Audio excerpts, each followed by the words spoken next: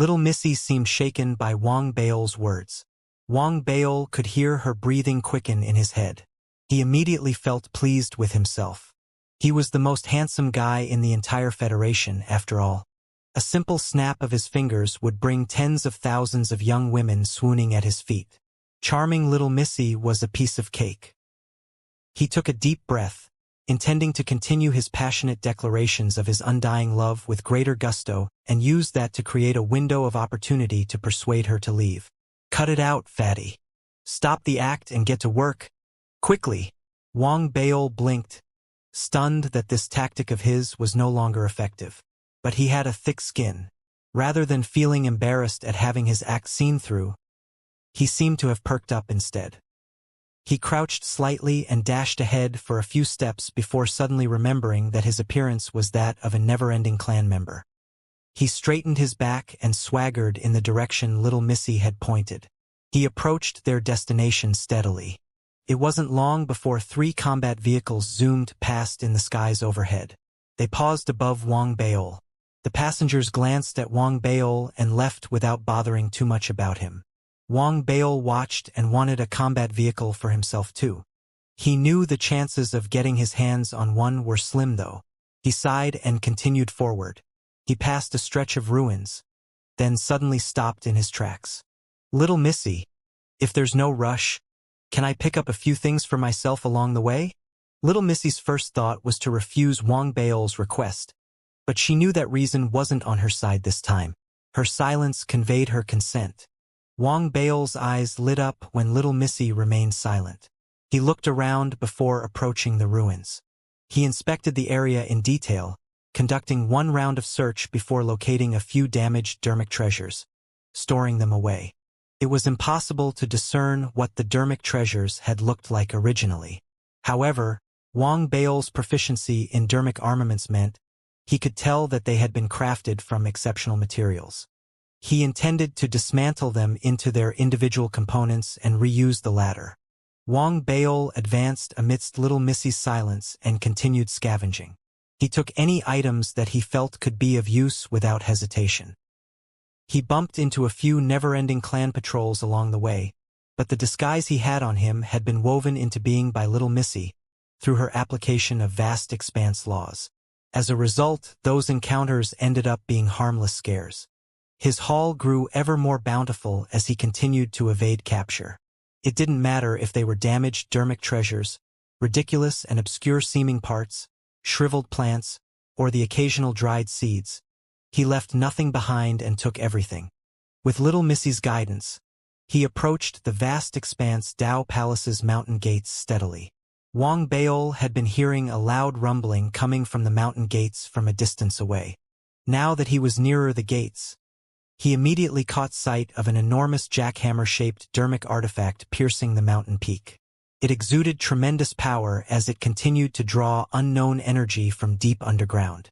The process of this extraction was so overpowering that it resulted in continuous rumbling ringing in the air. Compared to the dermic artifact, Wang Baol was but an ant, small and insignificant.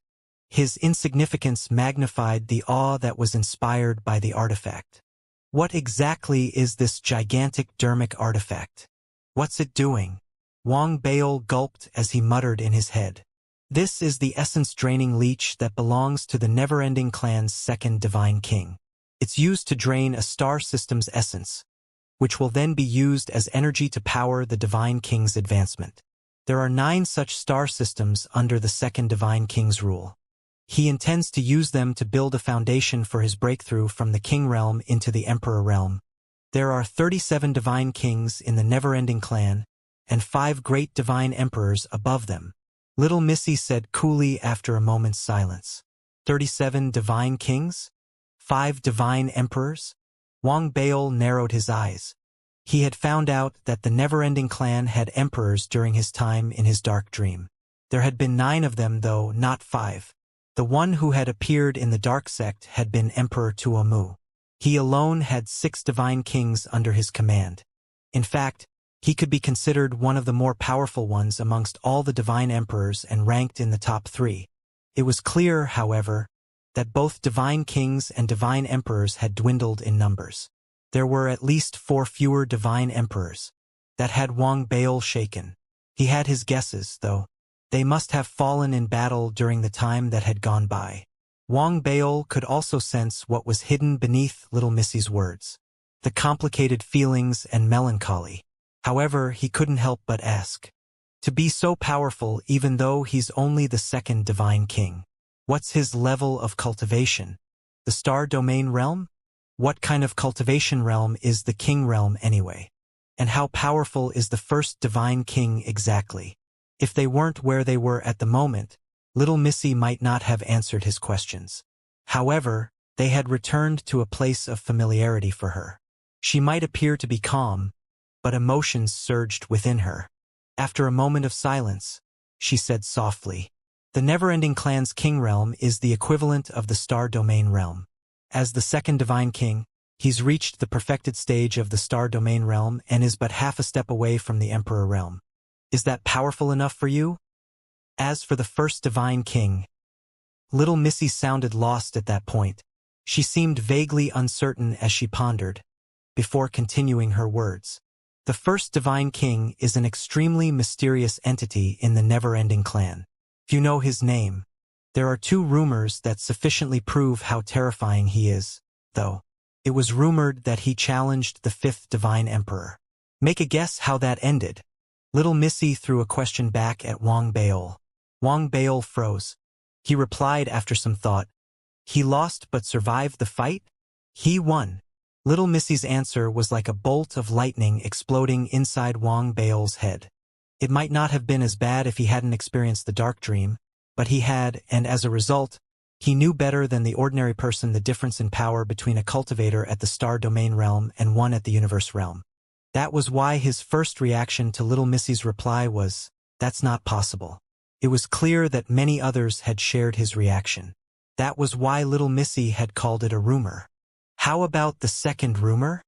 Even though this first divine king was way beyond his league, Wang Baol couldn't help but probe further. There were fewer people who believed in the second rumor. At least I don't. Rumor has it that the Never-Ending Clan once had 9 divine emperors. He killed 4 of them. The remaining divine emperors didn't give him any trouble for it though. That seems illogical. That's why this remains pure rumor. You should treat it as such too. Wang Baol's eyes widened as he experienced a flurry of emotions. Little Missy might not believe the rumor, but Wang Baol knew the Never-Ending Clan had once had 9 divine emperors. Is the rumor true then? If it's indeed the truth, this first divine king must be powerful beyond measure. Wang Baol had half a mind to question little Missy more on more private details, but he could see the gloom that she was slowly sinking into. He could only set aside his suspicions as well as shock and keep his questions to himself. As they neared the mountain gates, little Missy spoke again. "Don't enter the mountain gates. Make your way to the back of the mountain. I'll point out a secret pathway once you're there." Wang Baol didn't say a word, switching the direction he was headed smoothly and making his way to the back of the mountain. As he drew nearer, he would occasionally tilt his head and eye the enormous dermic artifact in the middle of the mountain peak. He was slightly dispirited. When he had been in the dark dream, his knowledge of the Never-Ending Clan had been limited to that one time when the Divine Emperor had come demanding his child's soul and what had been found in some records. The Never-Ending Clan isn't a singular clan but a vast alliance centered around the Never-Ending Clan. Comprises many civilizations. They established an alliance to fight the Dark Sect and transcend life and death. They wanted to stop the Dark Sect from ferrying their souls on behalf of the Heavenly Tao. As for what happened after, as the sect lords of the Dark Sect fell and the Heavenly Tao collapsed, the Never-Ending Clan Federation rose to dominance. Wang Baol's spirit sank. His knowledge of the Never-Ending Clan, while incomplete, was still significant. As he sighed inwardly, his thoughts drifted to the Federation. In the face of the Never-Ending Clan's Tao domain and the Never-Ending Clan's vast universe, the future of the Federation, one changed by the ancient greenish bronze sword that was from the vast expanse Tao Palace and that had steered the Federation from a technology-based civilization to that of a cultivation-based civilization, might not be a bright and hopeful one. In his silence, Wang Baol had made his way to the back of the vast expanse Dao Palace and was about to draw near. It was then that little Missy's voice rang out frantically. "Watch out! Incoming never-ending clan members!" As soon as she said that, 7 to 8 combat vehicles approached speedily from the skies. Besides the 3 vehicles in the lead, which sat 1 person each, the other vehicles each had 3 to 5 people in them. As they sped past, one vehicle stopped in its tracks. One of the 3 never-ending clan members standing in the vehicle lowered his head and glanced at Wang Baol, who was standing in the ruins below. He spoke suddenly and said something that Wang Baol could understand. "I am Nanzhou, 3rd grade never-ending clan cultivator, 3rd branch, under the 2nd Divine King's command. I hereby order you to join our team and support the extermination effort. Board the vehicle and give us your name." The never-ending clan member's soul conduit realm-level cultivation surged out in powerful waves, sweeping outwards and carrying his voice into the distance. It rumbled like thunder. Little Missy grew nervous suddenly. She said hastily, "He's ordering you to board the vehicle. He's asking you." Wang Baol didn't wait for little Missy to finish what she was saying. He appeared unfazed. He knew how dangerous his current predicament was. However, there was no point in being nervous.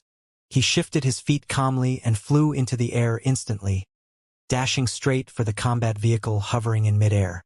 He landed in an instant and stood together with the other never-ending clan members. His eyes swept past them quickly. Their armor was different from that of the Soul Conduit Realm cultivator. He recalled that the combat vehicles he had seen the previous few times had all had only 1 person on board. He was fairly confident that these 2 had also just been recruited at a moment's notice. There didn't seem to be much mutual respect displayed between the 2 newly recruited and the Soul Conduit Realm cultivator. The gears in Wang Baol's head started spinning furiously. Just as little Missy was done talking, Wang Baol, instead of saluting or bowing, lowered his head and spoke in the language of the dark sect. "Baol!" Little Missy fell silent as soon as he spoke. The Soul Conduit Realm cultivator didn't seem bothered by Wang Baol's attitude and simply nodded. The combat vehicle sped forward once more, dashing into the distance. It was then that Wang Baol secretly released a sigh of relief. He wasn't sure how never-ending clan members greeted one another with their 6 arms. After observing the absence of deferential behavior between the other 2 new recruits and the Soul Conduit Realm cultivator, he had decided not to extend any deferential greeting and to merely lower his head. He had made the right call. The never-ending clan was an alliance, and its members shared a complicated network of relationships with one another. The internal politics of the alliance were complex and messy. That was why, while it was the norm for the weak to extend a deferential greeting to the strong, Wang Baol could get away with a simple nod of his head. The combat vehicle sped away from the vast expanse Dao Palace's mountain gates.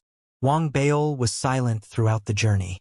After an hour of speeding across the battlefield, the ruins of a vast city appeared ahead of them. The ruins covered an expansive area. Many buildings within seemed to be fairly well preserved and intact. They weren't the only combat vehicles to have arrived. There were dozens of combat vehicles in the sky surrounding the city ruins. "Your mission is to exterminate all survivors," the Soul Conduit Realm cultivator said coolly. Then, with a single step, he flew out of the combat vehicle and charged straight into the city ruins. The cultivators on board their cluster of combat vehicles, including Wang Baol, did the same. The never-ending clan cultivators arriving from elsewhere did the same thing too. Wang Baol observed that the cultivation levels of the never-ending clan members around him varied greatly. The strongest ones were at the Soul Conduit Realm and the weakest at the Core Formation Realm. There were also quite a few nascent Soul Realm cultivators. Wang Baol landed soundlessly amidst his observation. As he advanced, he contemplated how he could leave these never-ending clan members and return to the mountain gates. He continued onward as vast hordes of never-ending clan cultivators surged forward and attacked. A series of thundering booms erupted in the ruins. The howls of people fighting back, and the sounds of others blowing themselves up rang out without stopping. It was clear that this ruined city was one of the assembly grounds where surviving cultivators of the vast expanse Dao Palace had gathered. They had not yielded to the never-ending clan. After the vast expanse, Dao Palace's core faction had carried hope with them as they left. These cultivators had chosen to stay behind and bind their fates with that of the vast expanse Dao planet. With the passing of time, they had seen new births. Even though the future seemed bleak, even though they saw traitors in their midst, a great majority of them had still chosen to fight to their last breath. Deafening booms continued to echo in the air as Wang Baol advanced silently. There were two never-ending clan cultivators around him, approximately 1,000 feet apart from each other. One of them was at the core formation realm and the other at the nascent soul realm. Just as Wang Baol was pondering how he might get away from the two and leave the city ruins, spirit waves at the nascent soul realm erupted from within a pavilion in their path. The waves of energy were tremendously powerful, and their eruption caused the pavilion to cave in. Someone dashed out from within and charged towards the never-ending clan cultivator at the nascent soul realm. It was a woman that looked like she was in her 40s. Her cultivation seemed unstable. Even though she was at the nascent soul realm, she was also injured. As she dashed out, she headed straight for the never-ending clan cultivator at the nascent soul realm and collided with him. The collision sparked a loud sound. The woman spat out a mouthful of blood, and her face was drained of color. She shifted and sped into the distance in an attempt to escape. The never-ending clan cultivator, despite being forced back, had sustained only minor injuries from the earlier attack. A violent gleam flashed across his eyes as he went after her. The entire series of events happened before Wang Baol's eyes. He revealed nothing of his emotions on his face. He simply glanced, then turned and scanned the caved-in pavilion discreetly. He intentionally avoided walking towards the pavilion and instead headed in another direction. However, besides Wang Baol, there was another core formation realm cultivator present. After some thought, the never-ending clan cultivator dashed towards the pavilion. He approached instantly. It was then that another series of energy waves erupted from within the pavilion. There was a loud explosion, followed by fragments of shattered rock spewing in the air. Someone flew out of the pavilion. This time, the aura was clearly weaker and at the core formation realm. The figure charged towards the never-ending clan cultivator. He looked to be in his 20s. To have achieved a core formation realm cultivation at such an age was an exceptional feat, even though he was also clearly injured. His attacks remained vicious and brutal. However, the never-ending clan cultivator was also equally powerful. It seemed that it would be difficult to identify a clear victor as they continued to battle it out. The never-ending clan cultivator immediately barked at Wang Baol and summoned the latter to lend a hand. The youth clearly saw that. Despair flashed across his eyes. He seemed like he was about to turn and look at the pavilion behind him but stopped himself at the last moment. There was no need for him to look. A short distance away, Wang Baol had already seen what he had been looking for. In the pavilion was a girl, squatting under broken stone, hugging her knees and trembling. Her clothes were dirty and dusty, like a beggar's. She stared at the youth who was currently engaged in battle with tears streaming down her cheeks. Then she saw Wang Baol. Her trembling intensified. Wang Baol observed the sight silently, then stared at the surrounding area. After making sure that there were no other never-ending clan members around, he began to make his way forward with a straight face. His speed picked up. Then, with a sudden burst of speed, he approached the two cultivators engaged in battle. The never-ending clan cultivator was galvanized by his approach while the youth howled in despair. Just as the latter prepared to blow himself up, Wang Baol sped up again, transforming into an afterimage that swept past the never-ending clan cultivator. The never-ending clan cultivator didn't even have time to react before his 3 heads fell off his body. Blood spurted out from the cut as his headless body fell to the ground.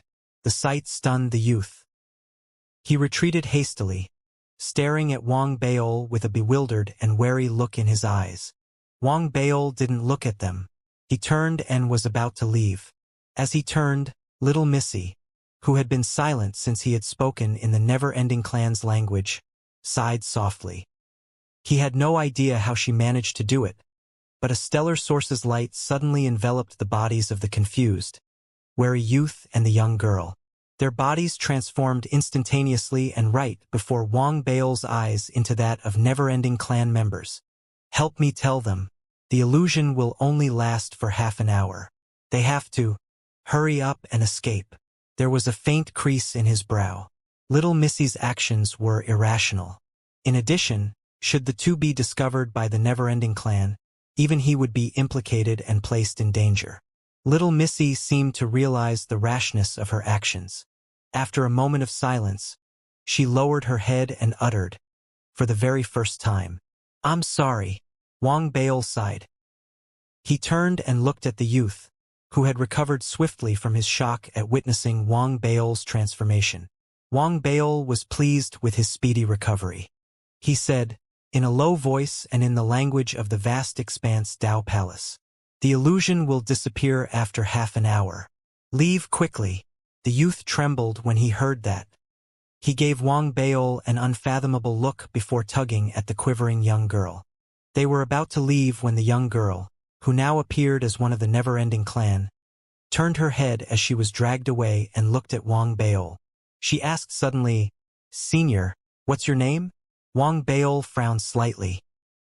He stared at the girl whose appearance had transformed into that of a never-ending clan member and whose eyes remained clear and bright.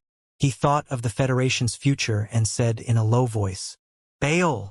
Having said that, Wang Bao turned and sped into the distance without looking back. The mission, which hundreds of never-ending clan members participated in, didn't take long to complete. It ended 6 hours later. Wang Bao didn't know the exact number of fatalities from the Dao Palace. However, based on what he had witnessed, it was definitely more than 40. In the end, under the joint forces of multiple soul conduit realm cultivators, the city ruins were forcibly wiped off the face of the star, never to be seen again.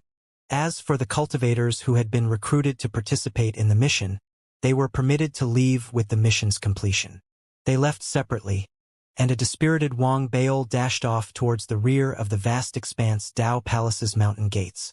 Having participated in the mission and witnessed the never-ending clan fighting firsthand, there were no longer as many flaws in Wang Bao's imitation of a never-ending clan cultivator. Wang Bao no longer hid his tracks as he traveled, speeding through the air boldly instead. He encountered quite a few never-ending clan members along the way. He didn't wait for them to spare him a glance, though.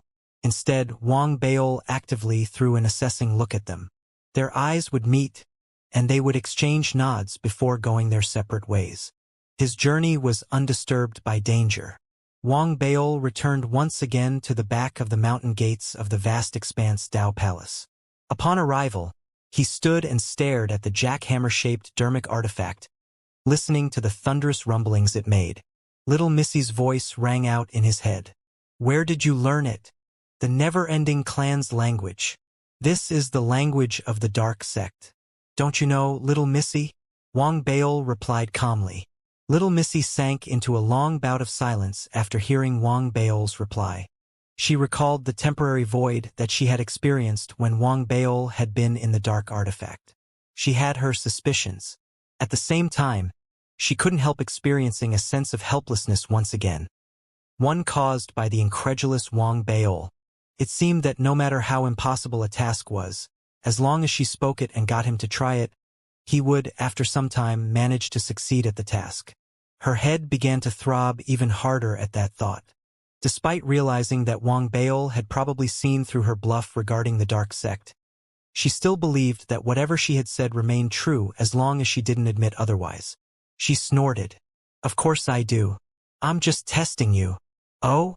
What's the point of this test? You're not planning to get me to play the hero, are you?" "I'm really not cut out for that, Little Missy." Wang Bao stretched lazily. He set aside the mixed feelings he felt towards the massacre on the vast expanse Dao planet. His logic was simple. He was no saint. He only had the Federation in his heart and would only be responsible for the Federation. The Federation and the dark sect.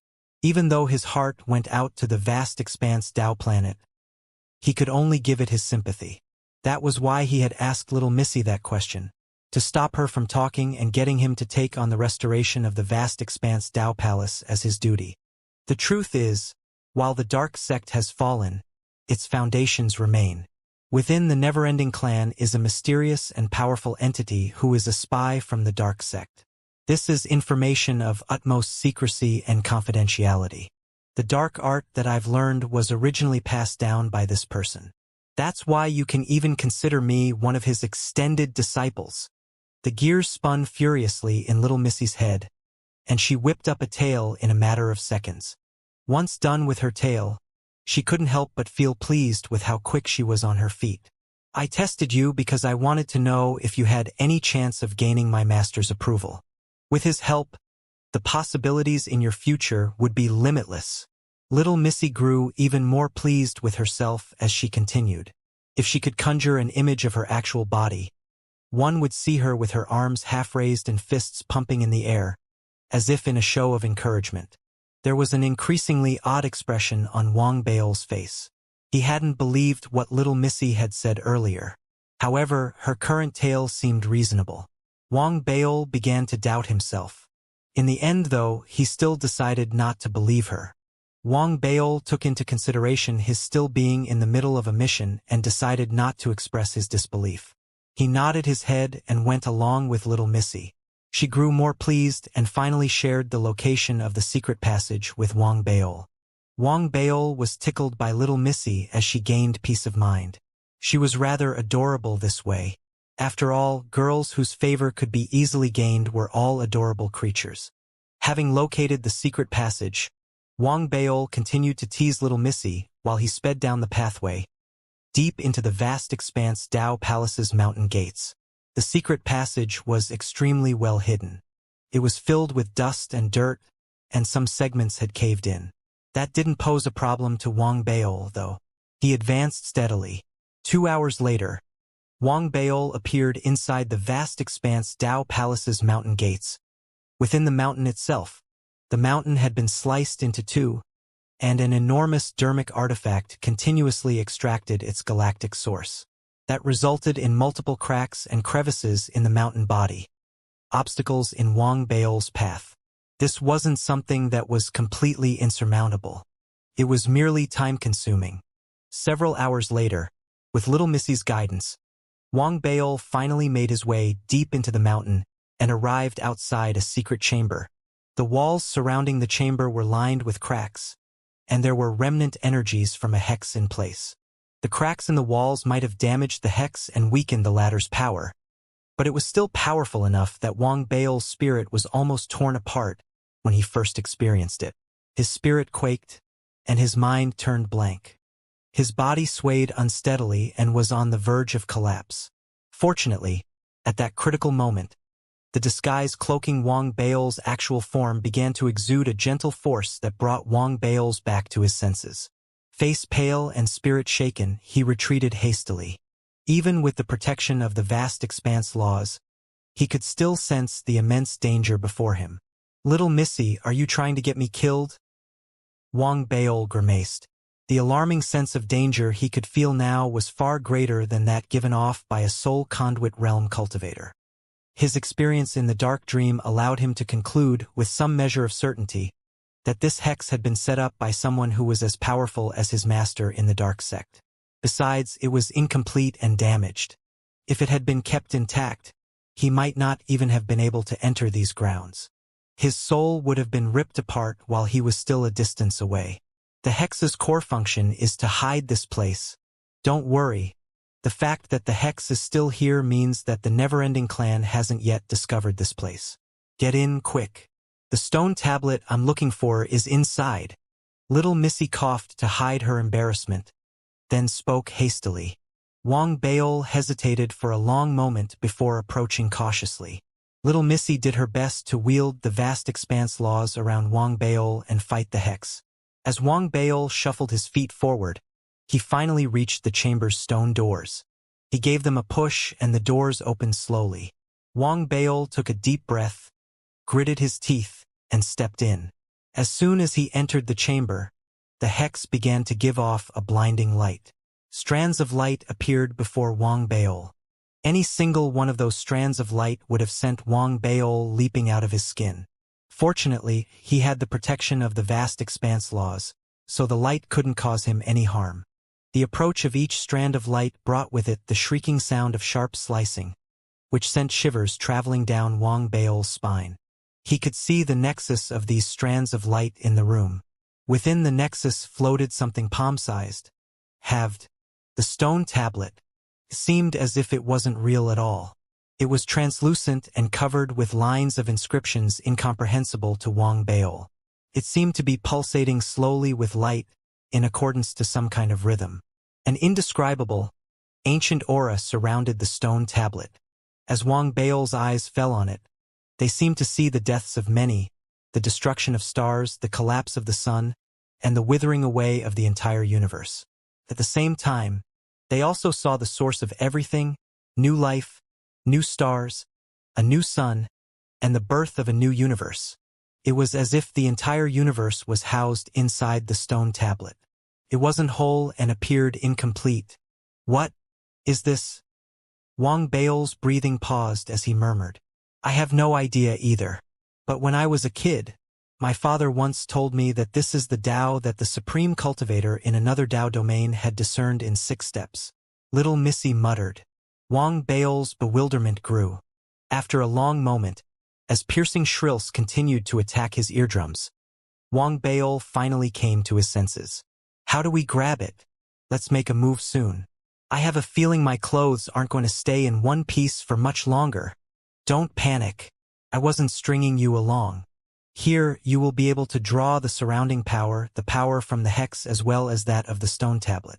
It'll not only ensure your success in refining your scabbard, but your scabbard will also be able to absorb a sliver of power from this land, creating a foundation for it to evolve and transform into a supreme artifact.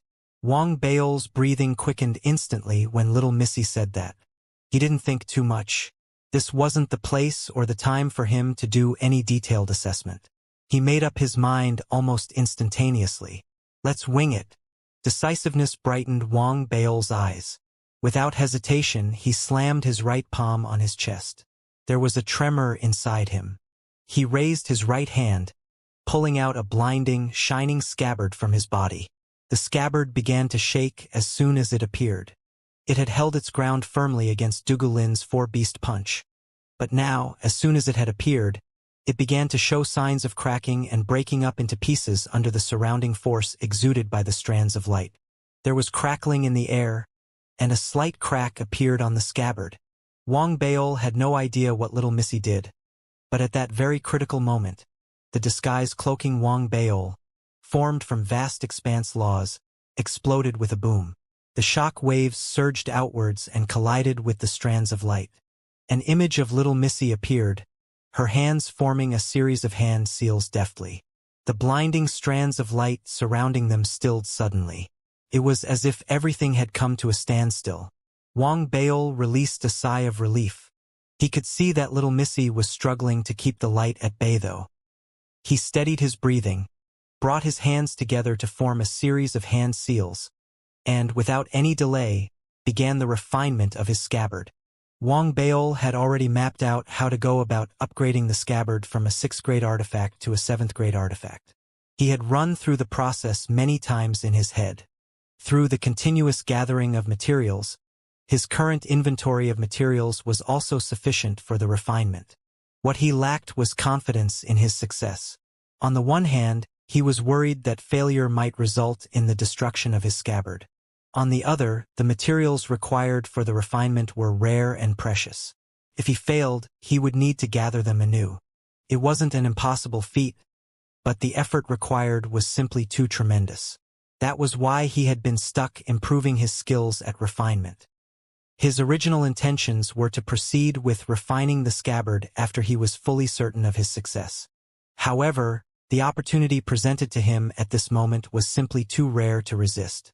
There was also something important that little Missy had said earlier at the end. My scabbard will be able to absorb a sliver of power from this land, creating a foundation for it to evolve and transform into a supreme artifact. Intense anticipation shone in Wang Baol's eyes. With a wave of his hand, great quantities of materials flew out. He formed a series of hand seals swiftly. Within a matter of moments, The materials began to melt as Wang Baol extracted their essences. There was still the matter of finding a cauldron for the actual refinement. Wang Baol might know fire-based divine power, which might have sufficed for ordinary dermic armaments, but for this particular case, Wang Baol's eyes flashed. He spoke suddenly. "Little Missy, are you able to release one strand of light?" Little Missy turned towards Wang Baol violently and stared. She was about to say something before she spotted the determined and resolute look in Wang Baol's eyes. She didn't try to dissuade him, only formed a series of hand seals and wielded the power of the vast expanse laws to free a single strand of light. It charged towards Wang Baol, albeit at a much slower pace, with the vast expanse laws slowing it down. Its slowness presented Wang Baol an opportunity. Just as the strand of light approached, Wang Baol flung his materials in the right sequence at it, making use of the light to cut the materials up into his desired shapes and sizes. It was like dancing on the tip of a blade. Wang Baol concentrated his full attention on the task, afraid to allow himself even a moment of distraction. He no longer paid attention to danger or even realized where he was. He saw only the refinement of his scabbard. It was the only thing that existed in his world. He didn't permit himself to fail. Even though Little Missy had said that he would definitely succeed, he continued to remain cautious and on high alert. His obsession had reached the heights of madness. The sounds of rumbling rang in the air. Vast quantities of materials continued to be sliced up and melted down before Little Missy drew back the strand of light. Wang Baol continued to form hand seals and fused the materials with his scabbard. Everything went smoothly without a hitch. Half an hour later, Wang Baol had readied all the materials and placed them on the scabbard. He lifted his head suddenly, and there was an intense light in his eyes. Wang Baol knew that the true refinement was just about to begin. He took a deep breath, grabbed enough armament sand from out of his storage bracelet, then, without any hesitation, fused the sand with the scabbard. With another series of hand seals and a wave of his hand, a fire-based spell erupted from his person. Flames enveloped the entire scabbard, and the scabbard's aura began to intensify exponentially. It advanced from that of a 6th grade artifact, creeping upward towards the 7th grade. The aura grew more and more terrifying. However, it was still one step from advancing from a 6th grade artifact to a 7th grade one. Wang Baol didn't know what he was missing. He began to grow anxious. It was clear that based on his calculations, he should have successfully refined the scabbard into a 7th grade artifact at this point. What remained should be the infusion of a god with the scabbard so that it could become a true 7th grade artifact. Where did I go wrong? A frantic Wang Baol watched as his scabbard reached the peak of its refinement and could no longer be refined. However, without any breakthrough in its grade, it began to show signs of breaking apart. Based on his understanding of dermic armaments, if he didn't resolve this matter immediately, the scabbard would continue to break apart. It would begin to devour itself as if it were setting itself on fire. Once all the materials had been consumed, the artifact itself would disintegrate completely. The cracks? Is it because it's not sufficiently malleable? At that critical moment, as Wang Baol remained shaken, Little Missy suddenly formed a series of hand seals. The stone tablet began to rise in the air, then dash towards the scabbard. It appeared above the scabbard and sank downwards. The scabbard immediately shook. The surrounding force seemed to have suppressed earlier signs of cracking, preventing the artifact from breaking apart. Repair it quickly. I didn't expect this to happen. The scabbard of yours, it's no longer the same as the one described in the recipe I remembered. I can only help with the repairs and prevent it from breaking apart, Little Missy said with great difficulty. Wang Baol quickly formed a series of hand seals and pulled out huge quantities of materials. As he began repairs, he started to think about the problem of malleability. He could hear the apologetic tone in Little Missy's voice, but he wasn't ready to accept failure just yet. In fact, if the refinement truly failed this time, Wang Baol had a feeling that it would no longer be possible for him to upgrade his scabbard to a 7th grade artifact. If that's truly the case, then I have to try even if it means failure. It lacks in malleability? I've almost used up all the materials I have with me. But There's something right here that fits the bill. Wang Bao's eyes had turned slightly red as he stared at the strand of light that little Missy had pulled back earlier. Little Missy, release the strand of light, Wang Bao shouted. Shock flashed across little Missy's face. She knew what Wang Bao was trying to do. Is it worth all that effort? Little Missy couldn't help but ask. We're already at this stage. If we don't succeed, we might as well kill all hope now. Wang Bao clenched his jaw, and a fierce light flickered in his eyes. Little Missy gave him a long, unfathomable look. She stopped trying to dissuade him and immediately formed a series of hand seals. The strand of light that she had drawn back was instantly released, and it sped towards Wang Bao. As soon as the strand of light approached, Wang Bao decided to give it all that he had. He yelled and formed a series of hand seals. He steered his scabbard forward, racing towards the strand of light, not to collide with it, but to devour and meld with it. He planned to fuse the hexed strand of light with his scabbard. The strand of light fused instantly with the scabbard. However, it had the power to slice through all things, and the scabbard appeared unable to withstand its power. It was akin to an ordinary man swallowing a sharp blade. The blade was going to skewer him at any moment. However, the power of the stone tablet was an immense force that enveloped the scabbard tightly. Thunderous booms erupted in the air, and the strand of light couldn't pass through the scabbard. Madness colored Wang Bao's eyes as he witnessed that, and he shouted, "Another one!" Little Missy was stunned at the sight before her as well. She formed a series of hand seals deftly, and a second strand of light flew into the air and was similarly devoured by the scabbard. It was followed by a third strand, then a fourth and a fifth. Within the span of 30 breaths, Wang Bao had fused more than 100 strands of light with his scabbard. The scabbard was riddled with holes at this point. If not for the stone tablet holding it together, it would have shattered into countless pieces and turned into dust a long while ago. However, currently, it still retained its form. This meant a chance for Wang Bao. His hands continued to form hand seals, to refine the artifact and to repair it. When he used up all his materials, he pulled out a stellar source and flung it into the scabbard. At that moment, he was no longer thinking about the recipe for refinement. The only thought on his mind was to repair the scabbard. It was impossible to tell how much time had passed. Little Missy's mind had grown fuzzy. All the strands of light in the area had been devoured by the scabbard, and Wang Bao had used up almost all his stellar source. The scabbard had been undergoing continuous repair without showing signs of reaching its peak. It was then that suddenly within it erupted an overpowering aura, breaking through from a 6th-grade dermic armament to become a 7th-grade dermic armament. The scabbard's appearance had transformed drastically. It looked like it had been formed from crystal. One could even see thin golden strands seemingly swimming in it. Besides Wang Bao, any other person would sense that the aura exuding from the scabbard far surpassed that of an ordinary 7th-grade dermic armament, could even rival a divine armament. Only Wang Bao, its creator, knew that his scabbard was only at the 7th grade. In fact, it was just a germinal form that required the fusion of a soul to be complete. There would be no oversight for that last step.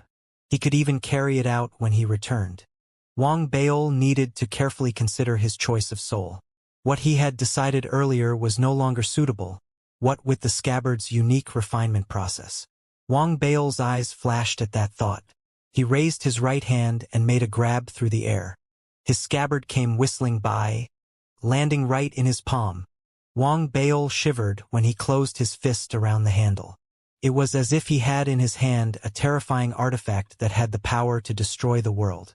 It was an intense feeling, one that terrified Wang Bao. He was about to examine the scabbard in closer detail when, suddenly, an aura, weaker than the scabbard's and nowhere near as powerful as the stone tablet, but one still strong enough to overwhelm Wang Bao, descended from the heavens.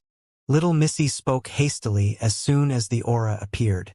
"We've been discovered," she said, then, with a step forward, cast a shadow over the stone tablet. The stone tablet seemed to melt instantaneously, fusing together with little Missy's form. She dashed towards Wang Baol, and as she disappeared into thin air, her voice rang out frantically in Wang Baol's head. "Quick, run!" Wang Baol hardly needed little Missy to tell him what to do. As soon as the aura appeared, his head began to ring, and he spat out a mouthful of blood.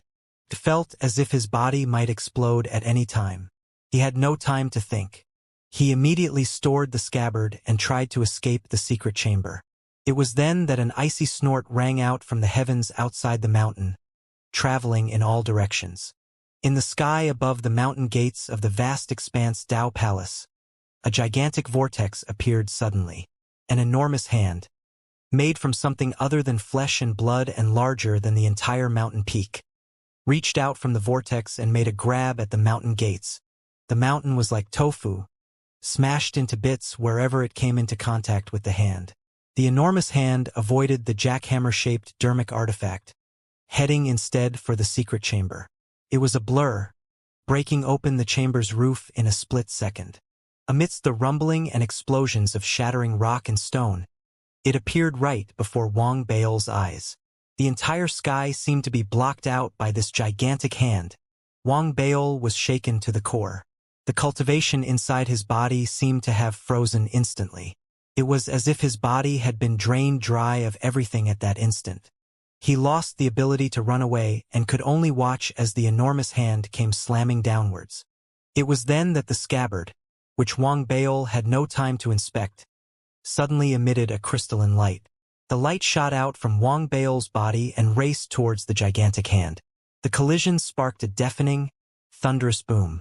Blood spilled from Wang Baol's lips. His mind cleared up immediately, but there was no time to be shocked. He drew back immediately with great haste. A soft snort rang out above him in the sky. The enormous hand picked up speed, smashing through stone walls with ease.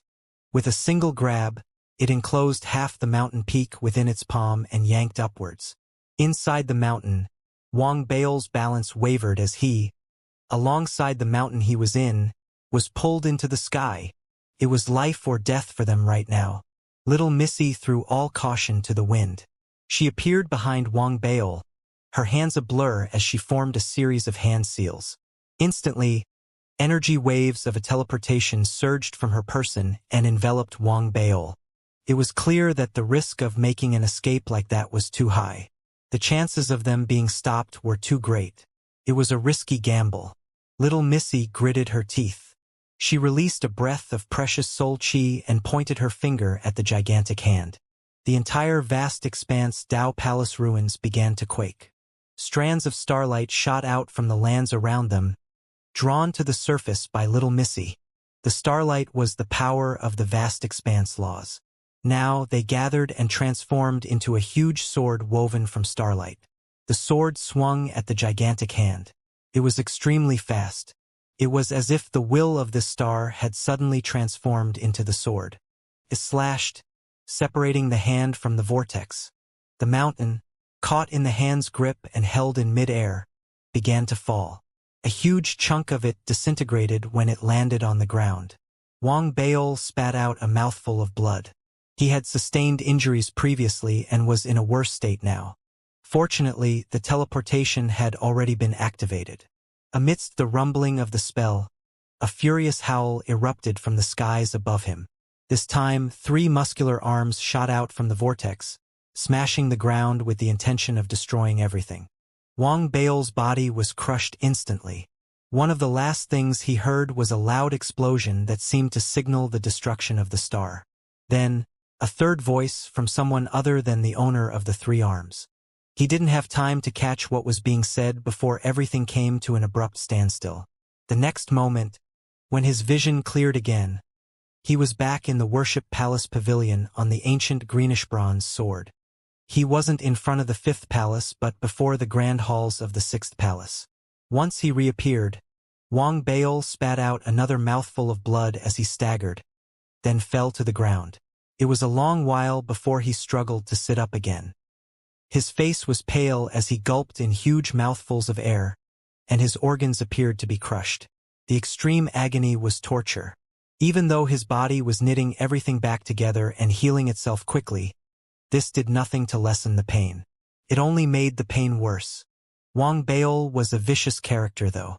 Despite the agonizing pain, he pulled himself into a cross-legged position, pulled out some pills, and began to treat his injuries. The entire process took 3 days. His pain gradually faded as he slowly recovered. On the 4th day, Wang Baol opened his eyes and released a long sigh. After making sure that he was indeed safe now, he began to recall everything that had happened on the vast expanse Tao planet. Everything felt so surreal, as if it had all been a dream. It had been real, though, frighteningly so. He was still recovering from the fright. An image of the enormous hand surfaced in his mind. The last guy. What's his level of cultivation? After a bout of silence, Wang Baol asked Little Missy. It's all your fault. Draining away the full power of the hex just to refine a scabbard. If not for that, we wouldn't have been found out so quickly. So be it, I'm at fault too. We were unlucky as well. Who could have known that an Eternal Star Realm cultivator was passing by right at that moment? We wouldn't have fared so badly if it had been a planet realm cultivator. Fortunately, the Eternal Star Realm cultivator wasn't that powerful. My mystic art triumphed and managed to create a distraction, which prevented him from pursuing us after we teleported away. Little Missy sighed. She had been muttering all the way until the end when her tone became slightly pleased. The Eternal Star Realm. Wang Baol ignored the parts of Little Missy's statements which weren't to be trusted. He took in a deep breath. Then he remembered his scabbard. Excitement overcame him as he slammed his right palm on his chest and tried to extract his scabbard. He froze. He couldn't do it. Wang Baol grew anxious, but he could still sense the strong connection with his scabbard, which eased his anxieties slightly. Then an idea came to him. He infused his spiritual senses into the scabbard and inspected it. The mosquitoes in the scabbard had all vanished, leaving behind only the black and purple mosquitoes. There were hundreds of golden lights in the scabbard, as many as the strands of light he had fused with the scabbard. They seemed as if they were gestating. The sight gave Wang Baol quite a few ideas. He wondered if they might transform into hundreds of golden mosquitoes. While Wang Baol remained deep in thought, somewhere far away from the solar system in the vast expanse star domain, on the vast expanse Tao planet, a middle-aged man was pinned to the ground. He had lost one arm and had his remaining 5 nailed to the ground with 5 blades of leaves. He was trembling, his eyes bright with terror and resentment. He stared ahead of him. Before him was an enormous rock. Leaning against it was a youth, drinking from a gourd in his hand, a green wooden sword beside him. The middle-aged man was the powerful Eternal Star Realm cultivator from the never-ending clan who had attacked Wang Baol. He didn't know exactly who the youth was, but he could make an educated guess. The answer sent terror surging through him like a tsunami, and he opened his mouth hurriedly. "My lord, I'm under the command of the second divine king." Before he could finish his words, a sword's gleaming blade flew past, and his 3 heads flew into the air. A black, icy fire spread from the wounds, setting the heads on fire as well as burning the headless body. Within a flash, an Eternal Star Realm cultivator was destroyed, in both body and soul. "Dare hurt my junior brother? Who cares who you are? You can bite me," the youth muttered. He raised his gourd and took another gulp. Turning his head, he gazed into the heavens. It was as if his eyes could pierce through space, and he could see the solar system. His lips twitched into a smile. "My dear junior brother, I finally found you." Presently, in the worship palace pavilion on the sword body of the ancient greenish-bronze sword, Wang Baol was immersed in the examination of his scabbard. After a great deal of thought, he decided to ask Little Missy about the scabbard's transformation. "Don't look at me. There's no one in the entire universe who knows what's going on with your scabbard. You should just treat it as a complete mutation and work things out yourself," Little Missy said hurriedly. Wang Baol grimaced as he shook his head. He studied the scabbard for a while longer, but to no avail. He finally surrendered. Wang Baol knew that he had gotten himself a great treasure this time, though. This lifted his spirits significantly. "It's probably because my cultivation is still inadequate. Just wait until I reach the nascent soul realm. Maybe When I whip out my scabbard then, a single slash from it would send gods and demons crying for mercy. Wang Baol imagined the heroic figure he would cut then. Spirits high, he got to his feet and stared at the sixth palace ahead of him. He was willing to give it a shot. However, the terrifying experience he had in the fifth palace told him that the sixth palace would be even more dangerous. The likelihood of him failing was great. Even trying to survive the allocated period of time inside might prove to be challenging. Without any prior experience in the fourth and fifth palaces, Wang Baol might have just given up trying to survive the sixth. After all, the chances of success were slim, negligible even. However, he had managed to scavenge many treasures while in the fourth palace. In the fifth, besides refining his scabbard, he had also dug up quite a few rare materials. Even though most had been expended during the refinement of his scabbard, the fact that there had been tremendous gains couldn't be disputed. Wang Baol was caught in a dilemma. He wanted to accept the mission in the sixth palace and continue his hunt for treasures, but he was also worried that he might not make it out alive. After some thought, Wang Baol coughed. He first gained little Missy's favor with passionate declarations, buttering her up with a round of ass-kissing, then seized the moment for a few questions. Little Missy, is there any way for me to not complete the mission in the sixth palace but be able to teleport back anytime I wish, just like what happened earlier? You're planning to go scavenging for treasures, aren't you?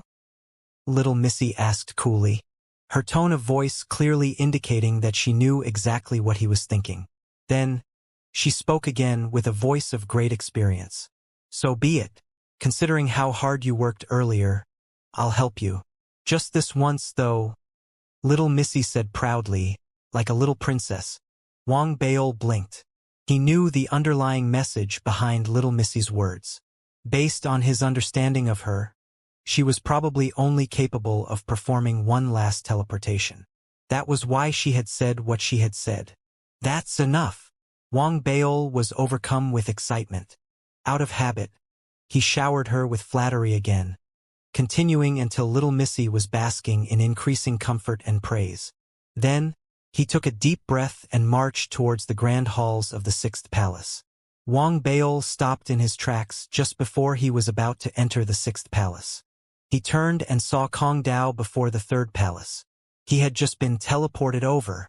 That meant that Kong Dao had successfully passed the test for outer sect disciples in the second palace. What lay before him was the test for inner sect disciples in the third palace. Should he pass that too, he'd share the same rank and status as Zhao Yaming. Kong Dao lifted his head then as well. He saw Wang Baol standing before the sixth palace in the distance and smiled. He raised his hand in a wave, then sat down and began the healing process. Wang Baol stared at Kong Dao and at Zhao Yaming, who was in the midst of her cultivation in the fourth palace. Then, he turned and eyed the sixth palace before him. His eyes shone brightly with a strange and intense light. Soon he sighed. It's impossible to pass. I bet no one in the entire history of the vast expanse Dao Palace has ever tried going through the sixth palace while at the core formation realm. I mean, look at the increasing levels of difficulty. The fourth palace is at the nascent soul realm level, and the fifth palace, while unique, is also probably at the soul conduit realm level. Based on such deduction, the sixth palace should minimally be at the spirit immortal realm level. In fact, it might even be at the level of the planet realm, Wang Baol thought, regret filling his heart. He might have already achieved the status and rank of a personal disciple, but he would have his name listed down in history if he could pass the final palace. He was also really interested in the higher disciple ranks, including the vast expanse Dao disciple rank.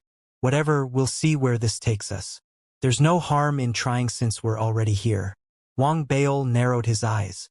After some thought, he took a step forward and entered the halls of the sixth palace. Darkness surrounded him.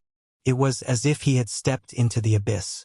Wang Baol had already gotten used to this though, as it had been the same for the fourth and fifth palaces. He stood calmly in the pitch-black darkness while he waited for a cold voice devoid of emotions to announce his mission details. He didn't have to wait long.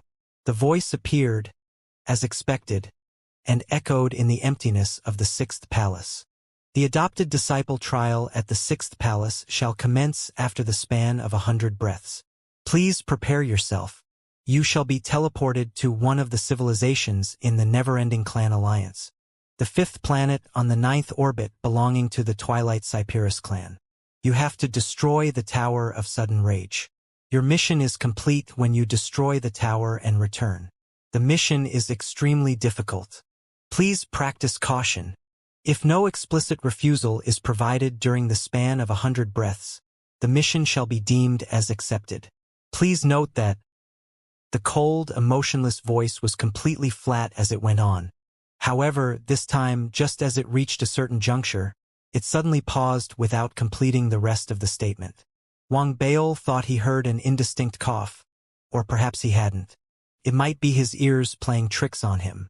But the entire 6th palace, the entire worship palace pavilion, in fact, suddenly trembled at that moment, without Wang Baol even realizing it.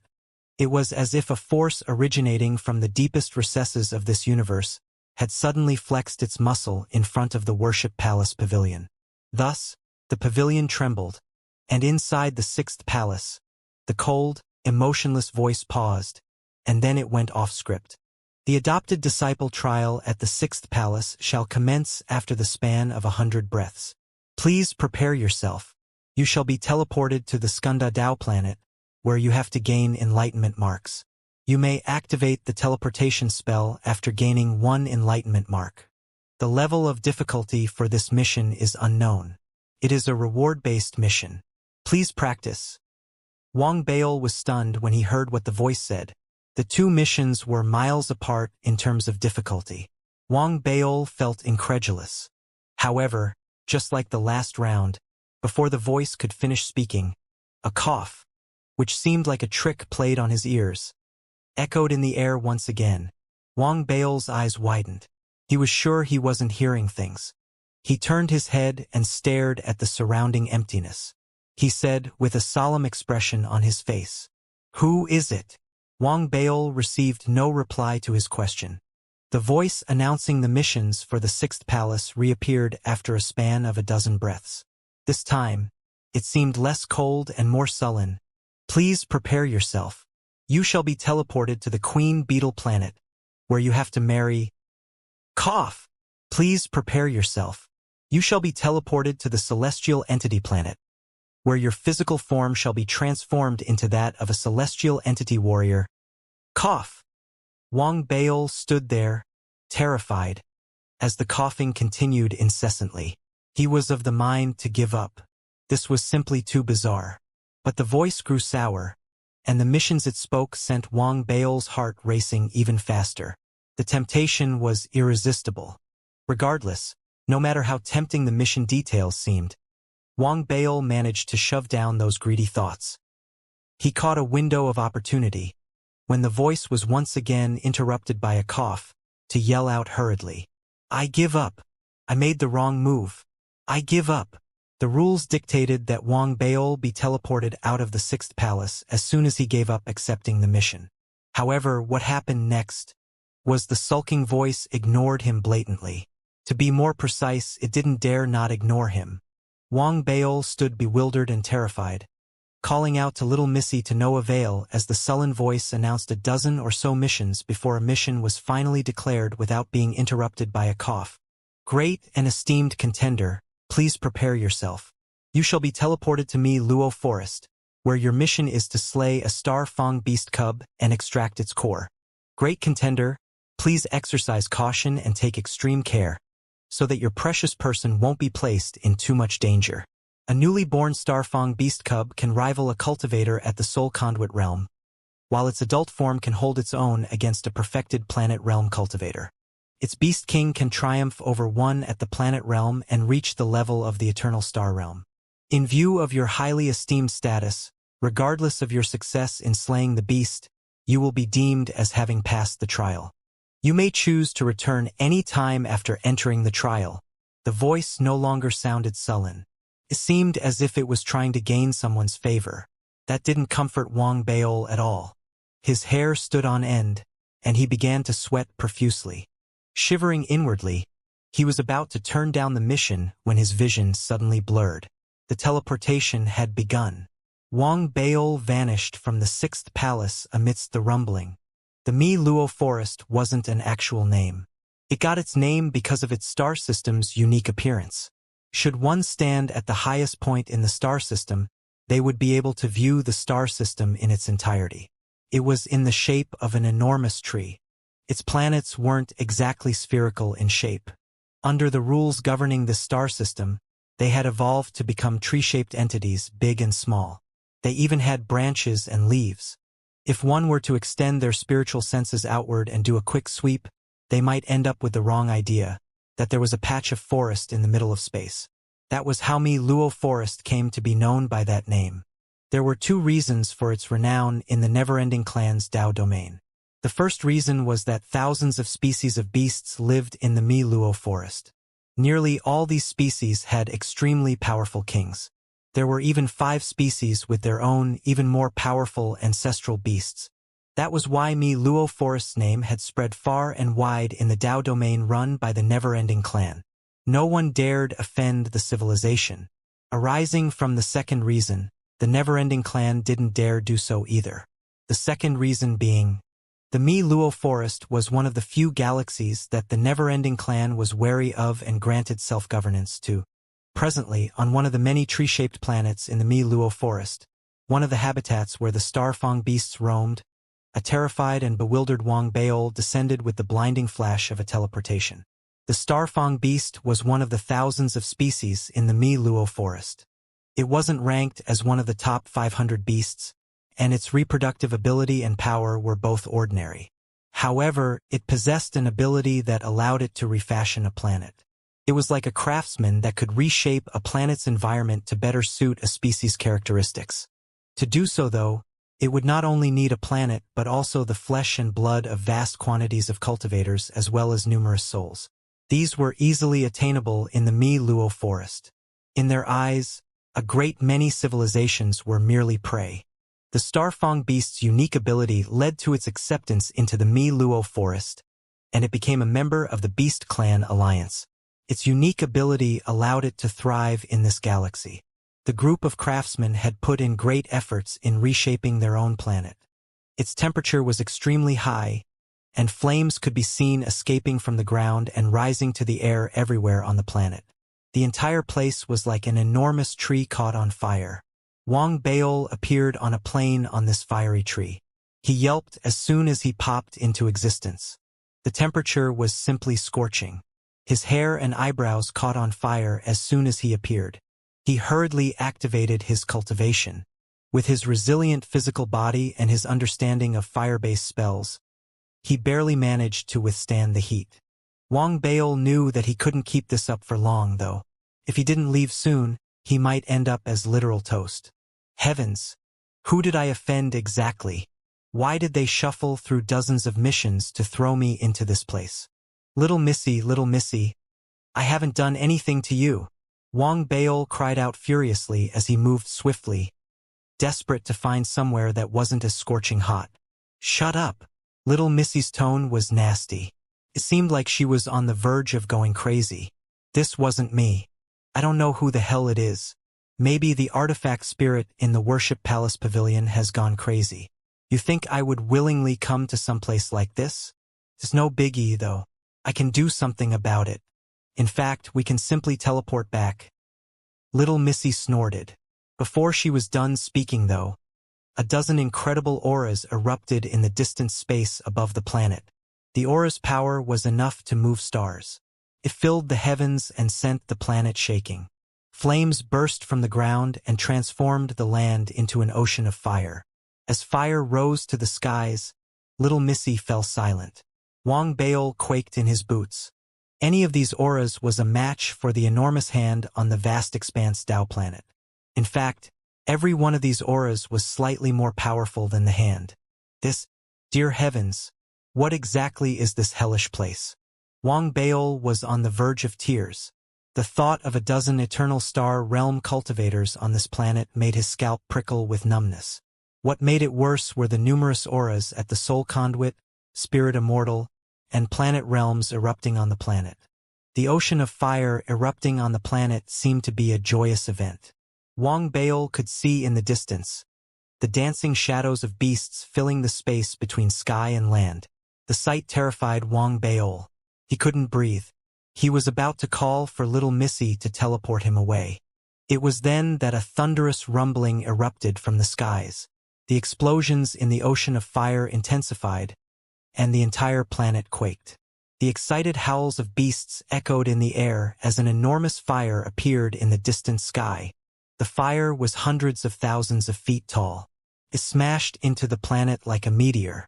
Despite it being far away, Wang Baol could still see an enormous beast in the ocean of fire. The beast was shaped like an enormous, round meatball. It was covered in sharp, blade-like thorns and had 4 eyes. Its open maw looked vicious. The aura exploding from the beast as it landed surpassed that of the dozen auras that shook the planet. It was like a king had just returned. Wang Baol only got a glance before his head started ringing from little Missy's horrified shriek. "A beast king! Get down to your feet, fatty. I'm gonna cast a spell. Damn that wretched worship palace pavilion, teleporting us to this damned place. I'm going to tear the whole place down when I get back." Wang Baol trembled and fell to the ground. He couldn't care less about the scorching ground or the burning pain as he hurriedly crawled over to a large rock nearby. Little Missy's shaky voice echoed in his head. "There's nothing here, there's nothing here." Perhaps little Missy did have some tricks up her sleeve, or perhaps it was pure good luck. Regardless, the Starfang Beast King didn't notice Wang Baol as it landed. The Starfang beasts continued to cheer while fires continued to erupt from the ground without stopping. A long time passed, and Wang Baol felt he was about to be cooked alive. His mouth was dry and his eyes about to spew fire. He said desperately, "Little Missy, quick, teleport us away. You think I don't want to? I've tried a dozen times. There's a hex in place. I can't perform a teleportation." Answering Wang Baol was a yell from little Missy, which wasn't aligned with her image at all. It was clear that she had no energy for keeping up appearances in such a critical situation. If she were to show herself now, one might see her pulling at her hair in frustration and anxiety. Wang Baol began to feel anxious. He sighed. While simmering with frustration, he saw something next to the rock. The fires burning the ground left shining crystalline objects behind. He blinked, then crawled over and dug them out. After a detailed inspection, his eyes widened, and his breathing quickened. He almost shouted in surprise, "Is this supreme fire or—" Emotions rushed through Wang Baol in waves. There were no records of such materials on Earth. He had first found one in the list of materials required for repairing the Dark Sampan, then in records found in the vast expanse Dao Palace. It was an extremely rare and valuable refinement material. Using it on an ordinary dermic armament would greatly boost the latter's power. It was also an essential material for refining divine armaments as well as one of the core materials for repairing a dark artifact. Wang Baol became extremely excited after some careful examination and final confirmation. His eyes sparkled, and he stopped caring about little Missy's teleportation. Wang Baol looked around hurriedly and saw another supreme fire crystal. He bore the pain as he crawled over hastily and grabbed it. He put it away immediately and began hunting around again. While Wang Baol continued his hunt for supreme fire ores, little Missy kept trying to activate the teleportation. On the same planet, on a mountain peak not particularly far away from Wang Baol, the drinking youth from the vast expanse Dao planet once again made his appearance. He was lying on a huge rock, drinking, with his wooden sword lying haphazardly next to him. He had a smile on his face as he stared in the direction where Wang Baol was. Hidden deep in his eyes were wisps of nostalgia and remembrance. After a long moment, the youth suddenly laughed. "You like supreme firestones so much?" he said softly. He lifted his right hand and waved it casually at the ground. The entire star began to tremble instantly, and underground streams of supreme fire stone vein caved in. It was as if an invisible force was moving them from all directions deep underground, rapidly, towards Wang Baol. At present, Wang Baol was crawling over to another supreme fire stone more than 100 feet away. He obviously viewed these stones as precious items. There were so few of them around that he hunted for a long time and only managed to find 3 such pieces. They were all rather small. These are all extremely rare treasures. Wang Baol crawled over happily and picked up the supreme firestone. He examined the stone and became rather pleased.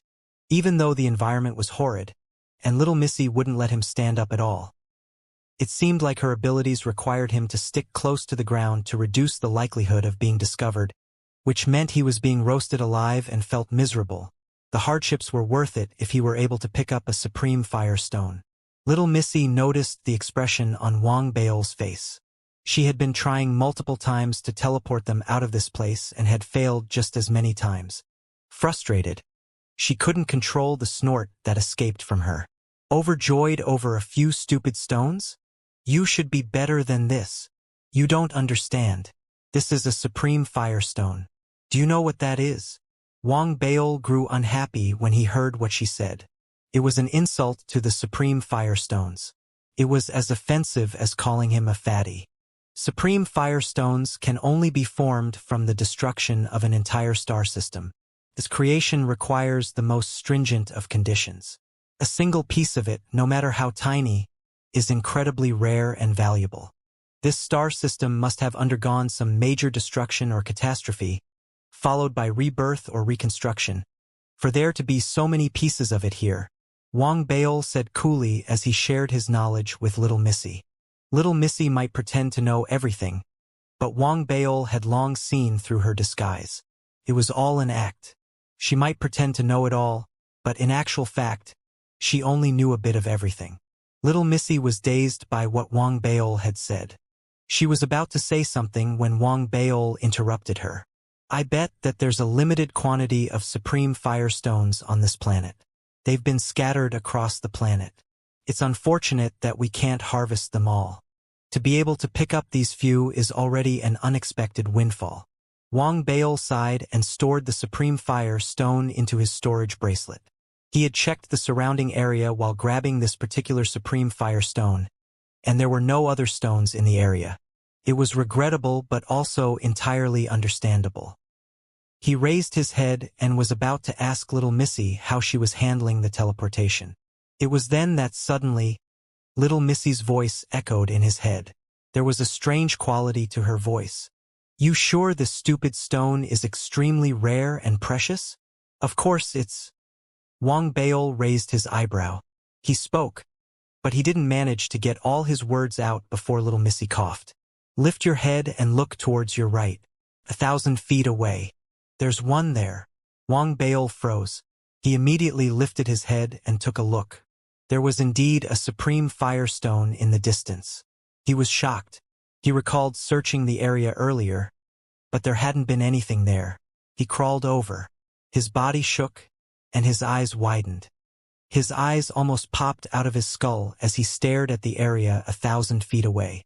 There had been only a single supreme firestone a while ago.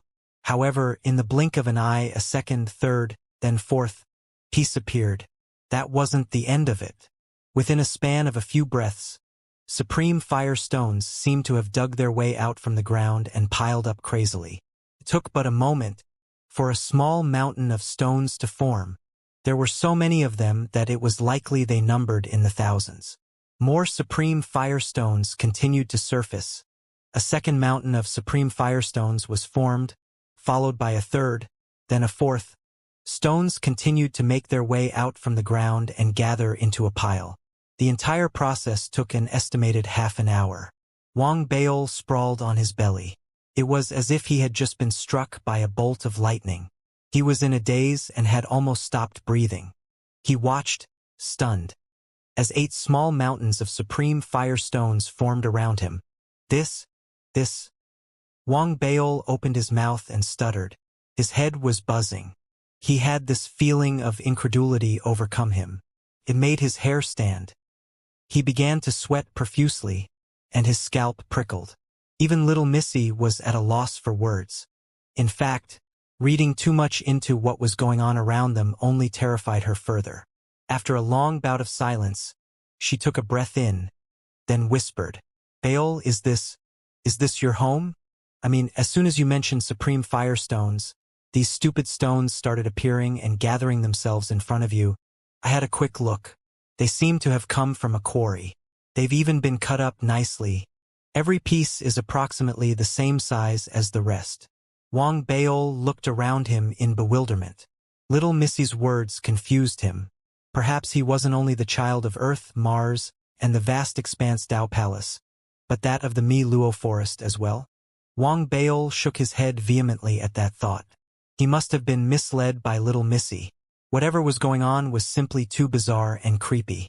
Wang Baol immediately recalled the multiple changes to his mission details in the Sixth Palace. Someone wants me to be here. Wang Baol's eyes flashed, and his breathing quickened.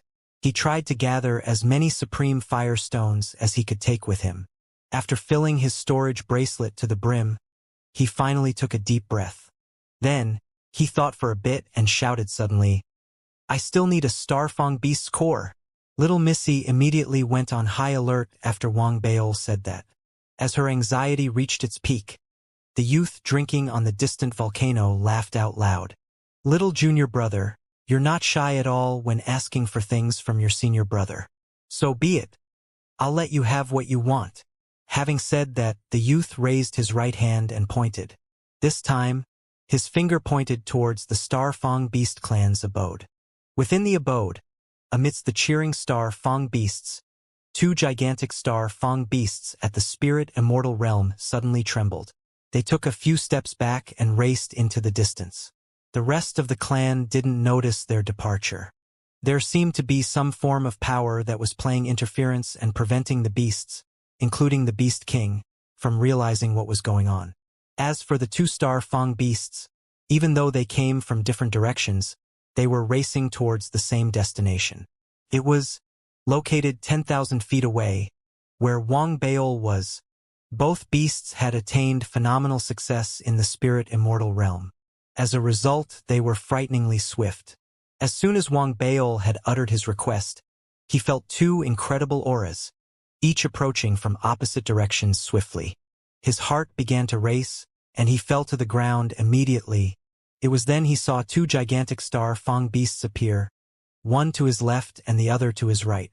They had a fearsome expression on their faces and rotund bodies. The blades covering their entire bodies gave them a terrifying, vicious appearance. Their eyes were red as if they had gone mad. They raced towards his location. They really came. Wang Baol trembled nervously. The beast's auras were too overpowering. He frantically called out to Little Missy, asking her to teleport them out of this place immediately. "Wang Baol, you jinx. The teleportation can't be activated. What else do you want me to do?" Little Missy yelled at him. Sorrow flashed across Wang Baol's face. He knew there was no way for him to escape the beasts. He was about to say something when something out of this world happened. The two Starfang beasts approached the area where Wang Baol was located, but they didn't spare him a single glance. Instead, they stared at each other, then charged headfirst into the other. It seemed that they wanted to savor the battle, as they had suppressed their cultivation. Their cultivation was literally sealed at the moment of collision, transforming them into ordinary beasts. They raced speedily towards each other, approaching in a blur, then smashed into each other violently. There was a thunderous boom. There was no collateral damage since both Starfang beasts had sealed their cultivation. Blood dripped down their faces as they spat out mouthfuls of blood. Heavily injured from the collision, they fell to the ground with a thud. Their round bodies rolled over and stopped before Wang Baol, who was frozen in fear. Wang Baol looked completely lost. Little Missy was in a daze as well. Something even more terrifying happened next. The grievously injured Starfang beasts began to claw out their own cores right before Wang Baol's eyes. They placed their cores before Wang Baol. Then their bodies twitched, and they finally breathed their last breath. Even dead, their corpses continued to exude a terrifying aura. Wang Baol couldn't breathe. The series of bizarre events that had happened was beyond his wildest imagination. What was truly horrifying wasn't the beasts' suicidal collision. It was the fact that they had thought to spare an ounce of their energy after that. as if they were worried he might not be able to slice their skin open. To circumvent that, they had thoughtfully dug out their own cores. They had offered a complete suite of premium services. It made Wang Baol break out in a cold sweat. This is too royal a treatment. Wang Baol wiped the cold sweat off his forehead. The premium services were almost tailor-made. He was overwhelmed and freaked out. He might lack shame and think himself blessed by Lady Fortune on Earth, Mars, the ancient greenish-bronze sword, and even the black spirit dwarf planet. But believing that Lady Fortune herself had followed him all the way to this planet of the Starfang beasts was a step too far. Little Missy was equally shocked. She had witnessed the entire series of events, from stones automatically piling up before Wang Baol, to his casual statement, followed by 2 Starfang beasts, which had attained phenomenal success at the spirit immortal realm, charging into each other and suffering massive injuries, and finally these beasts digging out their own cores right before they died. Little Missy was completely bewildered by everything that had happened. For a long moment, she was at a loss for words. Wang Baol's shamelessness proved to be of some use at this juncture. He recovered quickly from his confusion. He suppressed his shivers, coughed, then said coolly, "See that, little Missy? Meeting me is the best thing you've done in your life," Wang Baol said. He raised his right hand and waved. The 2 beast cores flew into his hand instantly. He could feel the terrifying auras as well as indescribable waves of spirit chi emanating from the cores. His body began to tremble as if it were struggling to withstand the power of the spirit chi. Wang Baol fought to look calm though, in order to keep up appearances. He flung the cores into his storage bracelet. Then he stared at the 2 corpses with bright eyes. The corpse of a beast that had attained phenomenal success at the spirit immortal realm was a treasure trove. Its skin, blood, flesh, even its organs and bones, were considered top-tier materials for refining artifacts or pills in the Federation. If news of his bounty were to reach the Federation, it would shock everyone. It would shock the whole world. Wang Baol contemplated if he should stuff the 2 corpses into his storage bracelet, which was already almost filled to the brim and lacking space. It was then that multiple auras suddenly erupted on the planet. Perhaps someone had discovered that something was amiss, or perhaps they had discovered the auras of 2 spirit immortal realm Starfang beasts had vanished. An incredible aura, one that belonged to a Starfang beast king, erupted at that very moment. It seemed colored with slight suspicion as well as anger as it swept across the entire planet. It immediately discovered Wang Baol's presence. The powerful aura shook with intense waves of emotions when it discovered the 2 corpses. "Die!"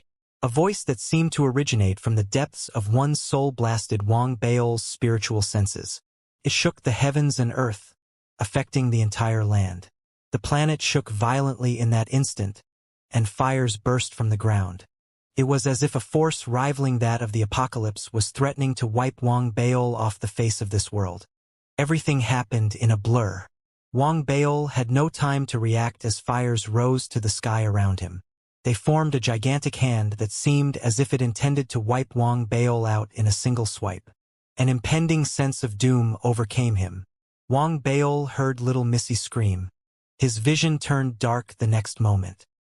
He was like a lone raft adrift on a stormy sea, tossed about by violent waves and on the verge of utter annihilation. An arrogant snort coming from somewhere on the planet rang out at that moment. The instant that happened, the gigantic hand formed from fire froze. It disintegrated soundlessly. The earlier, overpowering aura dissipated simultaneously. The world before Wang Baol's eyes finally returned to its original state. A shocked and pale Wang Baol fell back hurriedly. His right hand rose and yanked. The 2 corpses flew into his storage bracelet instantly. To accommodate both corpses, Wang Baol even suffered the pains of discarding numerous puppets and other items. He barely fit the corpses in his stuffed storage bracelet. Having survived the sudden turn of events, a trembling little Missy tried to activate the teleportation again. There were no interference this time, and she managed to succeed without a hitch. The energy waves of a teleportation rumbled around Wang Baol. Just as the teleportation was fully activated, a furious howl rang out from the distant abode of the Starfang beasts. This is the 100-Clan Alliance's Mi Luo Forest. No matter who you are, you will regret having harmed the Star Fang Beast clan. Numerous auras belonging to Star Fang Beasts rose to the skies following the furious howl. The heavens trembled as dozens of silhouettes belonging to enormous Star Fang Beasts appeared in the sky. They looked like gigantic meatballs from afar. Each one of them exuded a powerful aura that distorted space. The Star Fang Beast King seemed to stand for the star itself. The immense power exuding from it warped Wang Bao's teleportation, destabilizing it. The teleportation might be disrupted at any moment. The army of Star Fang Beasts rushed towards Wang Bao as soon as it appeared. The lands quaked, and fires erupted from the ground and rose into the sky. An incredible power, strong enough to destroy everything in its path, swept forward with the charging army. Wang Bao grew pale. It was as if that incredible power was crushing both his cultivation and his physical body. He couldn't move and he could hardly breathe at all. Little Missy grew increasingly frantic. The teleportation spell wavered like a candle's flame in the wind, a flame that was shrinking rapidly. Everything happened within a single moment. Death approached. It was then that Wang Bao heard a gentle, soothing voice in his head. It belonged to a man and sounded vaguely familiar. "Come, Bao, call for your senior brother. I'll help you deal with this." The voice didn't sound serious at all. In fact, it had a teasing lilt to it. It echoed in Wang Bao's head. Wang Bao didn't even blink and immediately shouted, "Senior brother, save me." As soon as Wang Bao said that, laughter erupted in the heavens. An enormous, illusory hand filled the entire sky. It seemed infinitely big. It swept across the sky nonchalantly, like smacking balls out of the sky. The Star Fang Beast King and its army of powerful beasts, which had stood strong and powerful a moment ago, shook violently. They were no match at all for the illusory hand as it batted them away and flung them into the distance. A few failed to withstand the casual blow and were crushed instantly. Those that didn't perish were grievously injured. Even the Beast King spat out a mouthful of blood. The silhouette warped in the air. Shock flickered in its eyes as it stared at the sky, its voice shaking as it howled. "Who the hell are you?" The hand in the sky faded away amidst the Beast King's roar, and an enormous face appeared in its place. It floated in the sky. The face seemed to belong to a young man. He had a fair complexion, long narrow eyes, and freckles sprinkled across his face. It was a rather handsome face that gave an impression of its owner being gentle and mild-mannered. In reality, though, the overpowering aura that it exuded made the planet tremble. It was as if he could destroy the planet with a single thought. The Star Fang Beast King wasn't the only one shaking. Wang Bao was too. His wasn't out of fear, though. He shook because he knew that face. You. Wang Bao's eyes widened. Waves of emotions threatened to pull him under. He instantly realized the cause of the bizarre events on this planet. Little Missy's breathing quickened as well. She sneaked a look at the enormous face in the sky. The longer she stared at it, the more handsome she found it. "A moment ago you just begged me to help you. Now that I've saved you, you're saying you don't recognize me." The face in the sky stared at Wang Bao's shocked face as he spoke mildly. He smiled faintly, then spoke again. "So be it. I suppose this is our first true meeting. Let this senior brother of yours do a self-introduction." Your senior brother, Chan Qing," the face said, then glanced over at the trembling Star Fang Beast King. He continued in a casual tone, "And the first divine king of the never-ending clan." Chan Qing's voice wasn't overbearing or authoritative. Regardless, the entire world fell silent as soon as his words rang out. The Star Fang Beast King trembled. Incredulity and shock, rare emotions for a creature as powerful as it was, flickered in its eyes. It seemed to have lost the power of speech.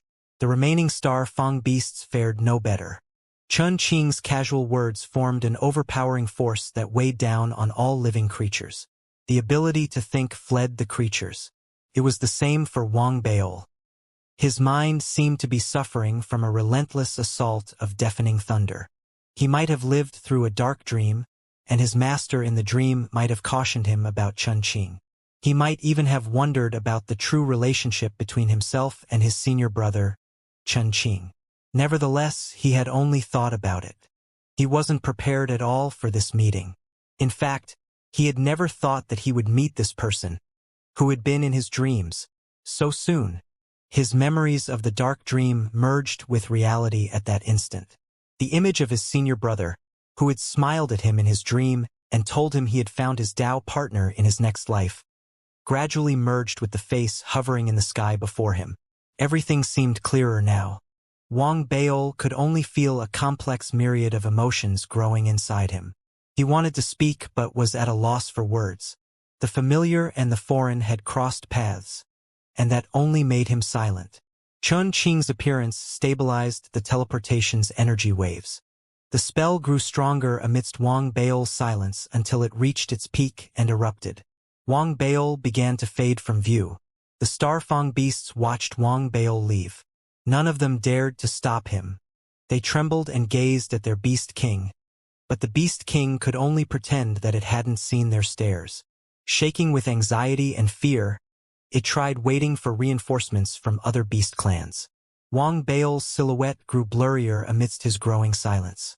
He didn't notice how little Missy had also fallen silent after Chunqing revealed his identity. She seemed to have been shocked severely by the declaration. The teleportation was almost complete. It was then that Chunqing smiled faintly. He seemed to understand what Wang Baol was thinking. He said gently, "Junior brother Baol, the Tao awaits you. You don't have much time left. Settle your affairs after you return. After I'm done with mine, I'll make for your galaxy and bring you away." Wang Baol's heart trembled when he heard what Chunqing said. He was about to question him when the teleportation became fully activated. Wang Baol vanished from the planet amidst deafening rumbling. When he reappeared again, he was back on the ancient greenish-bronze sword. He had returned to the worship palace pavilion and stood before the grand halls of the seventh palace. The residual energies of the teleportation surged outwards, whipping up a storm around him. Strong winds swept out in all directions. Wang Baol stumbled. His face had turned pale due to the distance he had teleported, and his breathing had quickened significantly. The expression on his face showed the mixed feelings he was experiencing as Chunqing's last words echoed in his head. "The Tao awaits me? What does that mean?" he said. "He'll be taking me away." Wang Baol was confused. Their meeting had been too sudden and their parting too abrupt. There were too many unknowns. The only thing that he knew was that Chunqing had clearly been pulling the strings behind this trial. There was also Chunqing's identity as a divine king of the never-ending clan, one of the main reasons for his earlier silence. "The first divine king," Wang Baol muttered. He recalled what little Missy had said earlier about a mysterious and powerful figure in the never-ending clan who was, in fact, a member of the dark sect. He hadn't believed her words then and had thought she had been spinning wild tales. It seemed that she had spoken the truth. Wang Baol couldn't help but feel doubtful, though. He still felt that something wasn't right. Little Missy had claimed that she had been this person's disciple. After analyzing the facts, Wang Baol concluded that while little Missy might have somewhat exaggerated the truth, she clearly knew part of what had truly happened. "Little Missy, you knew a long time ago that the first divine king was Chunqing, who had been from the dark sect, didn't you?" Wang Baol sighed, then said softly. Little Missy opened her mouth, but she couldn't find the right words. Earlier, on the planet where the Starfang beasts resided, countless ancient curse words had flashed across her mind when Chunqing had revealed his identity. They would be the equivalent of "what the hell" in the Federation. She was in a complete daze now. It was partly because of Chunqing's identity, and partly because of what she had said to Wang Baol. Her words seemed imbued with a strange, miraculous power. Whatever she said would come true. It was incredulous. The second reason was the greater shock to her. She had a feeling that her cultivation must have advanced yet again, as there was no other explanation for her earlier bluff coming true in such a short period of time. She never knew she had such great power to transform mere words into reality. Fortunately, Little Missy had mastered the art of shamelessness during her time with Wang Beol. She took a deep breath, then, with a tinge of arrogance in her voice, said coolly, "Due to certain reasons which I couldn't explain to you, I could only hide the truth in between the lines. If you know it, you know it. If you don't, then you'll likely never know in this lifetime." Little Missy spoke with the voice of experience, her tone vaguely bragging. She was secretly pleased with her quick mind. She wasn't lying to him. She had her reasons, and she hadn't known how to spell them out to him. Her reason was, she herself hadn't known how to spin a plausible tale then. Wang Beol grew solemn. Little Missy's words seemed deep with meaning. He calmed down and pushed aside the shock he had felt from meeting his senior brother, Changqing, on the Star Fong Beast's home planet. Then, he lifted his head and stared at the seventh palace before him. After some thought, he pulled out the 2 beast cores in his storage bracelet. Heavy waves of spirit chi exuded from the cores instantly, flooding the area and sending Wang Beol's heart racing. He knew that his standing here meant that he had successfully completed the trial in the 6th palace. However, he wasn't missing any beast cores. The thought flashed across Wang Beol's mind momentarily. He didn't think too much about the matter though. Even an idiot could have guessed that his powerful senior brother must have been the cause of this. Presently, he was considering how best to use the beast core for his maximum benefit. "Little Missy, can this be eaten?" Wang Beol asked after some thought. "Of course. You'll just go boom after that. Your body will just blow up, and your spirit will be utterly destroyed. If you don't want to die young, you'll have to slowly absorb its nutrients with your devouring seed. You and I aren't the same. I ate a god's body fruit when I was a kid, which gave me an indestructible physical body. I had these spirit immortal grade beast cores as candy when I was 3 years old. They're the tiniest of all the sweets I ate," Little Missy said casually, stressing heavily on the word boom. Wang Beol blinked and immediately abandoned the idea of eating both beast cores. He sat down and placed the cores before him. Then, after some thought, he activated the devouring seed inside his body. An immense suction force erupted from his body suddenly and enveloped the beast cores. Within the blink of an eye, incredible spirit chi began to emanate from the beast cores. Wang Beol's devouring seed was like a black hole, sucking every bit of the spirit chi into his body. As it churned, Wang Beol's cultivation began to advance rapidly. He broke through the late-stage core formation realm and attained the perfected stage in an instant. That wasn't the end of it. As the devouring seed continued its absorption, Wang Beol's cultivation grew, like an expanding balloon. Time passed in a blur. Wang Beol could feel himself filled to the brim. It was as if his body was being pushed to its limits. He opened his eyes then and assessed his cultivation. Excitement filled him. The perfected core formation realm. He had a breakthrough in cultivation in such a short span of time. Even Little Missy grew slightly envious of his good fortune. The 2 beast cores hadn't even been drained of many nutrients. They were like spirit stones filled with infinite energy and would be able to provide him with the spirit chi he needed on his path of cultivation. It was clear that this was half of the gift Wang Beol's senior brother had left him after their first meeting. The other half would be the 2-star Fong beasts' corpses. Wang Beol knew that the body of a beast at the spirit immortal realm, down to its skin and bones, was a treasure trove. He had other plans for the corpses though. He planned to find a way to use the bodies in their entirety, refining them and turning them into puppets. Should he succeed, Wang Beol had a feeling he would be able to have his way in the solar system. That should take quite a bit of time. I'll study how to get it done when I return. If there's really no way of doing it, it's still not too late to strip the bodies down to their skin and bones. Wang Beol perked up at the thought. It was great to have such a powerful senior brother. Wang Beol assessed his cultivation, then began to fantasize about his future. That lifted his spirits. Even though he was still confused and doubtful about what his senior brother had said at the very end, Wang Beol's character meant that he wouldn't drive himself into a corner obsessing over things he didn't understand. Enjoying the present was more important to him. He licked his lips and stared at the grand halls of the 7th palace. Just as he was wondering if he should continue advancing, the energy waves of a teleportation erupted in front of the third palace behind him. Kong Dao appeared. He spat out a mouthful of blood, then sat down and began meditation. He had clearly failed the trial to become an inner sect disciple in the third palace and ended up with the rank of an outer sect disciple. He had performed slightly worse than Zhao Yaming. After witnessing Kong Dao's actions, Wang Baol turned his head back towards the seventh palace and eyed it. Wang Baol was tempted. He sighed after a while though. He knew very well that the sixth palace was as far as he could go. Without his senior brother, even if he had been given some other mission, the chances of him dying would have been immensely high. He had little hope of completing the mission. If that were the case for the sixth palace, it would be worse for the seventh palace.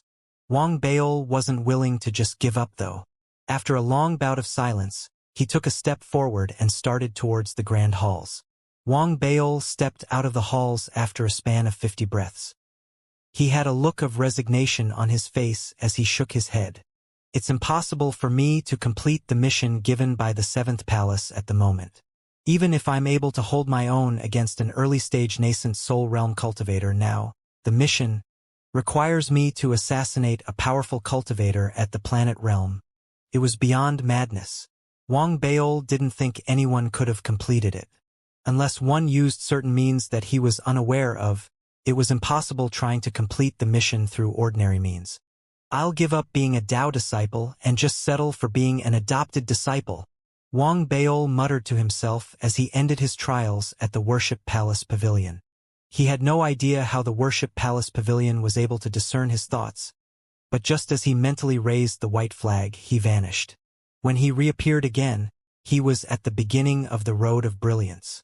Boiling oceans of fire burned several hundred feet beyond either side of the road, as well as at the end of the Worship Palace Pavilion. No matter how the waves rose and ebbed, they couldn't reach where he was. Kong Dao and Zhao Yaming appeared shortly. The three of them stared at one another. Even though they had no idea what missions the others had to face, they could guess how challenging those missions must have been. Joy flickered in the hidden depths of Zhao Yaming's and Kong Dao's eyes. They had gotten quite a few treasures from their missions and realized that they could bring these items out with them. Do you guys know what I found in the trial at the second palace? Kong Dao couldn't contain his excitement. He spoke proudly as he raised his right hand in a wave. A stalk of spirit herb, heavy with spirit chi, appeared in his hand with a flash of bright light. How's that? Recognize it? The vast expanse Dao Palace records call this a cloud brew fruit. A single fruit can help to open up any one of the 7 orifices in our bodies. That'll ease our cultivation in the future. Kong Dao grew increasingly excited as he spoke.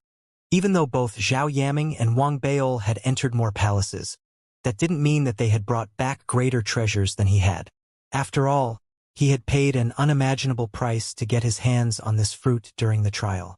Wang Baol blinked, then glanced at the pleased Kong Dao. He coughed, then pulled out a fist-sized Supreme Firestone from his storage bracelet.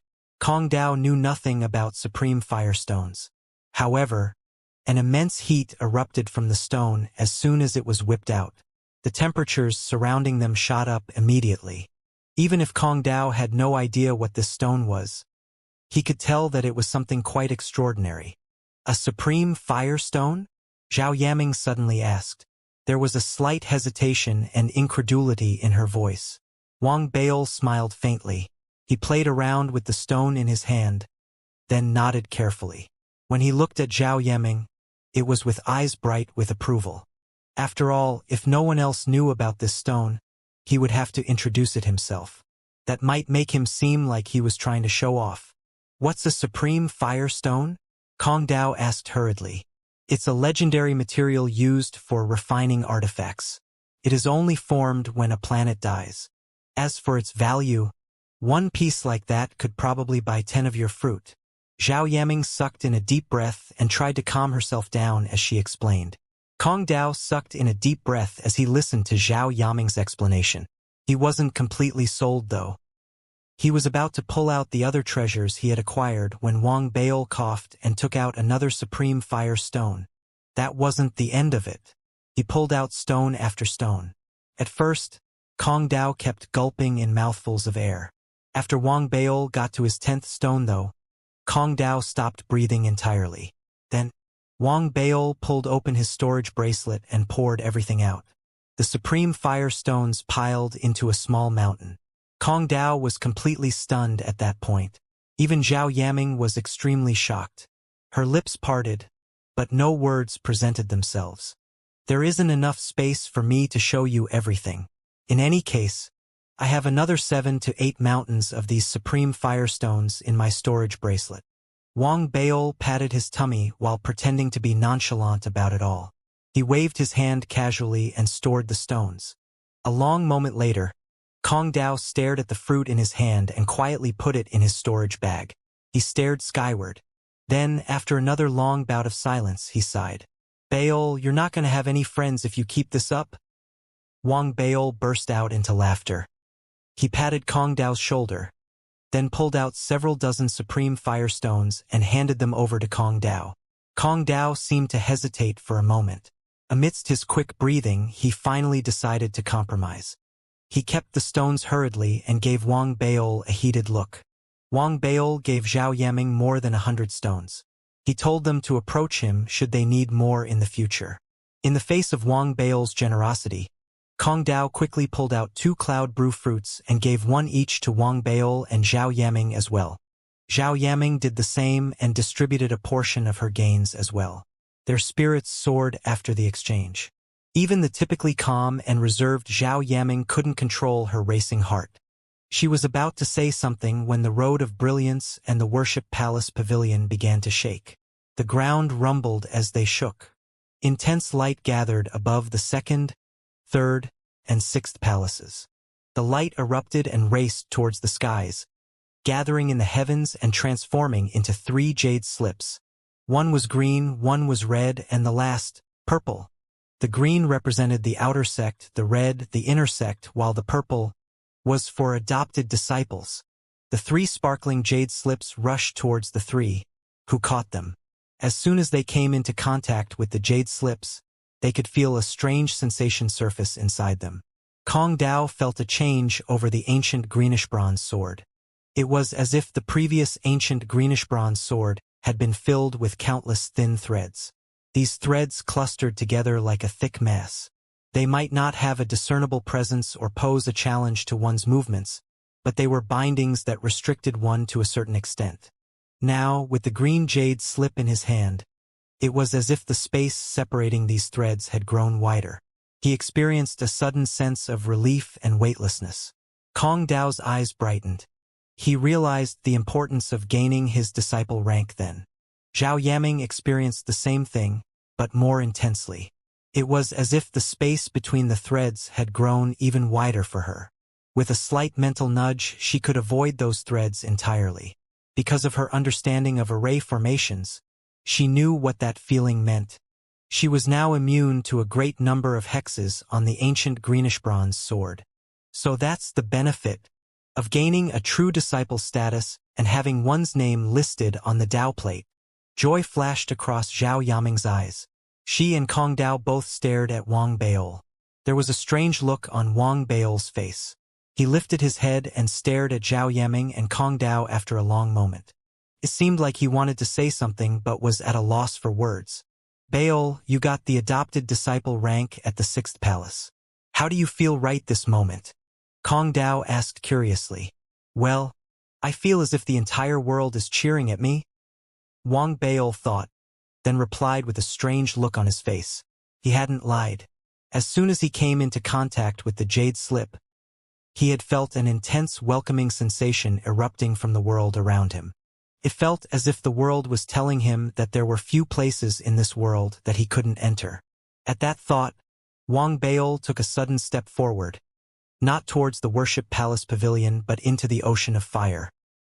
He walked steadily towards the ladder, leaving the safety of the Worship Palace Pavilion.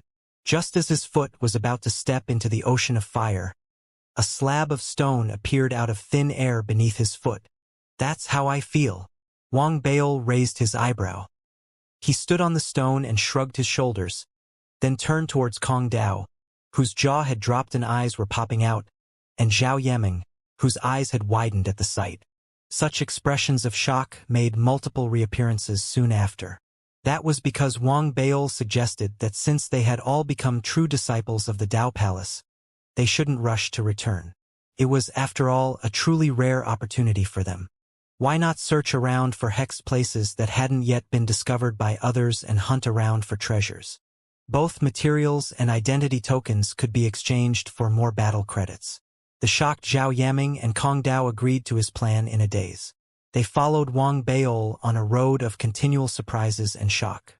The reality was, after they had left the Worship Palace Pavilion, the fact that they were in the body of the sword meant that they had plunged themselves into great danger. There were numerous spatial rifts and numerous hexed grounds scattered across the land as far as they could see. There were two reasons that so many hexed grounds had remained untouched by cultivators who had gained their disciple ranks in the past. The first was that the disciple ranks those cultivators had gotten weren't high enough. The second was because the lands on this world shifted from time to time. As a result, other disciples would have found this area challenging to explore. Such difficulties were non-existent to Wang Baol. He had treaded carefully at first, but that was only before he approached a hexed area and the hexes deactivated themselves as soon as he got near. A shining entrance even appeared before him. Everything had changed. Hexes stopped working before him. Even the frequent tornado would disappear as soon as Wang Baol was in the area. It was as if they were afraid of coming into contact with him. These were small matters compared to the spatial rift that Kong Dao had witnessed appearing suddenly next to Wang Baol. It had been a gaping mouth that had been about to swallow Wang Baol whole. However, before they could touch, it was as if a strange power had suddenly seized the spatial rift. The spatial rift had its mouth shut tight. It had struggled as Wang Baol had strolled past it safely. An indescribable feeling unfurled inside Kong Dao. It was a certain sense of injustice that exasperated him and made him feel the strong difference between him and Wang Baol. It was the same with the sea of fire and other fire beasts. It was as if the entire place had become Wang Baol's home. Kong Dao had a feeling that even if Wang Baol were to shut his eyes and walk all the way from the south to the north, he wouldn't come to any danger along the way. The three of them entered one hexed area after the next as they continued their search.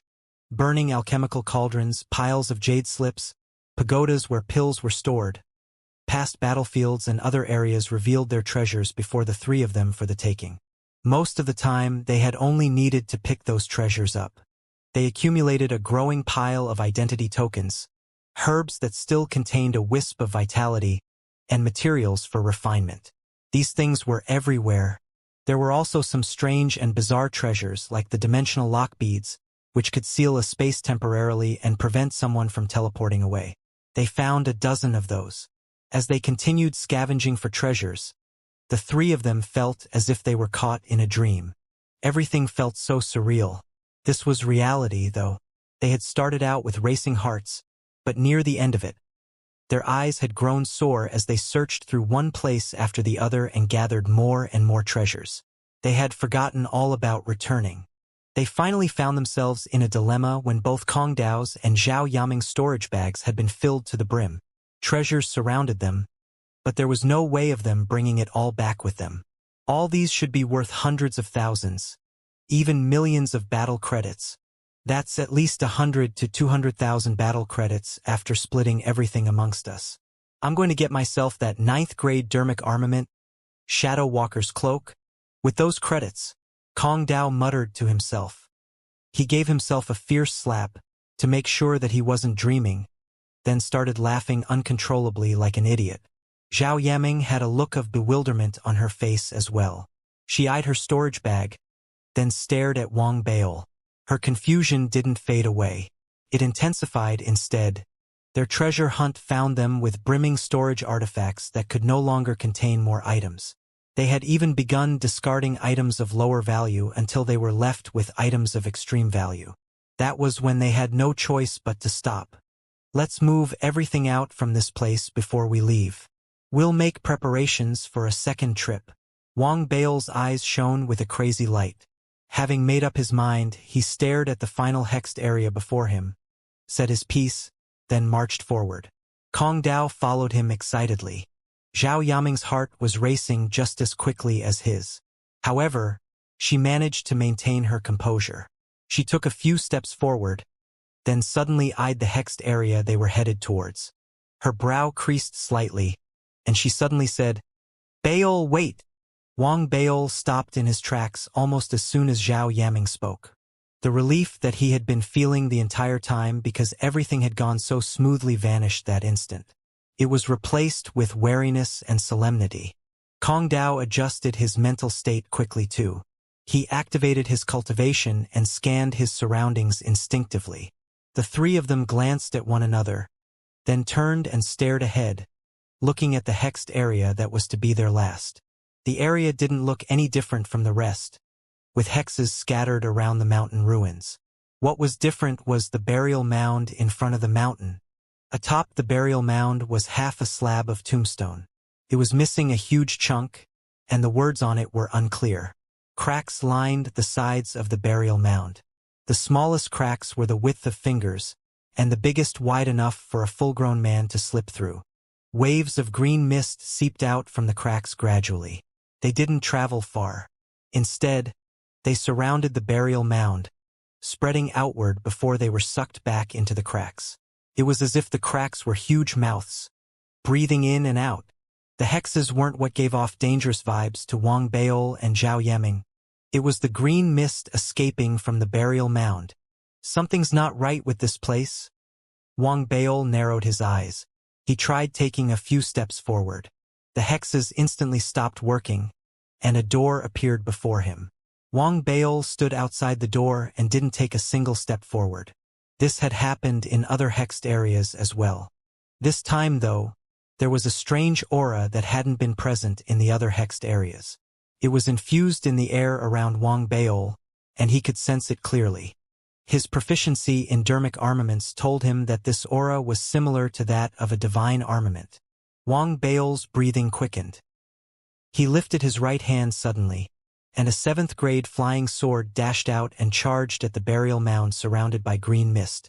The flying sword's speed fell as it approached the burial mound and gradually slowed to a standstill in midair.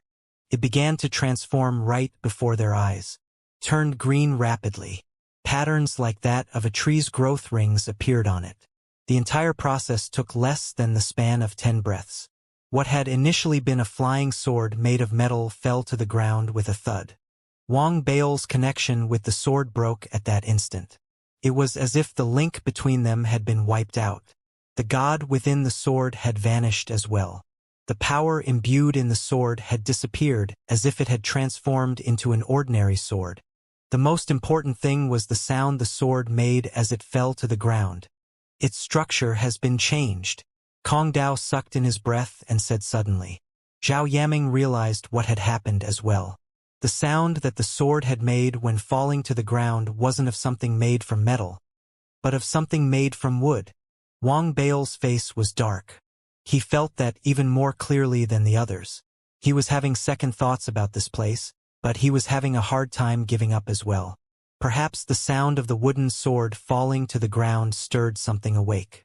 Heavy breathing began to rise from the burial mound. Phew, phew, phew. It didn't resemble the breathing of an ordinary human but that of a wild beast.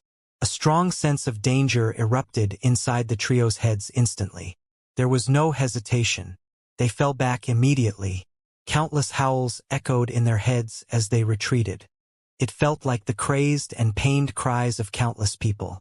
They sounded extremely real. The oral shock wave forced the three to retreat further.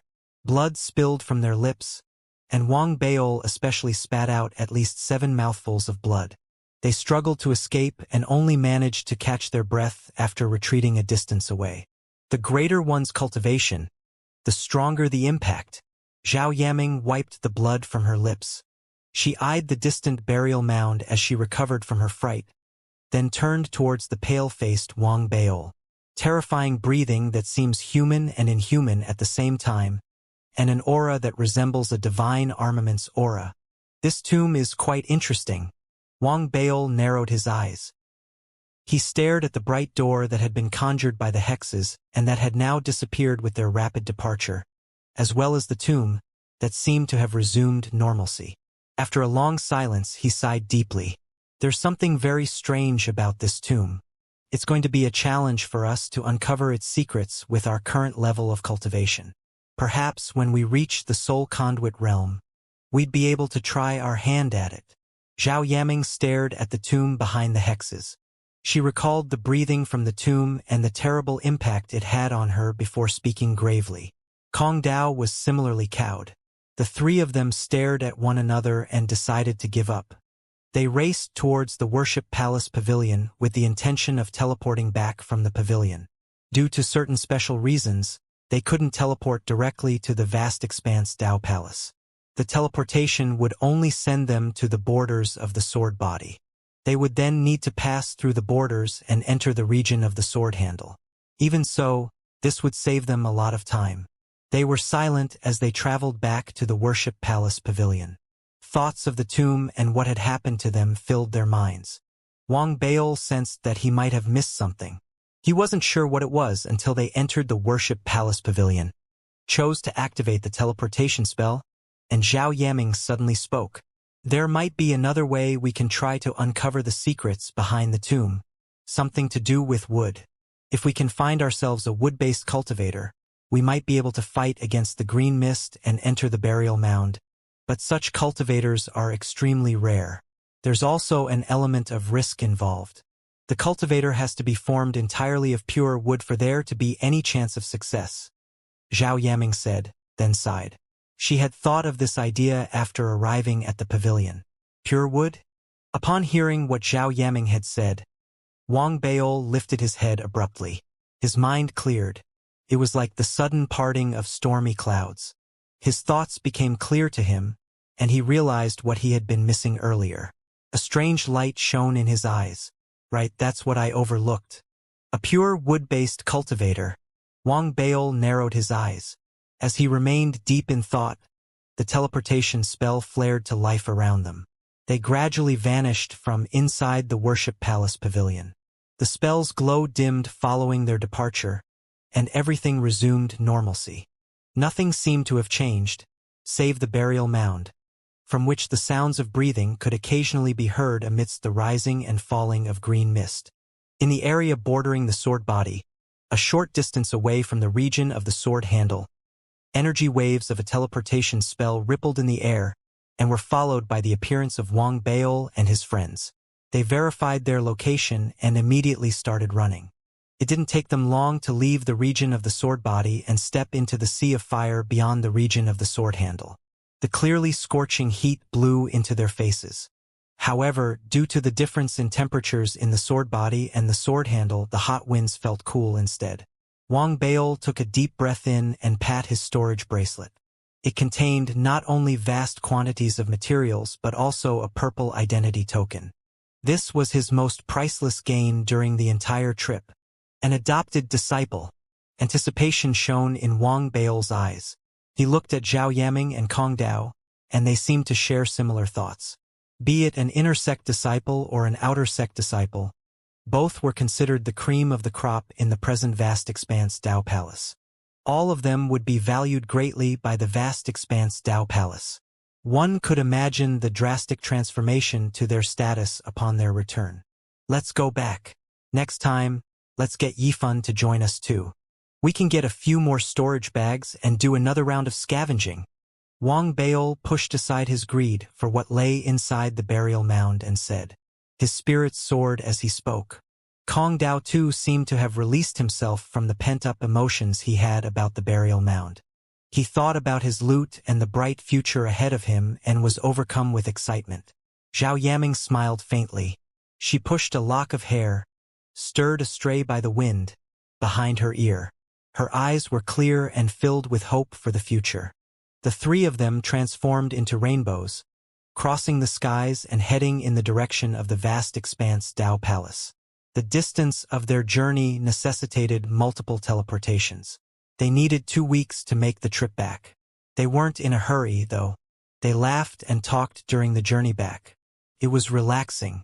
They teleported a few times and were 3 days away from the vast expanse Dao Palace when something drastic descended upon them in an unexpected manner.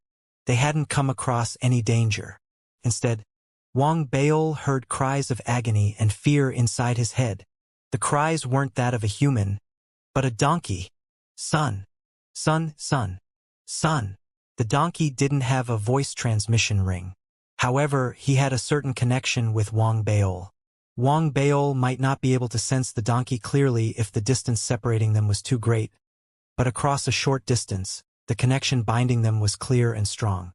At this moment, the donkey was relying on its mental connection with Wang Baol to call for help. No one else would be able to hear this cry. Even if they did, they wouldn't understand what the donkey was trying to say. They would only be able to sense the extreme anxiety as well as fear in its voice. Wang Baol was very familiar with the donkey though. He instantly knew what it was trying to convey when he heard its cries.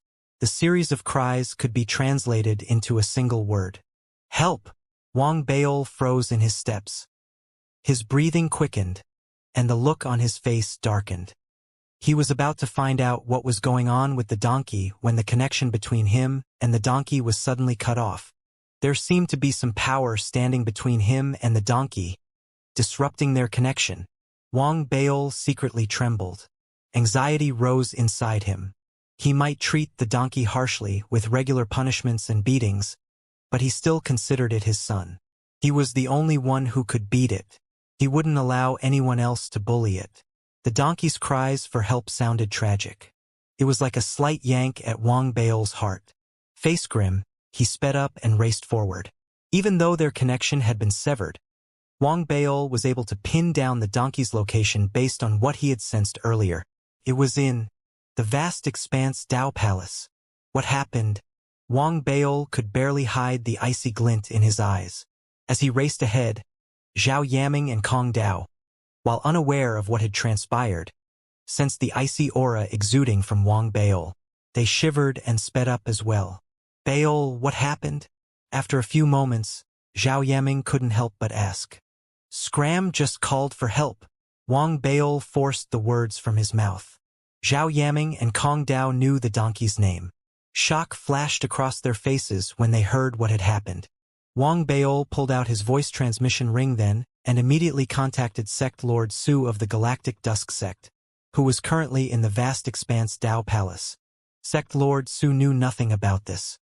He had been caught by surprise when he received the voice transmission. He told Wang Baol not to panic and that he was going to find out what was going on. Wang Baol maintained his speed as he raced towards the vast expanse Dao Palace, sending voice transmissions to others and making inquiries.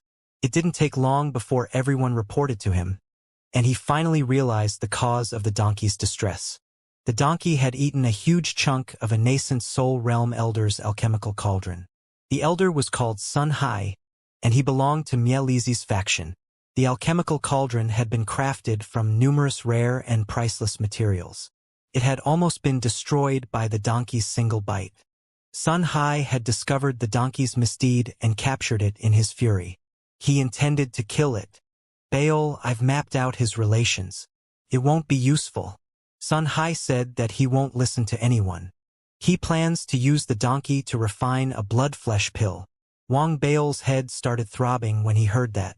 He knew the donkey. This was something it was capable of doing. His greed had landed it in trouble. But this was still his son. Upon hearing everything, he turned and looked at Zhao Yaming and Kong Dao. I need to go.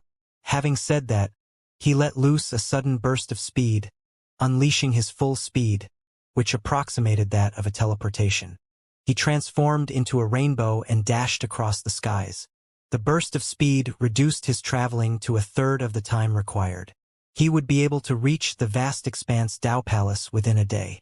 Sect Lord Su, no matter what you do, please, help me delay the event for another day. Baol, I'll do my best. Don't act rashly though. I believe paying compensation would resolve this matter.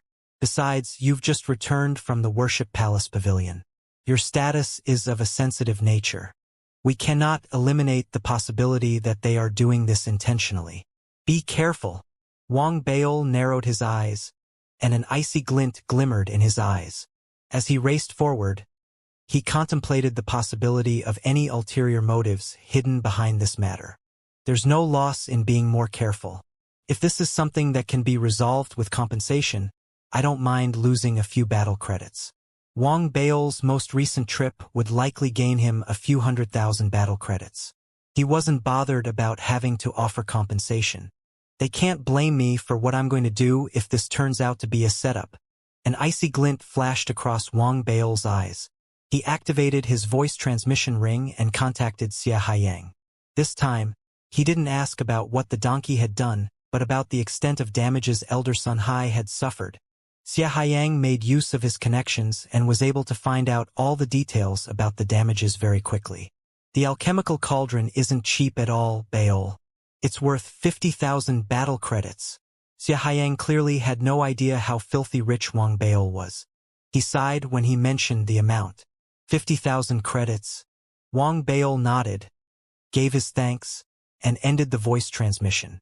50,000 battle credits might not be a small sum to him, but it wasn't that huge a figure either. Mentally prepared, Wang Baol increased his speed and charged ahead, dashing across the heavens. He finally saw the vast expanse Dao Palace appear in the distance on the dawn of the next day. He had exchanged multiple voice transmissions with Xianxia and Sect Lord Su and received assurance of the donkey's safety. Everything contributed to his growing suspicion that the entire matter was a setup targeting him. Interesting. A violent aura oozed out from Wang Baol's person but was quickly concealed. His face remained expressionless as he raced through the skies and approached the vast expanse Dao Palace. The first person he saw upon his approach was Sect Lord Su, who had arrived earlier and had been waiting for him. "Follow me," Sect Lord Su said immediately when he saw Wang Baol. He walked ahead. Wang Baol nodded and silently followed Sect Lord Su as they raced towards an outer island not far away. In the vast expanse Dao Palace, every nascent soul realm cultivator had his own island. Their islands were typically large and infused with strong spirit qi. The islands were their personal property. Many of their disciples and followers resided on these islands. That was true of Sun Hai's island. It might not be one of the better islands owned by a nascent soul realm cultivator, but it still trumped Wang Baol's Greenfire Island. It was leagues above in terms of location, spirit qi, and price. That is Sun Hai's Holy Air Island. Baol, listen to me, don't act rashly. Follow the plan. It's best if we can resolve this with battle credits. I managed to gather some credits myself. It should be enough. As they approached the island, Sect Lord Su reminded Wang Baol again. There was anxiety hidden deep in his eyes.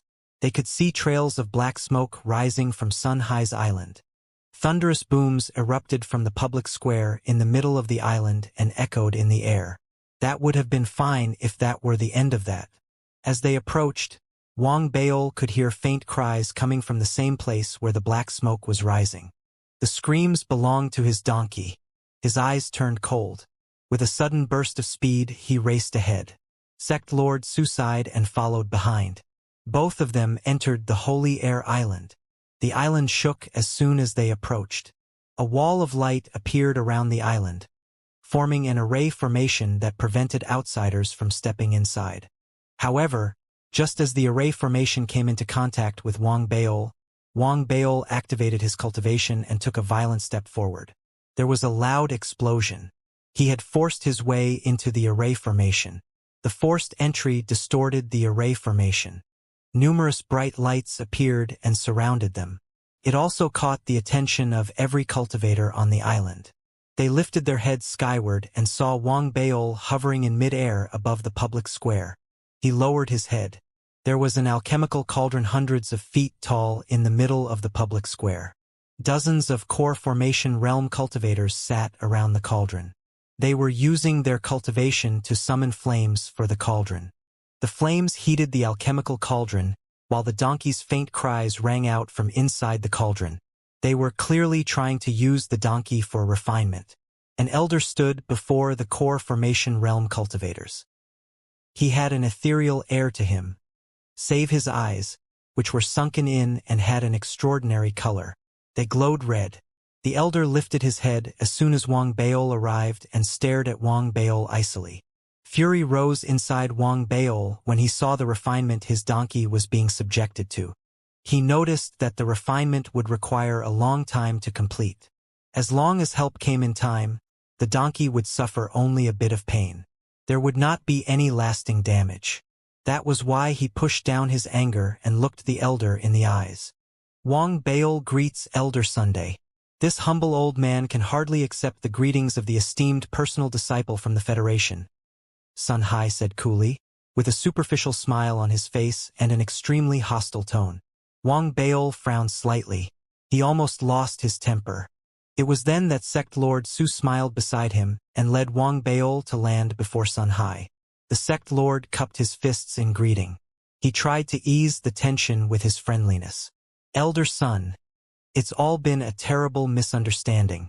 We've come bearing tokens of our sincerity. Sun Hai recalled the monthly gifts he had been receiving from Sect Lord Su and looked slightly less hostile. He glanced sideways at Wang Baol with disdain.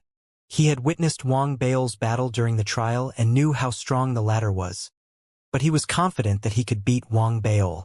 That was why he wasn't really bothered about the fact that Wang Baol had just returned from the Worship Palace Pavilion. This was the vast expanse Dao Palace, not the Federation. Sun Hai snorted and asked, "Tokens of sincerity?" Wang Baol had quite a temper, but he also had to consider the possibility of Sect Lord Su being right in saying that there was something wrong going on here. The Sect Lord was doing his best to help. It wouldn't be appropriate for Wang Baol to hijack his efforts. He took a deep breath, shoved down his annoyance, stared at Sun Hai, and said slowly, "I'm willing to fork out 60,000 battle credits as compensation for your losses. The first 50,000 is for the damages to the alchemical cauldron, and the remaining 10,000 for the inconvenience caused." 60,000?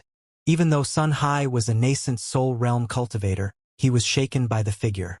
60,000 was no mere sum to anyone in the Dao Palace. However, there were times when one's evil character determined their approach to handling matters. When faced with such a person, the more you compromised and showed weakness, the higher the chance of you not achieving any resolution and instead encountering increased bullying. Sun Hai was one such person. His resolve was shaken, allowing greed to overtake his thoughts. Sect Lord Su had thought too much about this matter. There weren't any ulterior motives or plans. It had been purely a coincidence. However, Sun Hai saw weakness in his opponents. He narrowed his eyes, studied Wang Baol for a moment, then laughed. The 50,000 battle credits must be paid, of course, but this wretched beast was too brazen. I have to teach it a lesson and make sure it knows that the vast expanse Dao Palace is no place for it to run wild. Sun Hai repeatedly talked about beasts, seemingly referring to the donkey. It was clear he was referring to Wang Baol. Wang Baol could hardly keep a lid on his temper. His eyes began to glimmer with a cold light.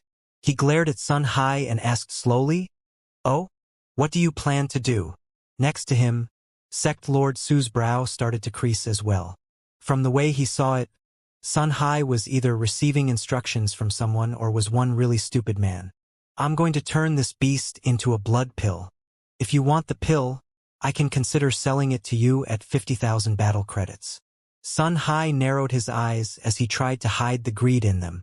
Wang Baol would likely raise the figure next, and he would continue to hold his ground. Perhaps Sect Lord Su would talk them both down, and they'd finally agree to settle the matter with 150,000 credits. Sun Hai had everything all planned out in his head. However, reality didn't unfold in the same way.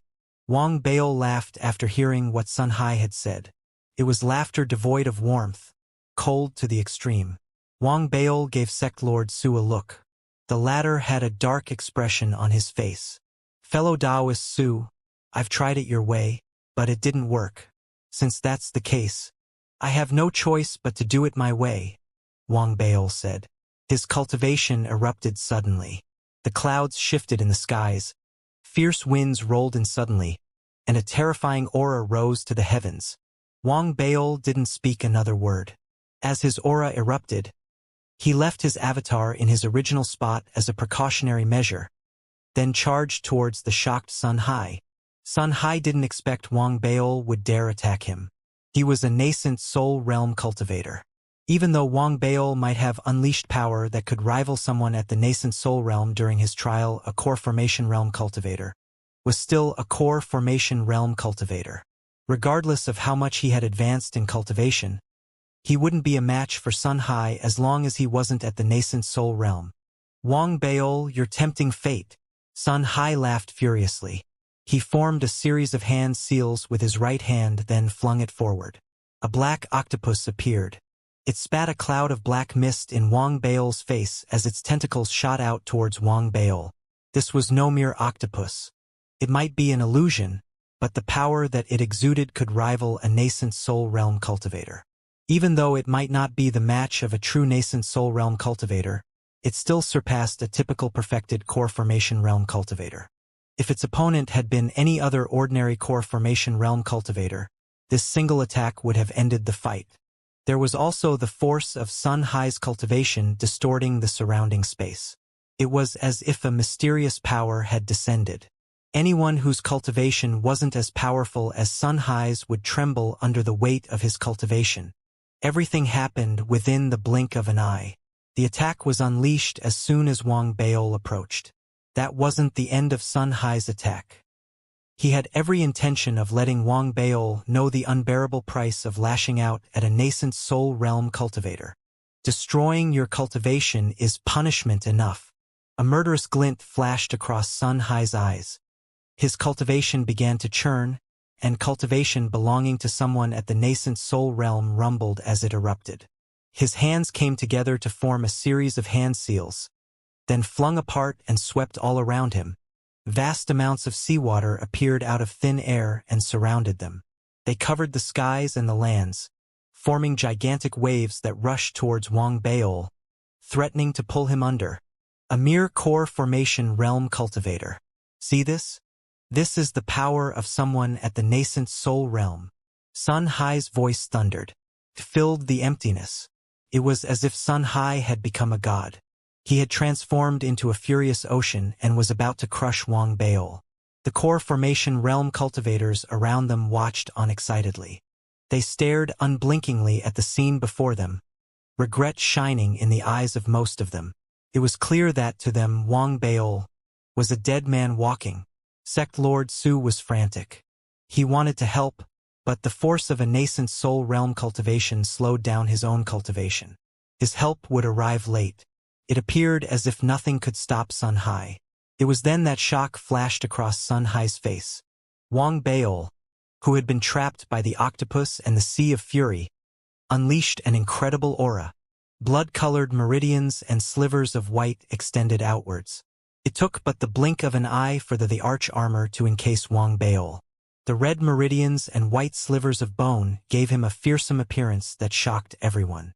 Wang Baol disregarded the octopus approaching black mist and tentacles.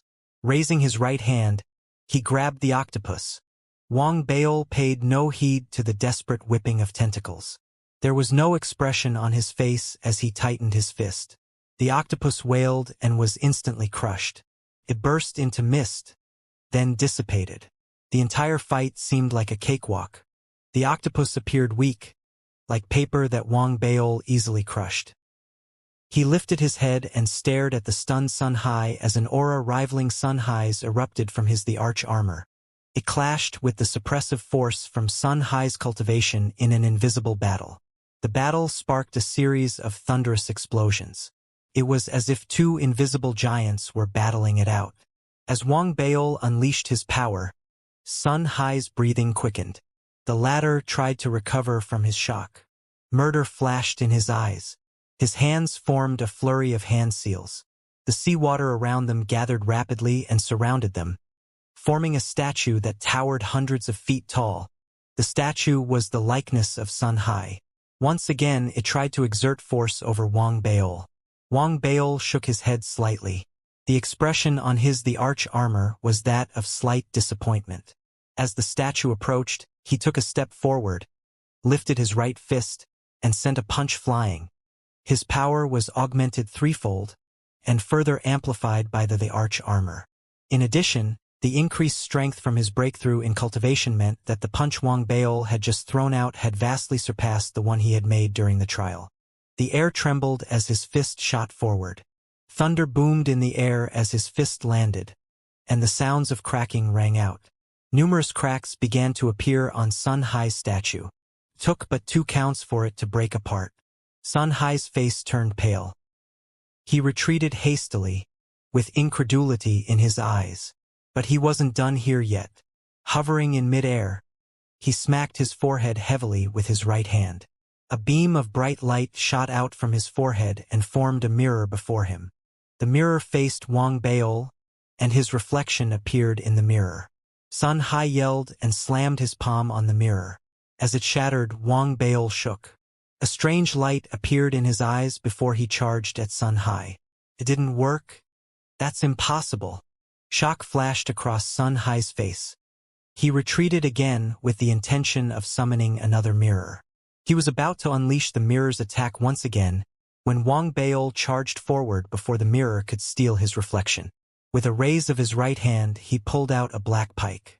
Bolts of lightning swarmed the air, and thunder crashed as he lashed out with his pike. Thunderous booms rang out in the air. It was the sound of the pike splitting the sky apart. It raced towards the mirror in a blur, intent on destroying everything in its path. Sun Hai's pupils contracted. He tried to pull his mirror back, but he was too late.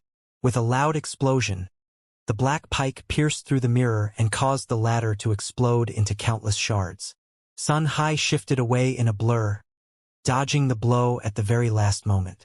When he reappeared, it was at the other end of the public square. He stared at Wang Baol with incredulity as well as shock in his eyes. Is this what a nascent soul realm cultivator is capable of? Wang Baol turned and stared at Sun Hai. He shook his head and couldn't be bothered anymore. He wasn't in the mood to fight a weak nascent soul realm cultivator. Wang Baol walked towards the cauldron, where his donkey was imprisoned. Sun Hai hovered in midair, the look on his face dark and furious. There was no denying it, however. Wang Baol was freakishly powerful. His fighting abilities and dermic treasures had both reached the level of a nascent soul realm cultivator. He was no different from one. In fact, his defense might surpass a nascent soul realm cultivator. He was able to overcome the pressure exerted by Sun Hai's cultivation and inflict greater damage than Sun Hai.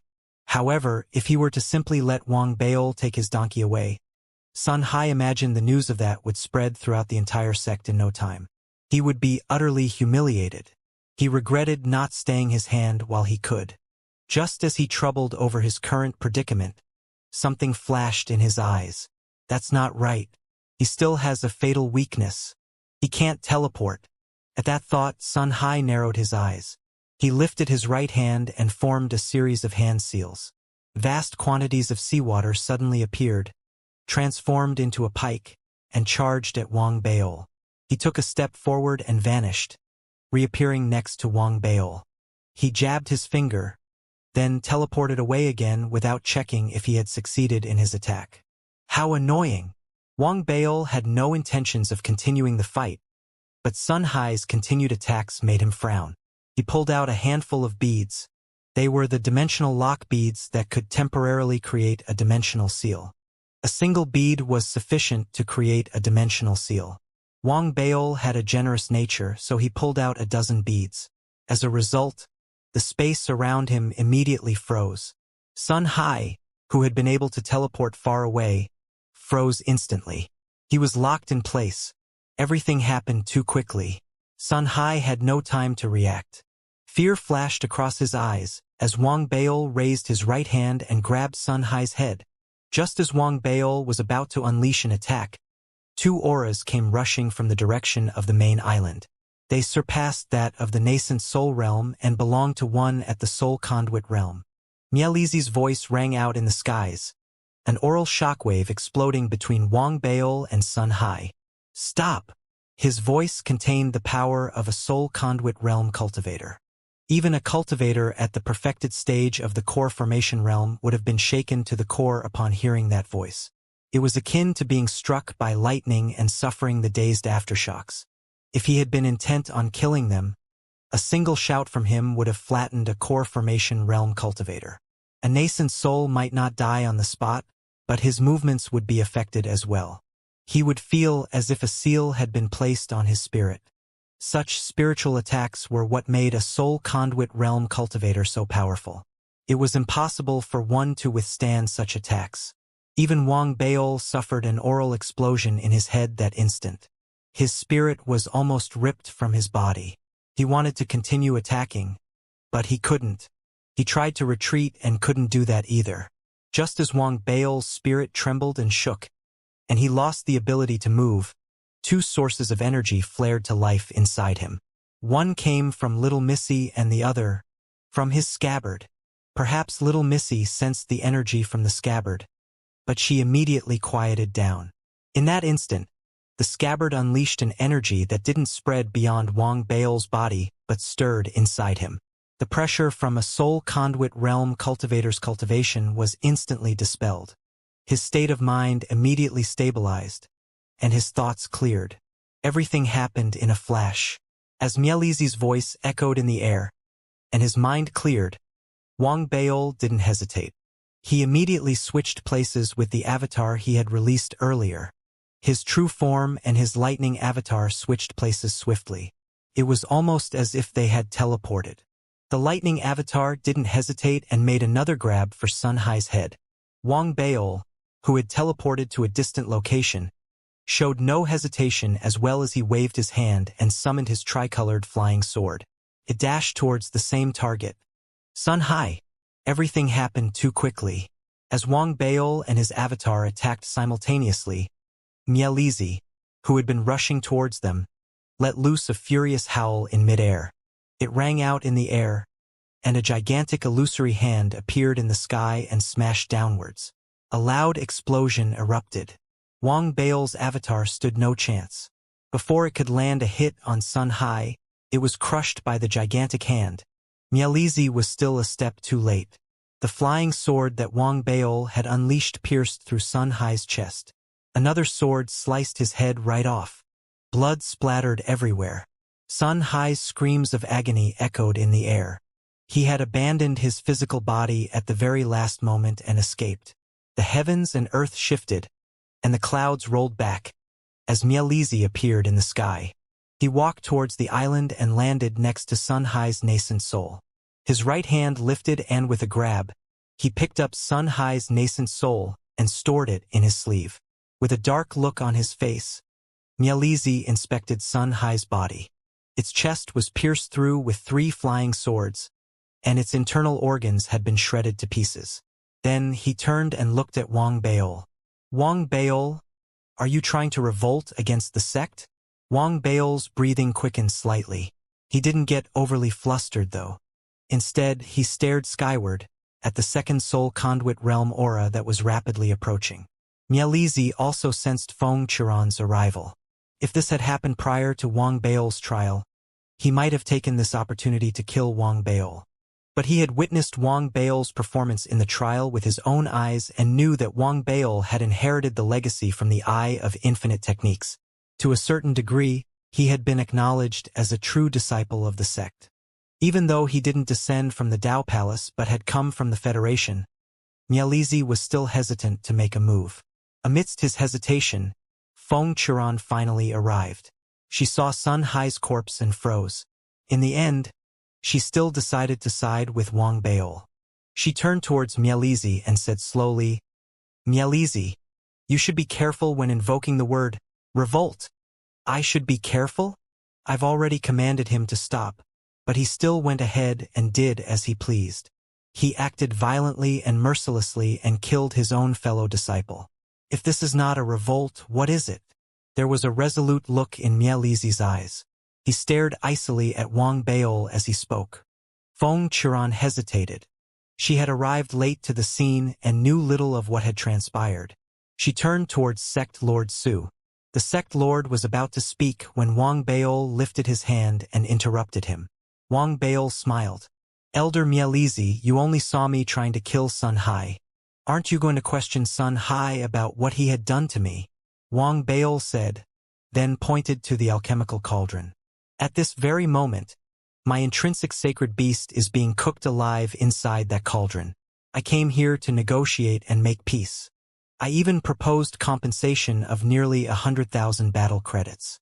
Nevertheless, Sun Hai continued to make things difficult for me. He lusted over my battle credits, that's fine.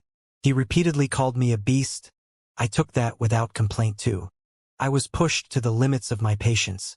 Yet he still wanted to turn my sacred beast into a blood pill. Fury colored Wang Bao's words as his voice rang out. Mielizi frowned. He didn't know the details of what had happened. However, he saw the lowered heads of the core formation realm cultivators around them and sensed the living presence in the alchemical cauldron. Everything seemed to add up. Even if Wang Bao had spiced up the details, it was clear he was speaking the truth. But Mielizi wasn't here to speak reason or mete out justice. He didn't care that Wang Bao had just returned from the Worship Palace Pavilion. He believed that the most that Wang Bao had gained was a core disciple rank. Even should his rank be higher than Mielizi's, his cultivation was not. In fact, there was a greater likelihood that Wang Bao hadn't acquired a core disciple's rank but only that of an inner sect disciple. Unless he was able to attain the status of a personal disciple otherwise. At that thought, Mielizi snorted and said coolly, I care only for the results, not the cause. Wang Bao has offended his elders. Feng Churan, you cannot defend him. Either we abide by the rules of the sect or we expel him. Regardless, I must have an answer by the end of the day. Mielizi's forceful personality was on full display as he said that. Feng Churan frowned. Her mind began thinking rapidly about the way to resolve this. Beside her, Sect Lord Su stole a glance at Wang Bao. There was a considering look in his eyes. He was different from Feng Churan. He believed that Wang Bao wasn't the sort of person who was ignorant of propriety. Someone who had worked his way up the Federation's hierarchy, climbing from the position of an ordinary student to that of a noble at the primary rank 2 and secondary rank 2, wasn't going to commit such a juvenile mistake. Reality didn't deviate much from his expectations. Wang Bao was well supported for his actions. After hearing what Mielizi had said, he narrowed his eyes and raised his chin slightly. Then he said coolly, You care only for the results and not the cause? I'm fine with that. Having said that, Wang Bao swiped across his storage bracelet. A purple identity token appeared in his hand. He activated his cultivation and sent his cultivation flowing into the identity token. As soon as he did that, the token began to shine with a blinding purple light. The light shot upwards, into the sky, and flooded the air. The heavens transformed into a sea of purple light. As it spread outwards, the skies changed color and clouds rolled back. The ancient hyacinthus tree on the main island started to shake violently. Everyone was shocked at the sight. A myriad of emotions flashed across Mielizi's and Feng Churan's faces. The changes summoned by Wang Bao's token didn't stop there. The vast expanse Dao Palace's array formation appeared that instant. A vast web made visible to the naked eye, spread across the sky and land, rumbling. It appeared to achieve resonance with Wang Bao's identity token. The hyacinthus tree, the sex array formation, everything that was happening drew all eyes to Wang Bao at that very instant. It was as if, with a single thought, he could seize control over the vast expanse Dao Palace's array formation. To a certain extent, Wang Bao had just seized the access rights belonging to Feng Churan and the other two elders and become the most powerful person in the sect. Even the ancient greenish-bronze sword was affected. The seas of fire erupted around them, roaring and frightening every disciple. The heavens themselves seemed to be quivering. The presence that had descended upon them was incredible. What is going on? On Holy Air Island and the main vast expanse Dao Palace Island, stunned shouts rose to the skies simultaneously. Numerous figures dashed out from the main island. These nascent soul realm cultivators had a disbelieving look on their faces as they raced towards the source of the purple light, Holy Air Island. The expressions on Mielizi's and Feng Churan's faces were that of unprecedented shock and awe. Emotions threatened to pull them under. Their eyes could contain nothing else except the purple identity token, An adopted disciple. Mielizi trembled. He seemed to have fallen into a daze as he muttered to himself. Mielizi trembled. As a soul conduit realm cultivator, it had been a long time since he had been so shaken. There was no way he could have expected this, that Wang Baol had attained the rank of an adopted disciple. He had previously predicted the immense challenge Wang Baol was going to face just to attain the core disciple rank. However, Wang Baol had now attained the rank of an adopted disciple. 2 ranks higher than a core disciple and a rank secondary only to a Dao disciple. He still found the entire thing incredulous. As a disciple who had lived through the glorious days of the vast expanse Dao Palace, he knew that a core disciple enjoyed an immensely elevated status in the vast expanse Dao Palace. A personal disciple who was ranked higher than a core disciple was granted an even greater status. There had only ever been 3 to 5 personal disciples at any single time. Adopted disciples were the stuff of legends in the sect. Each held extreme power and authority. They weren't people he had the privilege to come into contact with. He remembered how he had been a follower of a personal disciple and how they had prostrated themselves before an adopted disciple. They had been like ordinary people in the face of a cultivator. His preconceptions were the cause of Mielizi's current shock.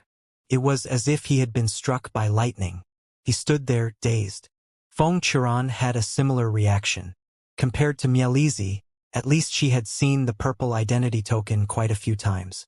This was because one of the elders in her family clan had been an adopted disciple. That had also contributed to her current state of shock. In fact, the extent of her surprise and shock far exceeded that of Mielizi. She almost gave in to instinct and extended a greeting to Wang Baol, one normally reserved for elders. Even Wang Baol was shocked by what he had caused. He knew that an adopted disciple's rank was extremely high, but he was still recovering from his regret of not passing the final palace and obtaining a Dao disciple's rank. He had pulled out the token only to have the final word on the dispute with Sun Hai. He hadn't imagined that the mere appearance of the purple identity token would send the hyacinthus tree swaying and the array formation resonating with the token. Even the ancient greenish-bronze sword had shaken. From the looks on Mielizi's and Feng Qiran's faces, they looked like they were about to fall to their knees and prostrate themselves before him. Wang Baol sucked in a breath of cold air. He quickly calmed himself down. Then he blinked, raised his token in the air and said casually, "Elder Mielizi, I would like to know, is Sun Hai an inner sect disciple? Or a core disciple? Or perhaps even an outer sect disciple?" Wang Baol's voice was calm. In the past, he didn't have sufficient authority. Now, with his position as an adopted disciple, there was authority and power behind every word he said. Mielizi opened his mouth and tried to speak, but he had only bitterness in his mouth. There was nothing he could say to that. Feng Qiran was the one who replied Wang Baol. Feng Qiran had barely recovered from her shock. She instinctively cupped her fists and saluted Wang Baol. Then, she said softly, "Sun Hai isn't considered a true disciple of the Dao Palace. He has not acquired a Dao Palace disciple's rank." "He hasn't." Wang Baol nodded. An icy glint flickered in his eyes. "If that's the case, it means he's just a mere random servant. To think that a mere servant would dare challenge me and try to use an adopted disciple's intrinsic sacred beast for refinement? That is what I call a revolt. That is what I call offending one's superiors. Elder Mielizi, what do you think? How should punishment be meted out?" Wang Baol said forcefully. He had both reason and authority on his side, and he had turned the tables on the other side with mere words. Everyone began to sweat. This was the case especially for the nascent soul realm cultivators who had sensed something amiss and had rushed over. Surprise flashed across their faces when they heard what Wang Baol just said. When they looked at Wang Baol, it was with a different set of eyes. This was all because of the extreme prestige and elevated status of an adopted disciple. Even Sun Hai, who had been saved by Mielizi, began to quake in his boots despite his being a nascent soul realm cultivator. An alarming sense of danger began to drive him mad with anxiety. He hadn't expected his moment of greed to cost him his physical body, or that he might be accused of committing a grave crime because of it. How could he be an adopted disciple? Damn it, it's impossible. Sun Hai trembled and cried for Mielizi's help. A myriad of emotions flashed across Mielizi's face. He was both shocked and bewildered. There was also slight hesitation on his part. Wang Baol's new status had sent him spiraling into confusion. Even though Wang Baol was only at the core formation realm, the vast expanse Dao Palace placed great importance on one's status and rank. Mielizi knew very well whom it was who held the greater authority in this situation. It might be that the true Dao Palace had already perished, but the old elders still lived. They might be deep in slumber at the region of the sword tip, but they would one day awoke from their sleep. Caught in a confusing mix of feelings, Mielizi fell silent. Wang Baol didn't rush him. He coughed, then walked towards the alchemical cauldron. The surrounding cultivators dared not stop his approach. They stepped back and allowed Wang Baol to make his way to the front of the cauldron. He raised and waved his right hand, and the cauldron split open in a deafening thunder, then exploded. The donkey leaped out from the cauldron. It looked haggard and miserable, and a great portion of its fur was singed. The spirit seemed drained as well. However, Wang Baol could sense that those were only superficial injuries and that it was going to be fine. The donkey was clearly excited to see Wang Baol. It was about to start braying again when Wang Baol glared at it. It immediately drooped its head and looked sheepish. It nuzzled Wang Baol's leg as if it was trying to gain Wang Baol's favor. How did I manage to rear such a glutton? Wang Baol was furious. He was an adopted disciple, the most good-looking man in the whole of the Federation. To think that he was being followed around by this glutton. The odd match they must make in other people's eyes. He was about to send a kick flying in the donkey's direction when Mielizi, having noticed the relatively unharmed donkey, spoke with his raspy voice. Wang! He was stumped after saying the first word. He wasn't sure how he was to address Wang Baol. He froze, then decided not to think too much about this. Wang Baol, Sun Hai is indeed the one at fault here. I'll have him apologize to you right now. Having said that, Mielizi raised his right hand in a wave. Sun Hai's nascent soul flew out. Hovering in midair, he began to bow profusely at Wang Baol, his pleading eyes shining as he apologized repeatedly. Please be merciful, Elder Wang. Your humble disciple was unaware of your esteemed status. I beg your forgiveness for the offense that I have committed towards you. Mielizi felt slightly comfortable as he listened to Sun Hai's apologies. However, Wang Baol not only had rank on his side, but he also had reason. Getting Sun Hai to apologize was the only way to resolve the matter peaceably. After a moment of silence, Feng Qiran turned and looked at Wang Baol as well. She and Mielizi might be of separate factions, but Sun Hai was still a nascent soul of the vast expanse Dao Palace. Feng Qiran would have her reservations if Wang Baol decided to punish Sun Hai. Wang Baol knew what she was thinking. He also knew that it wasn't impossible for him to kill Sun Hai, though it would require some effort. It wasn't as simple as finding an opportunity to assassinate him secretly. He wasn't going to just let him off the hook like that, though. After some thought, he said slowly, My intrinsic sacred beast has suffered an immense and unjustified tragedy. This will cause it great. Sun Hai immediately knew what Wang Baol was trying to do before the latter was even done speaking. He shouted hastily, Elder Wang, this humble disciple is willing to compensate 50,000 battle credits. Sun Hai's heart ached as he shouted out the figure. However, it was clear he wasn't going to get away with paying nothing. Wang Baol rolled his eyes and continued speaking. Emotional harm from all the fright it has experienced.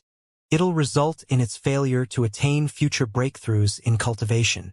Wang Baol cued the donkey secretly after saying that. The donkey blinked, then suddenly screamed and fell to the ground. Foam started to bubble around its lips, and its limbs twitched. The donkey looked like it might drop dead at any moment. It looked exactly like the performance it was. Feng Qiran smiled wryly, while Mielizi turned his head away. He couldn't be bothered with the sight. The nascent soul realm cultivators around them all had odd looks on their faces. Sun Hai was dumbfounded. His heart had progressed from a mere ache to a full-blown bleeding out. There was a moment of silence.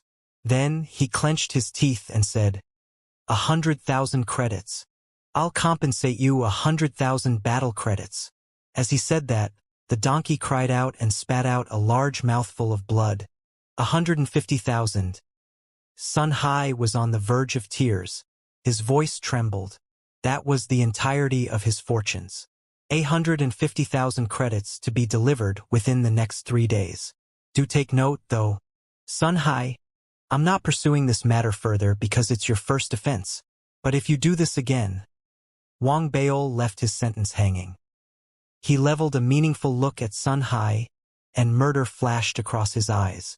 Then, he cupped his fists and saluted Feng Churan, put away his identity token, turned around, and left, leaving behind a group of silent cultivators with unfathomable looks in their eyes. The donkey leaped into the air and hurried after Wang Baol. It was no longer throwing up blood. It trotted after Wang Baol and left with its master. Cries of joy punctuated the air now and then. The cultivators listened to the donkey's jubilant cries as they watched Wang Baol disappear into the distance. They shared a single thought. In the near future, the vast expanse Dao Palace might receive its fourth Grand Supreme Elder, one even if he were only be at the core formation realm. That was indeed the case. News of Wang Baol's return as an adopted disciple began to spread, and it shocked everyone in the vast expanse Dao Palace. Those who had no idea what was going on at first went through the records and discovered the prestige that had been associated with the adopted disciple rank in the past. This newfound identity meant Wang Baol could easily call the shots in the vast expanse Dao Palace. After all, his rank had been bestowed upon him by the true vast expanse Dao Palace. His current cultivation was the only thing preventing him from seizing control of the Dao Palace at the moment.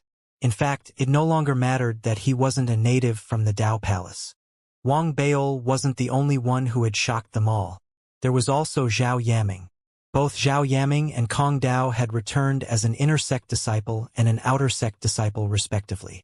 Kong Dao's rank wasn't that great a shock, but Zhao Yaming's rank had inspired similar disbelief. If not for the mind-blowing news of Wang Baol's adopted disciple rank overshadowing Zhao Yaming's achievements, she would have been placed in the limelight. The Federation had finally truly assimilated with the vast expanse Dao Palace. It would be almost impossible to separate the two entities now. After all, there was Wang Baol, irreplaceable and incomparable. What the vast expanse Dao Palace had to decide now was the role and position Wang Baol was to be given. There were plenty of views on that matter. The ones suffering massive headaches over this were Mielizi and Feng Churan, as well as Taoist Yuran, who had just come out from his seclusion and had maintained mostly silence over the matter. While Mielizi was nursing a headache, Feng Churan was still swimming in faint bewilderment. She didn't know what to do with Wang Baol. The three elders didn't comment on the matter at all, and the whole fiasco dragged on. The three of them knew that they had to come up with something soon though, or there would be problems. An adopted disciple could influence both the hyacinthus tree and the sex array formation. If this were the vast expanse Dao Palace of the past, not a single one of them would be qualified to become one of Wang Baol's followers. The three elders fought against a growing headache while the remaining cultivators in the vast expanse Dao Palace continued debating heatedly over this matter. Wang Baol had returned to Greenfire Island and settled his affairs. He had issued a stern warning to the donkey before contacting Kong Dao and Zhao Yaming. The three of them gathered on the main island, prepared to exchange their loot for battle credits. Their gains had been spectacular, which meant that everyone avoided them with a strange look on their faces when they approached the mission stone steel. As the exchange was initiated and they began to pull out item after item, the stone steel began to shake and give off a blinding light. It wasn't a mere flash but a persistent bright light that shone unceasingly as the gang pulled out one item after another. As if their storage bags contained an endless stash of treasures, the Dao Palace disciples around them were initially shocked, then gradually became stunned speechless. Finally, 30 minutes passed. Wang Baol and his friends finally left. It was then that an uproar erupted at the mission stone steel. The commotion persisted for a long while, and the sounds of the commotion traveled far into the distance. Wang Beol and his friends were overcome with excitement as well. The battle credits they had earned reached almost 1,000,000 credits. They had created a miracle. They went their separate ways soon after. Wang Beol had contributed the most during the search, which was why both Kong Dao and Zhao Yaming had insisted on him having 500,000 battle credits. Kong Dao had claimed 40% of the remaining 400,000 credits, leaving the remaining 60% to Zhao Yaming. The distribution seemed reasonable. Kong Dao had thought it a fair allocation. He bade farewell to Wang Beol and Zhao Yaming, then left excitedly to exchange the credits for a dermic treasure. He intended to get his hands on the combat cloak with the ability to turn its wearer invisible. Zhao Yaming had things she wanted to buy as well. She blushed as she eyed Wang Beol with a meaningful look, then left. Wang Beol himself rushed towards the vast expanse techniques chamber with his token containing the enormous wealth of battle credits he now had. This time, I'm going to get little Duanmu to call me daddy, Wang Beol thought proudly. As long as he had battle credits, he would be able to rule the world. He reached the vast expanse techniques chamber. With a wave of his hand, he exchanged for 200 sets of cultivation techniques without batting a single eyelash. Even though many of those cultivation techniques required more than 1,000 battle credits, he spent almost 300,000 battle credits on the cultivation techniques. He didn't care though. There were still 150,000 credits that Sun Hai was going to pay him today. Besides, he had been away for quite some time. He should have accumulated quite a bit of income from the game. He hadn't asked Xianxia about it, but Wang Beol was confident that he was reaping massive profits. He wasn't stressed by his expenditure at all. He took all 200 cultivation techniques to the teleportation array formation and sent them back to the Federation in a single go. He could imagine the shock the Federation was experiencing at this moment, having just received 200 cultivation techniques. He wondered if Duanmuk's jaw dropped to the floor. The thought pleased him immensely, causing his spirits to soar. Little Duanmu, there's no way you can get out of admitting defeat. You shouldn't have tried such cheap tricks in the first place. Wang Beol patted his tummy proudly. He believed in being relentless. He had sent more than 300 cultivation techniques back to the Federation. Perhaps he should round the figure up and make it 500 instead. It's decided then. With that thought in mind, Wang Beol ended the teleportation and happily returned to Greenfire Island.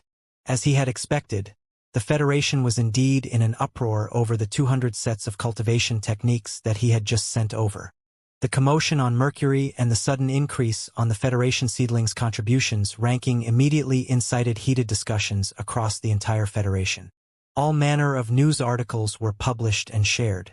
The citizens of the Federation all began to talk about it. Duanmuk was at a loss for words. He had a strong gut feeling that his presidency was going to be short-lived.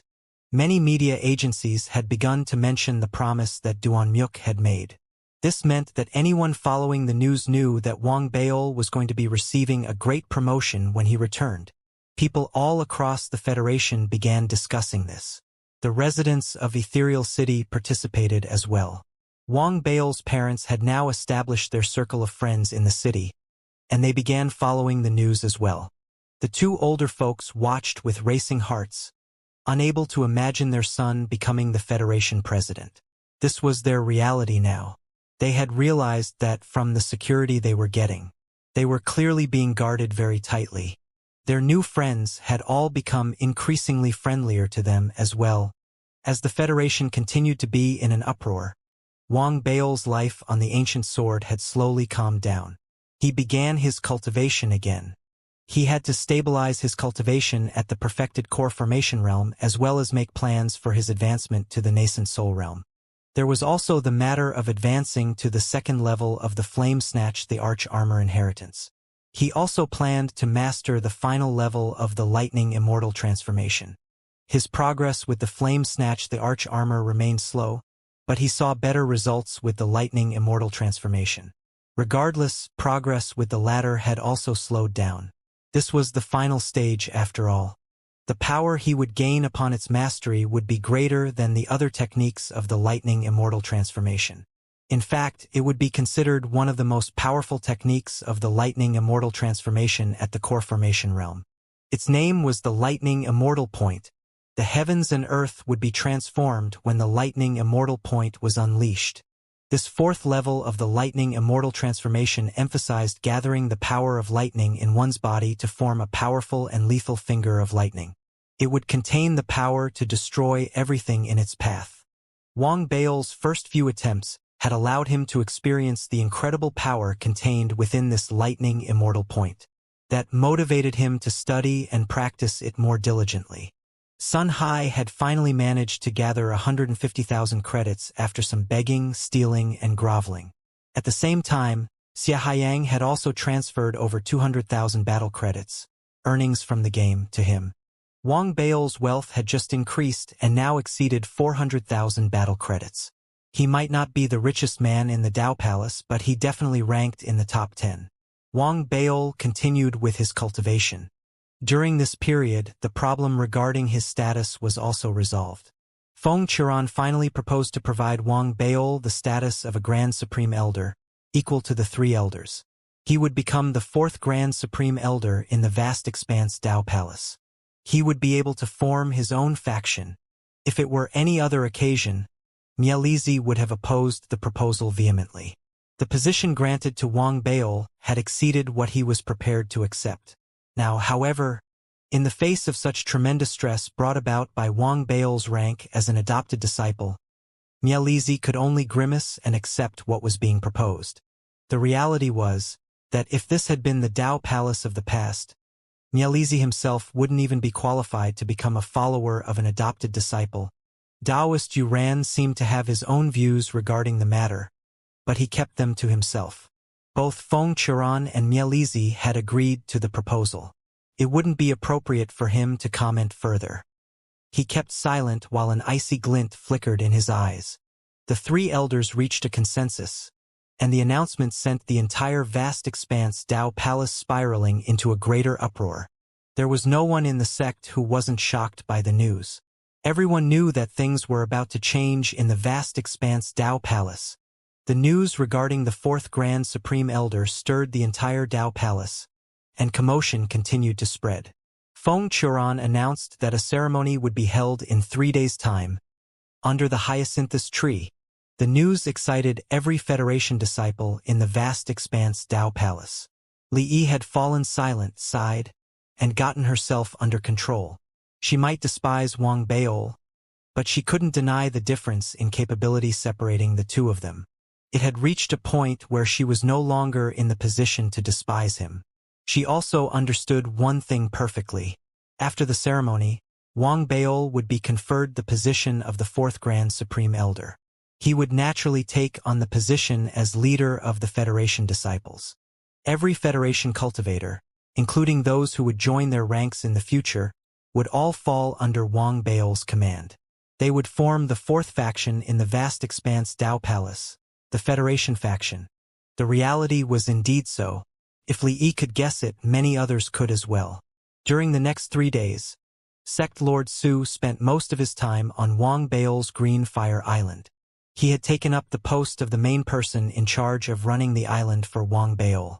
He had readily accepted and acknowledged Wang Bao's superior role.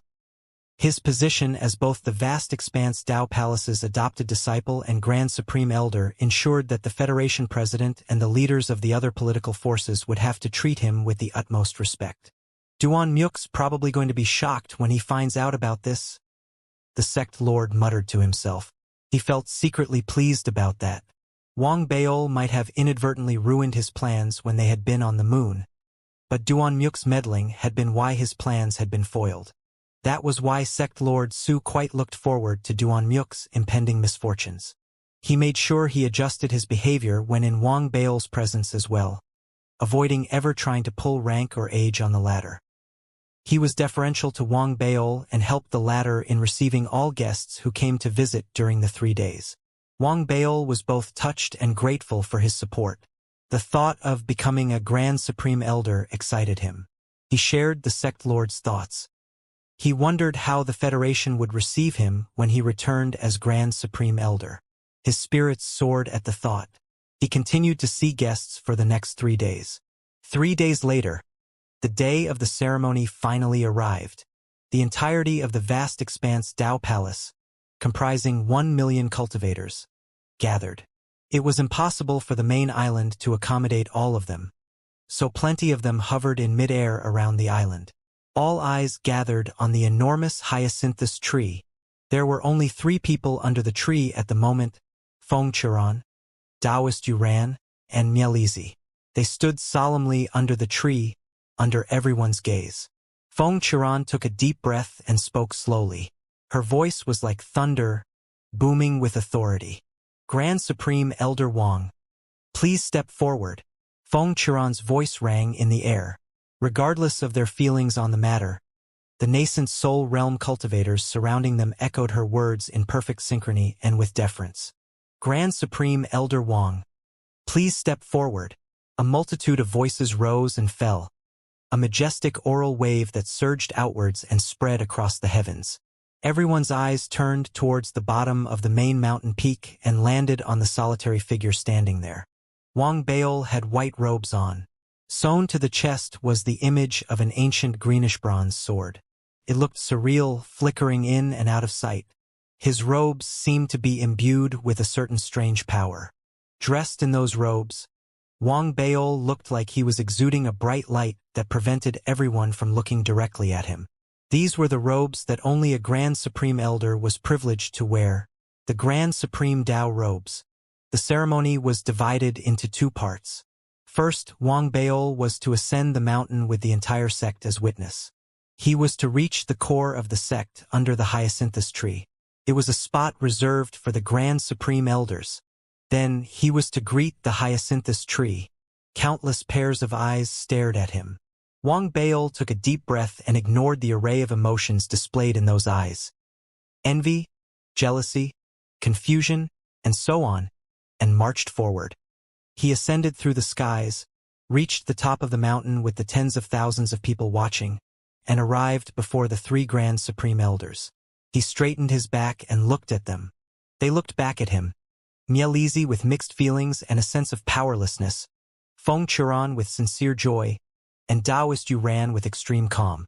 Taoist Yuran had his usual gentle smile on his face, and his eyes looked back at Wang Baol with encouragement. Wang Baol couldn't help feeling slightly bothered by Taoist Yuran though. He didn't know where this feeling was coming from. Elder Wang, please extend your greetings to the hyacinthus tree. With the hyacinthus tree as your witness, you shall become the 4th Grand Supreme Elder of our vast expanse Dao Palace. Feng Qiran said softly, a serious look on her face. Wang Baol nodded. He first turned and looked at the sea of Dao Palace disciples surrounding him. He could feel their eyes on him. Then, he turned back and stared at the enormous hyacinthus tree before him. It was an ancient tree, and time had clearly left its mark on its thick and rough bark lined with numerous cracks. It was like an elder who had been around for a very, very long time, serving as both protector and witness for the Dao Palace. Wang Baol stared at the hyacinthus tree and took a deep breath. He stepped forward towards the tree, and, before the eyes of the Dao Palace disciples around him, cupped his fist and extended a deep bow towards the tree. As soon as he extended his greeting, the hyacinthus tree suddenly swayed violently. The heavens and earth stirred. The air stilled while clouds came to a halt in the sky. The vast expanse Dao Palace's array formation appeared, and the surrounding sea of fire erupted. The whole world seemed to be shaking. Shock flashed across everyone's faces. Those who had been reluctant to accept Wang Baol as their Grand Supreme Elder were all stunned. They stared at Wang Baol with shock and disbelief. He really achieved resonance with the hyacinthus tree. He was able to affect the sect's array formation. Everything that happened that day was real. This had happened when Wang Baol had first revealed his adopted disciple identity token. Not everyone had witnessed that scene though. That was why there hadn't been as great a reaction then. Now that everyone saw this with their own eyes, they were instantly flooded with a torrent of emotions. The resonance he achieved with the hyacinthus tree seemed to be greater than the previous round. The 3 Grand Supreme Elders were standing the nearest to the tree and possessed the highest cultivation. They could sense that the most clearly. As surprise flashed across their faces, Wang Baol trembled fiercely. He could sense a strange consciousness separating from the tree. It wormed into his storage bag swiftly and entered his adopted disciple identity token. It seemed to be checking something. The consciousness soon left his identity token. The tree seemed to have ascertained Wang Baol's identity. It began to shake more fiercely. The same consciousness shot into Wang Baol's mind, forming images in his head.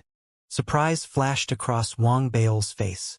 He saw in the images Feng Qiran, or perhaps he should say that he saw the giant tree's memories, and in those memories, he saw a Feng Qiran who had stood before the tree on a certain day in the past. Feng Qiran looked younger than she was now, and she had an infant in her arms. She knelt before the hyacinthus tree with a look of bewilderment on her face, murmuring quietly to the tree. Wang Baol's breathing quickened. There was something strange going on here. It was then that he caught what Feng Qiran was muttering. Ancient hyacinthus tree, the never-ending clan ambushed us during our journey. The elders were badly injured and went into deep slumber. The ancient sword deviated from its flight trajectory and entered a region called the solar system. There is a civilization found in this galaxy called the Federation. Contact with shards of the ancient sword has initiated the age of cultivation in the Federation. I wish to guide them on the path of cultivation. Once they have grown stronger, they will be able to help and repay the Tao Palace. The Tao Palace will be able to assimilate fully into this galaxy and find new roots here. We will be able to prosper and thrive, plant new seeds of civilization. In addition, I suspect that there are still remnants of the never-ending clan hidden amongst us in the Tao Palace. I will find them all. That is the reason why I do not dare to leave this child with me. I wish to send him away with the visiting Federation cultivators to the Federation. He shall grow up there. He is too important. I am the only person in the entire Tao Palace who knows his true identity. He is the reincarnation of the previous Tao disciple Wu Chun. He shall regain his memories once he reaches the Soul Conduit realm. I dare not let him remain in the Tao Palace. I seek your permission to send him away. Please bear a single fruit as a show of your approval. The images flashed clearly in Wang Baol's head. It was as if he had become the hyacinthus tree that instant and was witnessing the actual scene himself. Waves of emotions surged inside Wang Baol as he listened to Feng Qiran's words. His breath froze. He stared at the infant in Feng Qiran's arms. He had only one name in his head. Wuchen. The image blurred. Next, he saw a fruit ripen on the hyacinthus tree. It fell and landed before Feng Qiran. Feng Qiran picked the fruit up and placed it in the infant's mouth. It melted swiftly and disappeared quickly as the child sucked at it hungrily. Feng Qiran bowed again and finally left. The last image was of Feng Qiran's retreating back. That too grew blurry. Wang Baol shook again, as if he had just awakened from a walk down the hyacinthus tree's memory lane. His eyes cleared. He was back, standing on the mountain peak, with 1,000,000 Tao Palace cultivators watching him. Wang Baol was silent for a long moment. He took a while to recover from his shock. He straightened his back, turned, and looked at the 3 Grand Supreme Elders. They looked as if nothing had happened. Wang Baol came to a conclusion that perhaps he was the only one who had access to the hyacinthus tree's memories during the resonance he had achieved with it. This was because he was an adopted disciple, while the other 3 elders were only inner sect disciples. They couldn't achieve such a strong resonance with the hyacinthus tree. The likelihood of them seeing what he had seen earlier was low. This meant that perhaps Feng Qiran had really been the only person who knew the identity and whereabouts of this infant. Now he knew as well. Wang Baol had no idea how the Tao disciple Wuchen had turned up in Feng Qiran's hands, or how Feng Qiran had explained the infant's appearance. What he knew was when the previous Federation President Li Xingwen had left the ancient greenish bronze sword, he had returned to the Federation with an infant in his arms. Wang Baol silently decided to set the entire matter aside for the moment. He took a deep breath, then looked at the Tao Palace cultivators around him. They watched as he walked towards the 3 Grand Supreme Elders, cupped his fists, and extended a deep bow towards them. "Greetings to the 3 Grand Supreme Elders." Feng Qiran smiled. She returned the greetings. A reluctant Mia Lizhi bowed back, while the mild-mannered Taoist Yuran cupped his fists and returned the greetings as well. "Greetings to Grand Supreme Elder Wang Baol." They stood together on the mountain top, their greetings immortalized in that moment and seared into the memories of the surrounding disciples. The surrounding disciples saluted the next moment. "Greetings to Grand Supreme Elder Wang Baol." Their voices boomed like thunder, rippling across the skies in an endless echo. The bells of the Tao Palace began to chime. The ceremony had come to an end. Henceforth, the vast expanse Tao Palace was no longer divided into 3 factions. They had just received their 4th Grand Supreme Elder. The Federation disciples were the loudest and most excited during their greetings. The 4 Grand Supreme Elders smiled and nodded at one another. Feng Qiran then represented the sect and announced a series of changes and promotions. Greenfire Island was to become Wang Baol's private island. A dozen other large islands near the vast expanse Tao Palace would also fall under his jurisdiction. A 4th palace for the 4th Grand Supreme Elder would also be constructed on the main island. The palace would serve as a place for Wang Baol to carry out his daily cultivation. Its size and model would adhere to their sect's highest standards. The sect would also be responsible for acquiring all the materials needed for construction. There was also the matter of tribute. He would receive the same deferential treatment as the other Grand Supreme Elders, as well as a vote in determining the sect's developmental strategies. He would be taking over the foreign relations between the Federation and the vast expanse Tao Palace as well.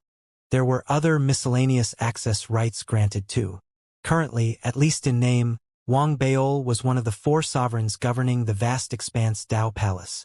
This was something no one had expected. No one could have known that within a mere 2 years, Wang Baol would transform from an outsider to someone who held such power and authority in the sect.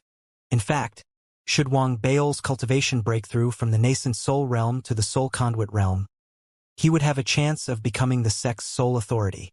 Feng Qiran completed her announcements, and the ceremony was coming to an end. Everyone watched as the 4 Grand Supreme Elders stood together. Feng Qiran smiled and handed a jade slip to Wang Baol. "Elder Wang, next is the conferment of new positions. You should announce them.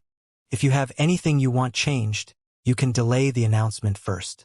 We can discuss the changes after." Wang Baol stared at Feng Qiran. The hyacinthus tree's memories surfaced in his mind. He nodded, saluted her politely, then took the jade slip from her.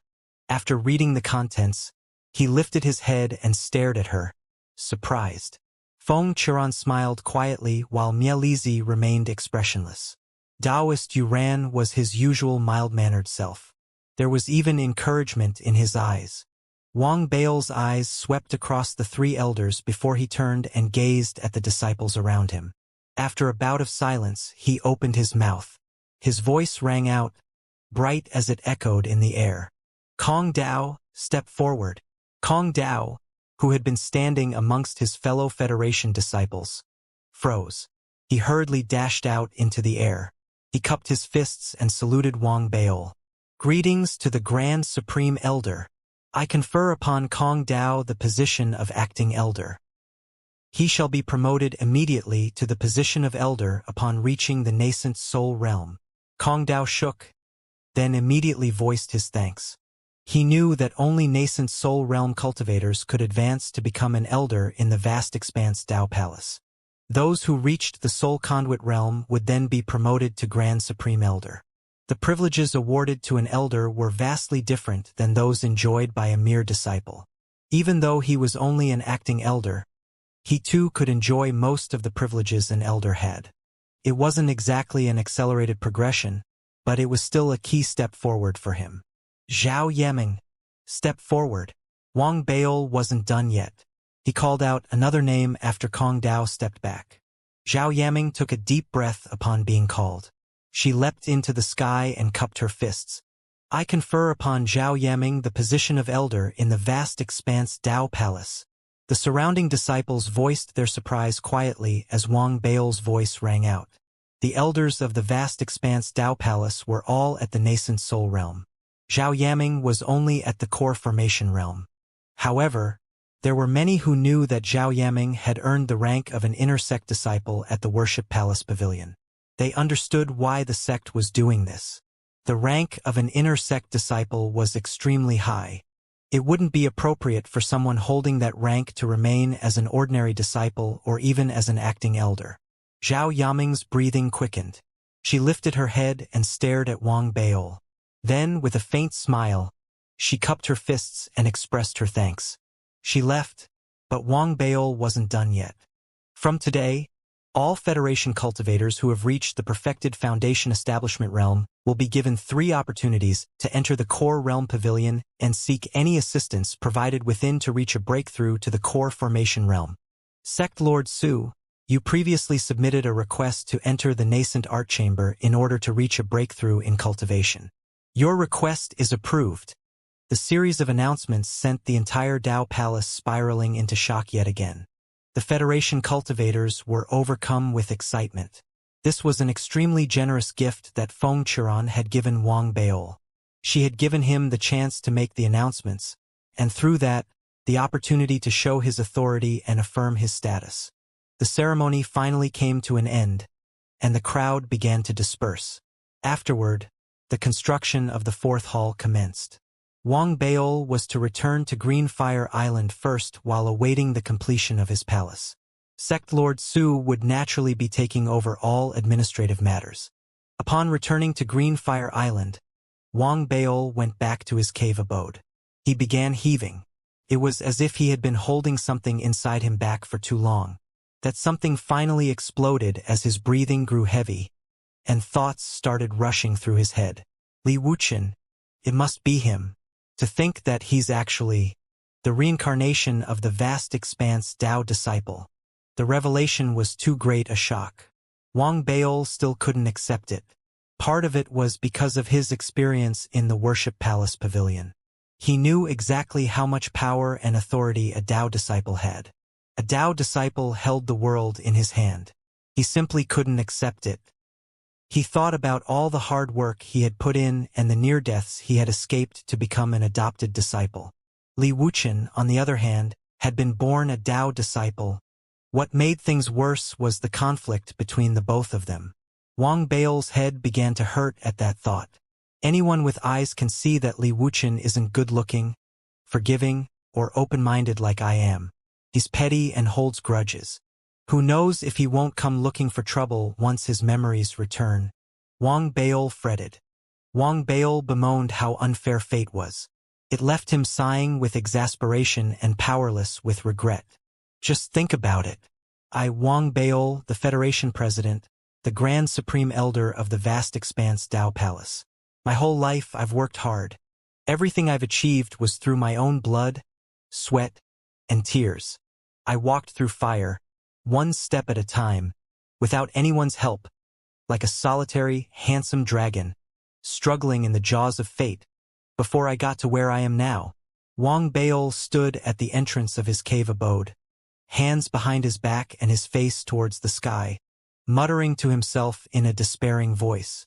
His whole life flashed across his eyes.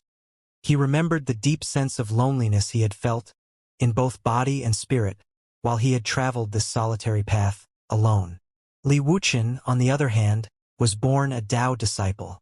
He'll be able to regain his past life's memories once he awakens. He shall become the sole authority in the vast expanse Dao Palace. Fates is so unfair. Such is life. Such injustice. Wang Beol's right fist shot out and slammed into the wall next to him. The cave abode shook while the mountain trembled. It was like he was trying to vent his frustrations. This clearly wasn't enough.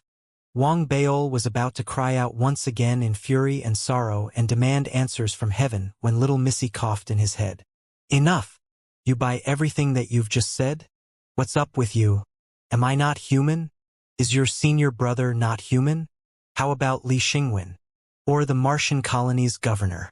Try saying that you haven't a single soul helping you again. Wang Beol fell silent at little Missy's words.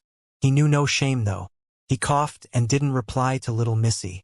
Instead, he tried to continue basking in the emotions he had stirred up. This might prove difficult for someone else whose bluff had just been called, but it was a piece of cake for Wang Beol. Soon he was immersed in fury and sorrow.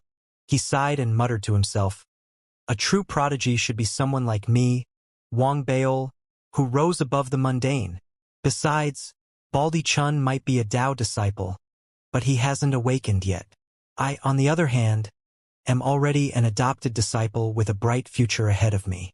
He's no threat to me now, even after he regains his memories, so what? He might be the Tao disciple, but I'm a dark child. Besides, it's not like we have some terrible grudge against each other." At that thought, Wang Beol patted his tummy and stopped worrying. The days passed swiftly. The construction of his own palace on the main island progressed smoothly under the Tao Palace cultivator's steady, hard work. Its size and model was the same as the palaces belonging to the other 3 Grand Supreme Elders. It looked enormous and extremely lavish. They were also building a huge statue of Wang Beol outside the Grand Palace. It inspired awe and respect in all Tao Palace cultivators who passed by. There were also numerous array formations set up around the main body of the palace. They were connected to the main array formation in the vast expanse Tao Palace. As long as Wang Beol remained in his palace, and as long as the array formation remained activated, even a soul conduit realm cultivator could do him no harm. The resources required for setting up the array formations and constructing the palace were clearly immense. After a Tao Palace disciple sent the key to the array formation to him, Wang Beol made a trip down to the palace to inspect it. He was pleased with what he saw. He soon moved off of Greenfire Island and into the palace. Federation disciples began to visit him there. Things finally settled down after a week. The other disciples in the Tao Palace also finally began to get used to Wang Beol's new position. Wang Beol had declared during the ceremony the Core Realm Pavilion and Nascent Art Chamber open to Federation cultivators at their respective Perfected Foundation Establishment Realm and Perfected Core Formation Realm. Many Federation disciples had begun using the facilities and attempting a breakthrough. Zhui Yifan had been the first to do so and was still in seclusion. Sect Lord Su from the Galactic Dusk Sect had also been the first to enter the Nascent Art Chamber and try for a breakthrough in cultivation. Wang Beol himself didn't immediately enter the Nascent Art Chamber. He had just reached the Perfected Core Formation Realm, after all, and his cultivation had not yet stabilized at its current level. What he had to do now was to perfect his divine powers and allow his cultivation to truly reach its full potential at its current level. Time passed steadily, and things began to settle down. Wang Beol would receive the occasional report from a few Federation disciples, but he spent most of his time practicing the final level of his Lightning Immortal transformation and the second level of his The Arch Armor inheritance. Progress for the former was sluggish and even slower for the latter. Wang Beol knew that he couldn't rush things though. He continued trying to figure things out without worrying too much. In that way, a month passed. Zhui Yifan finally emerged from his seclusion. He had attained a breakthrough and advanced from the Foundation Establishment Realm to the Core Formation Realm. He had also acquired an inheritance from the Eye of Infinite Techniques. As soon as Zhui Yifan emerged from his seclusion, Wang Beol immediately contacted Feng Churan. Like Kong Dao, Zhui Yifan was made an acting elder. Wang Beol then handed some battle credits to Zhui Yifan as a loan, to aid the latter in his future cultivation. The reason it was a loan and not a gift was because Wang Beol had read the high officials' autobiographies. He knew that friends should never simply give money to one another. Doing so the first time might inspire gratitude. The second time your friend might think well of you. But after a few times, people would start taking it for granted. In fact, if you wanted to render someone completely useless, the best way to do so would be to get this person used to getting things for nothing. He or she would turn into utter trash. At his current age, Wang Beol still couldn't quite understand such things. But he had a habit. Anything he didn't know, he would simply follow what had been written in those autobiographies. He had done this many times, and it hadn't failed him yet. That wasn't the only good thing to have happened for the Federation. Sect Lord Su of the Galactic Dusk Sect, one of the few who had founded the Spirit Inception era in the early stage Federation, finally attained a breakthrough after a period of seclusion in the Nascent Art Chamber.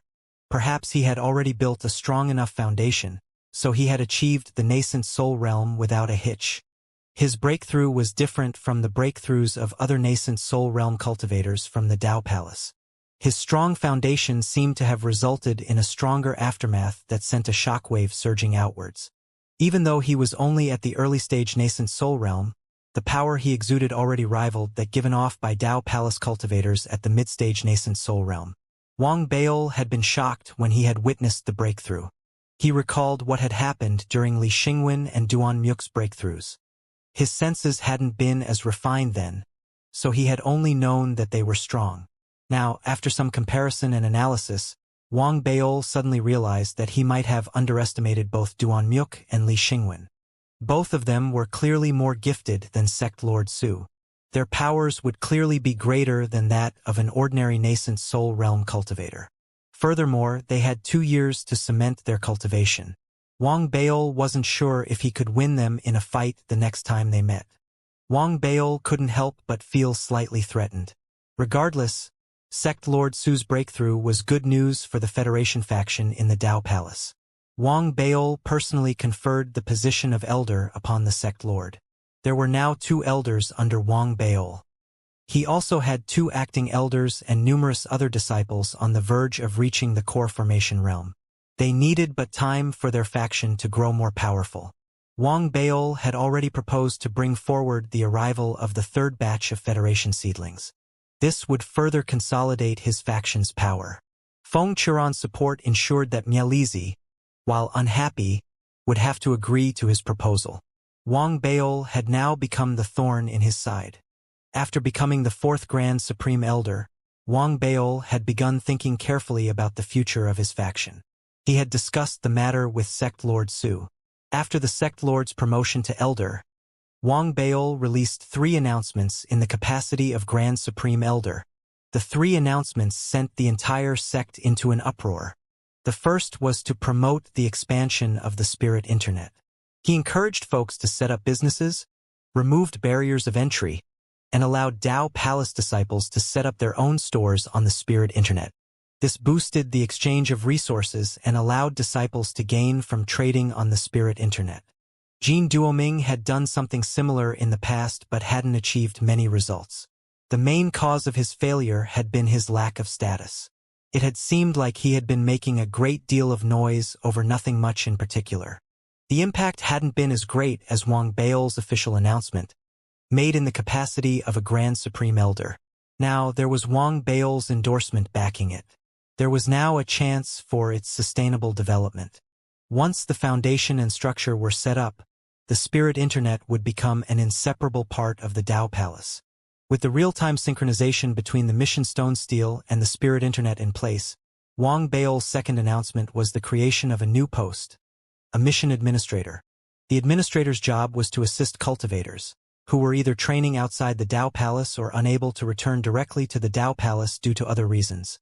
By collecting the items obtained from the mission from these cultivators, submitting them to the sect on the latter's behalf, and allocating the awarded battle credits to the latter.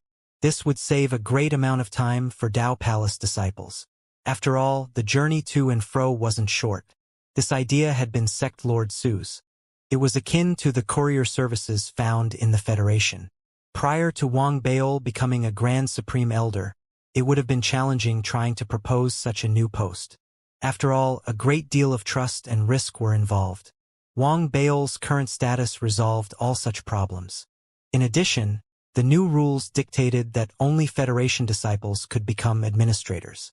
Of course, there were still many other details to be ironed out, including the issue of compensation should problems arise. There was no need for Wang Baol to worry about those though. Sect Lord Su was there to sort everything out. The first 2 announcements led to Wang Baol thinking of the third one, which was to set up a loans pavilion, with his and the Federation government's credit as basis. The loans pavilion would be open to all Tao Palace disciples. Personal credit ratings would be set up for everyone. In addition, different credit limits would also be given based on their ranks. Each loan given would earn interest. The impact of the third announcement was akin to dropping numerous anti-spirit bombs on the vast expanse Tao Palace. shocking every disciple and displaying Wang Bao's and the Federation's wealth at the same time. The loan's pavilion was backed by both Wang Bao himself as well as the Federation government. It meant that the credits placed with the pavilion were guaranteed security. Loans given out were also guaranteed to be collected back, with interest. Wang Bao's level of cultivation might not be high enough to provide assurance, but his status and rank ensured that few would dare default on a loan. Everyone had come to know his character as they witnessed his rise to the top. They knew how vicious and merciless he could get. Sun Hai had set a memorable example. The consecutive issuances of these 3 announcements would completely transform the Dao Palace as well as countless lives. They were practical changes, though. No one would wish to forego them after getting used to the changes. It was difficult for most people to forego convenience after having gotten used to it. There were a few who realized what Wang Bao was trying to do and protested the new measures. But Wang Bao had both authority and Feng Qiran's support on his side. The voices of dissent were gradually lost in the crowd. In addition, Wang Bao wasn't interested in gaining this small minority's approval. What he wanted was to achieve convenience for the majority. In fact, they can curse at me while they continue using those services. That had been Wang Bao's exact words when Sect Lord Su had voiced his concerns after Wang Bao had proposed the idea for the loan's pavilion. Those words had convinced the Sect Lord. He had bowed deeply and gone ahead to execute Wang Bao's plans. Those 3 measures were implemented. As the Dao Palace began to undergo a steady transformation, and as some people grew lost amidst the changes, Mializi started to panic. Wang Bao and Feng Qiran had joined forces during this period of time, and many things began to spiral out of his control. He was powerless against them. Without rhyme or reason, Taoist Yuran resumed his past neutral stance, abstaining from voting on all matters. Mializi grew increasingly anxious while his displeasure towards Feng Qiran and Wang Bao intensified. He had seen the changes that had overtaken the sect. He had seen the convenience the spirit internet had given them, the dangers it brought along, as well as how it had chipped at his power. If he continued to allow things to unfold in this manner, he had a feeling that the Dao Palace would soon be assimilated with the Federation. Then, it wouldn't simply be difficult to tear them apart, it would be impossible to do so. There was something else that Mializi found unacceptable. In his heart, the Dao Palace reigned supreme, and outsiders who hadn't received the Dao Palace's acknowledgement were all beneath the Dao Palace. With Wang Bao's rise in power and his series of new initiatives, the status of Federation disciples had risen greatly in the Dao Palace. Many Dao Palace cultivators had even grown accustomed to that. They subconsciously felt that everyone was now equal. All this contributed to Mializi's anxiety. However, he knew that with Wang Bao and Feng Qiran joining forces, he had little chance of retaliating against them. That was why he told himself to grit his teeth and shoulder on while waiting for his chance. When his chance came, and he decided to strike, he would stir up a huge storm, summon chaos and destroy order, and overpower everything in his path. With that thought in mind, Mializi decided to retreat into seclusion. He would strengthen his cultivation and, at the same time, spend more time guiding his disciple, Dugu Lin, whom he had placed his hopes on. His desire was for Dugu Lin to reach his breakthrough as soon as possible. As a result, control over the Dao Palace fell to Wang Bao and Feng Qiran during this period of time. There was naturally no disagreement about the arrival of the 3rd batch of Federation seedlings. The proposal was passed smoothly. Their arrival would take place a month later. By using his authority, Wang Bao hid from Feng Qiran the fact that he had demanded the presence of 2 people in this 3rd batch. The first was the Martian colony's deputy governor, the giant tree. The second was Li Wuchen. The identification of new seedlings was under the Federation's internal purview. In addition, Feng Qiran had no way of knowing that Wang Bao had accessed the hyacinthus tree's memories. As a result, she paid no attention to the incoming 3rd batch of Federation seedlings. It was this oversight that resulted in Li Wuchen's presence amongst the 100 seedlings a month later. Feng Qiran saw the slightly lost and nervous look in Li Wuchen's eyes as he stood in the array formation. Her breathing quickened instantly. Wang Bao pretended that he didn't notice. Feng Qiran had her suspicions but found no appropriate channel to voice them. She could only hide her doubts while staring past the crowd and at Li Wuchen, a myriad of emotions flashing across her eyes. Li Wuchen had seen Feng Qiran, but he didn't recognize her at all. On the other hand, he was quite familiar with Wang Beol, who was seated next to Feng Qiran and surrounded by numerous cultivators. Wang Beol seemed to have done very well for himself. A mixture of feelings and jealousy surged inside Li Wuchen almost instinctively. The Federation was aware of Wang Beol's newfound status. They had received news of it recently, and it had created quite a commotion. He had only found out just before his arrival. Regardless, it had been just as shocking. He sighed, troubled.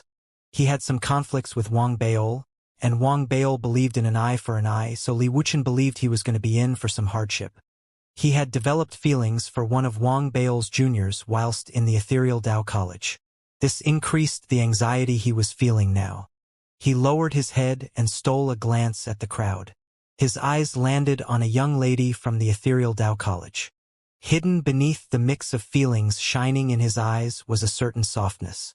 Mayor might be stressed because of Wang Beol. It doesn't matter if I suffer a little hardship as long as Mayor is free from troubles. It'll be worth it. Li Wuchen kept his breathing controlled and prepared himself mentally.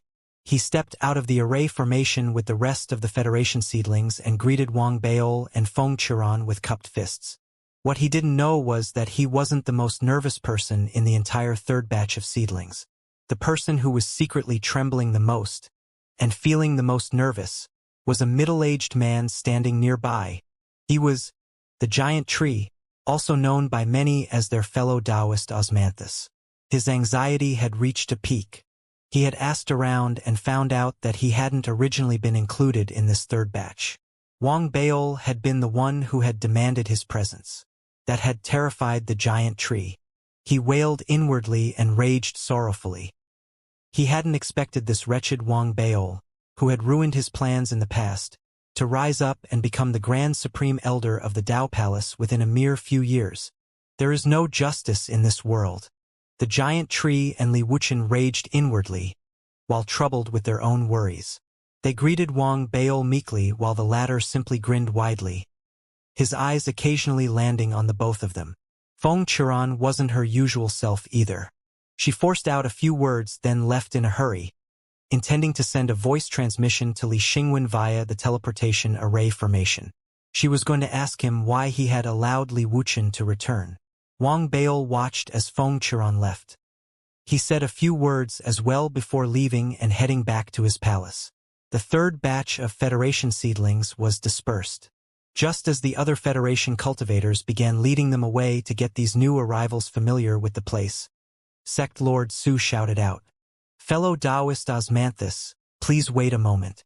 The Grand Supreme Elder requests your presence in his palace." The fretting giant tree, who had just released a sigh of relief and been lulled into a false sense of complacency, shook upon hearing that. He turned around slowly. He was silently screaming inside his head. He dared not reveal anything on his face, though. He gritted his teeth and nodded. "Fellow Taoist Osmanthus, we are old acquaintances. There is something I'm not sure if I should tell you." Sect Lord Su looked at the other cultivator with regret. "Please share your thoughts." The cunning giant tree immediately lifted his head upon hearing that and gave the sect lord a deferential bow. "Some people are destined for great things. If you could seize the opportunity presented to you, even past conflicts can be resolved and transformed into a chance for you to ascend to greater heights. Such things are not impossible." Sect Lord Su gave the giant tree a meaningful look as he spoke softly. The giant tree listened quietly to Sect Lord Su, the man who had once fought him for a chance at attaining a breakthrough on the moon. The gears in his head began to spin furiously as he continued to reveal nothing on his face, maintaining a polite, deferential appearance. He cupped his fists and bowed deeply. "I thank Sect Lord Su for your advice." Sect Lord Su, who had risen to the nascent soul realm, eyed the giant tree with a deep, meaningful look. He didn't say more. He walked ahead, towards Wang Beol's palace. The giant tree followed hastily. As the other new arrivals scattered, The giant tree followed Sect Lord Su to the fourth grand palace on the main peak. The heavy spirit chi in the air, the presence of dozens of nascent souls, the soul conduit realm presence exerted by Mielizi and the other two grand supreme elders, and the array formation enveloping both heaven and earth, everything made the giant tree shake in his boots. His heart grew increasingly heavier. It worsened when they arrived before the fourth palace, and the giant tree saw Wang Bail's towering statue in front of the palace. It was a shocking sight. He could feel power emanating from the palace itself. His breathing quickened. What made things worse was the look of deference and respect on Sect Lord Su's face as he stood at the entrance and bowed deeply at the shut gates. This was someone who had reached the nascent soul realm and could easily crush him. Su Yunkuan greets the Grand Supreme Elder. I have brought fellow Taoist Osmanthus, as you instructed. A flood of emotions threatened to pull him under as he watched the scene unfold before him. He had prepared himself mentally, but seeing a nascent soul realm cultivator treating Wang Bail with such deference still made his breathing quicken uncontrollably. His heart raced. He lowered his head instinctively as he cupped his fists as well and said bitterly, Osmanthus Moon greets the Grand Supreme Elder. The halls descended into silence after their greeting. A long moment passed. Then, Wang Bail's voice rang out, slow and calm. You may enter. Sect Lord Su knew that he shouldn't be present during this meeting. Upon hearing Wang Bail's words, he bowed again and left without sparing the giant tree a single glance. The giant tree began panicking and sighing at the same time.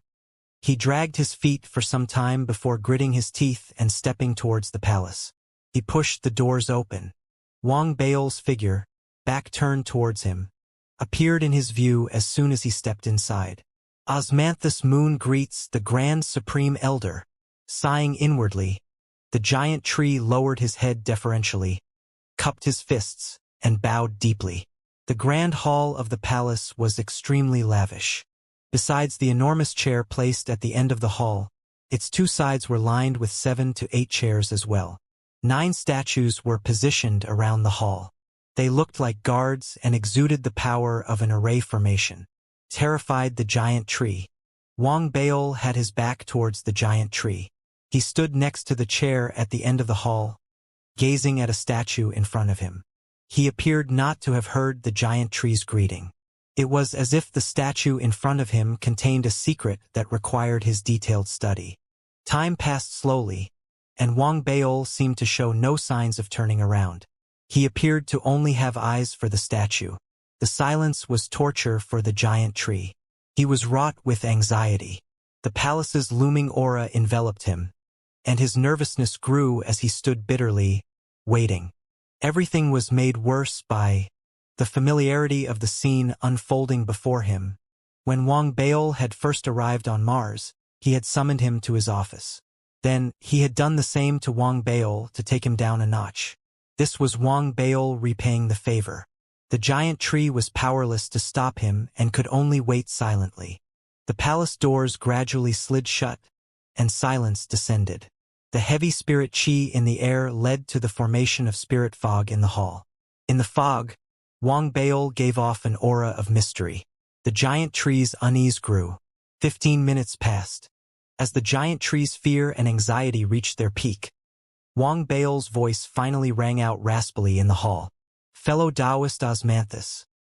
Wang Bail rose slowly to his feet as he spoke. We meet again.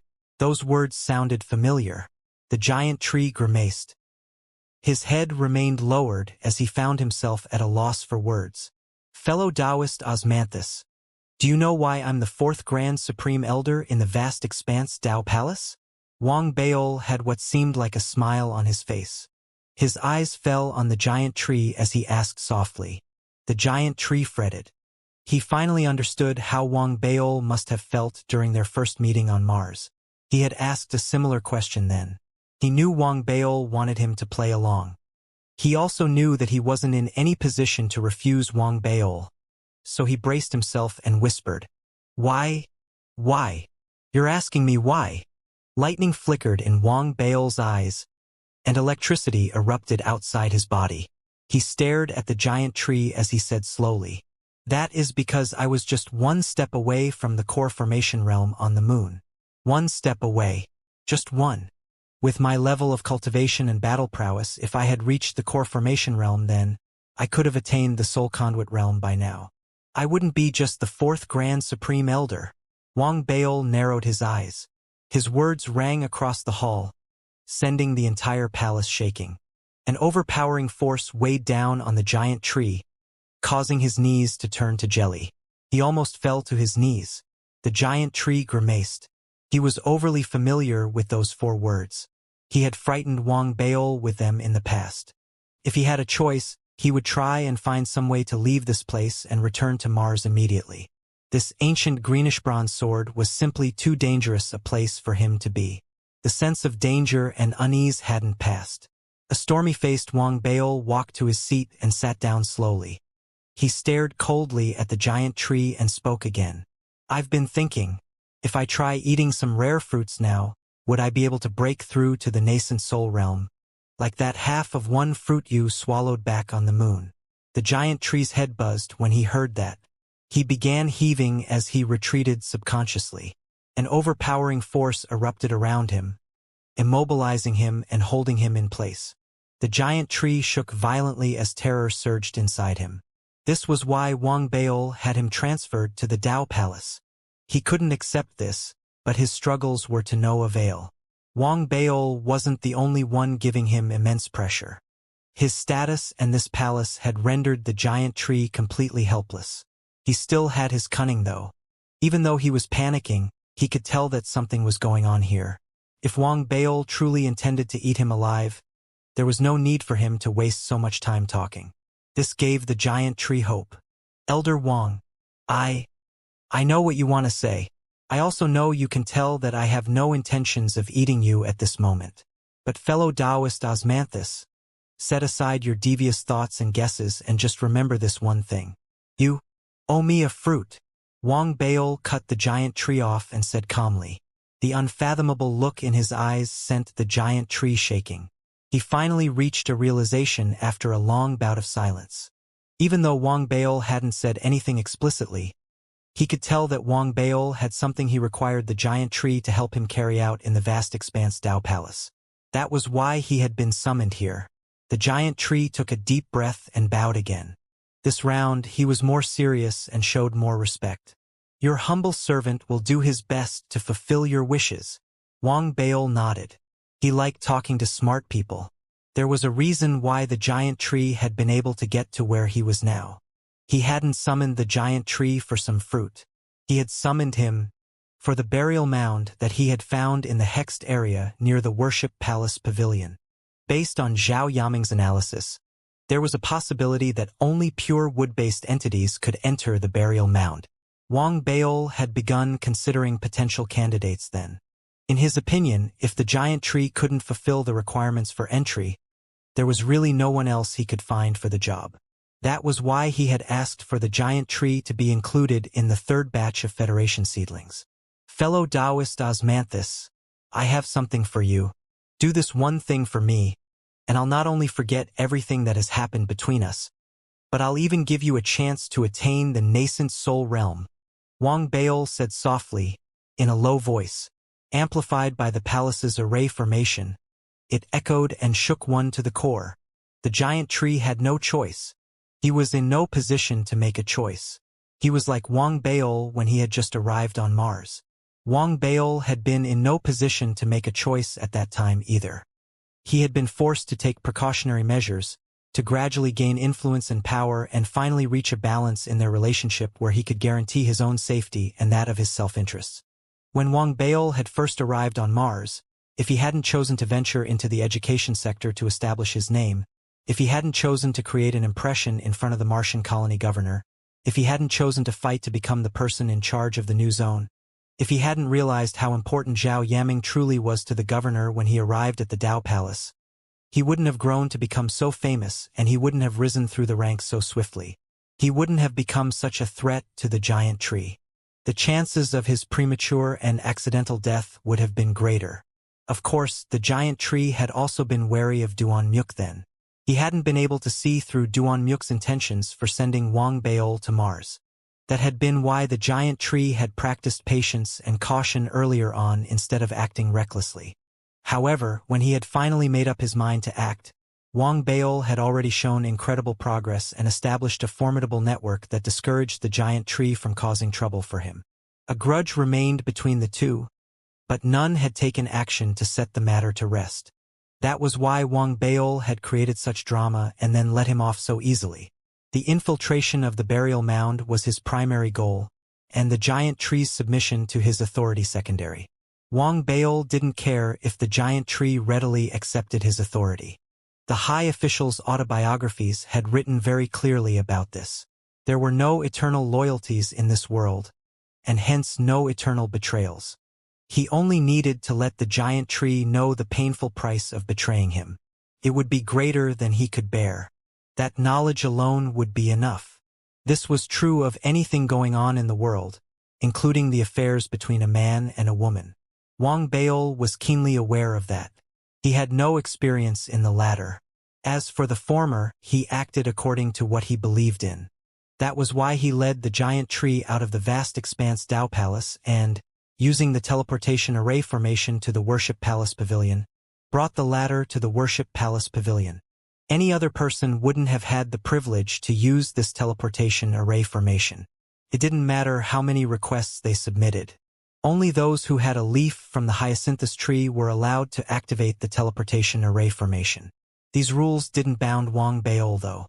As one of the four masters of the vast expanse Dao Palace, unless what he was about to do amounted to treason, there were few who could overrule his actions.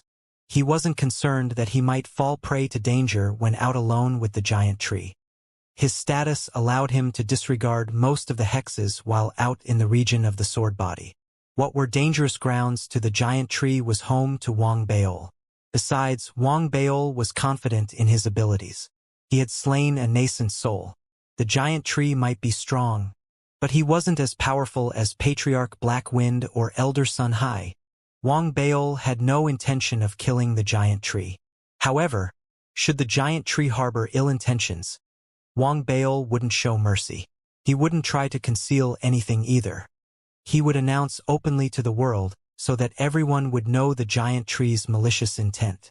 Wang Beol was certain that the cunning and intelligent giant tree was well aware of the advantages and disadvantages of his current situation. That was indeed the case. The giant tree continued to remain nervous after Wang Beol had teleported them to the sword body. His attitude towards Wang Beol remained deferential. "Did you see that?" They soon walked out of the Worship Palace Pavilion, and Wang Beol quickly led the giant tree down a familiar path. They appeared at the edge of the hexed area where the tomb was located. Wang Beol raised his finger and pointed. The giant tree immediately went into high alert. He gathered his full concentration and looked over. There was no way he was going to drop his guard. He was quite sure that Wang Beol wasn't going to harm him, but any place that made Wang Beol act with such caution was going to be extremely dangerous. The giant tree took a deep breath and surveyed the grounds carefully. He inspected the hex, then the tomb. He saw the burial mound and the cracks, as well as the green mist. His senses seemed dulled by the hex. However, as soon as he saw the green mist, he felt a sense of resonance with the mist. His eyes flashed. Then he saw the green wooden sword on the ground. It was then that the giant tree finally realized why Wang Beol had chosen to bring him here.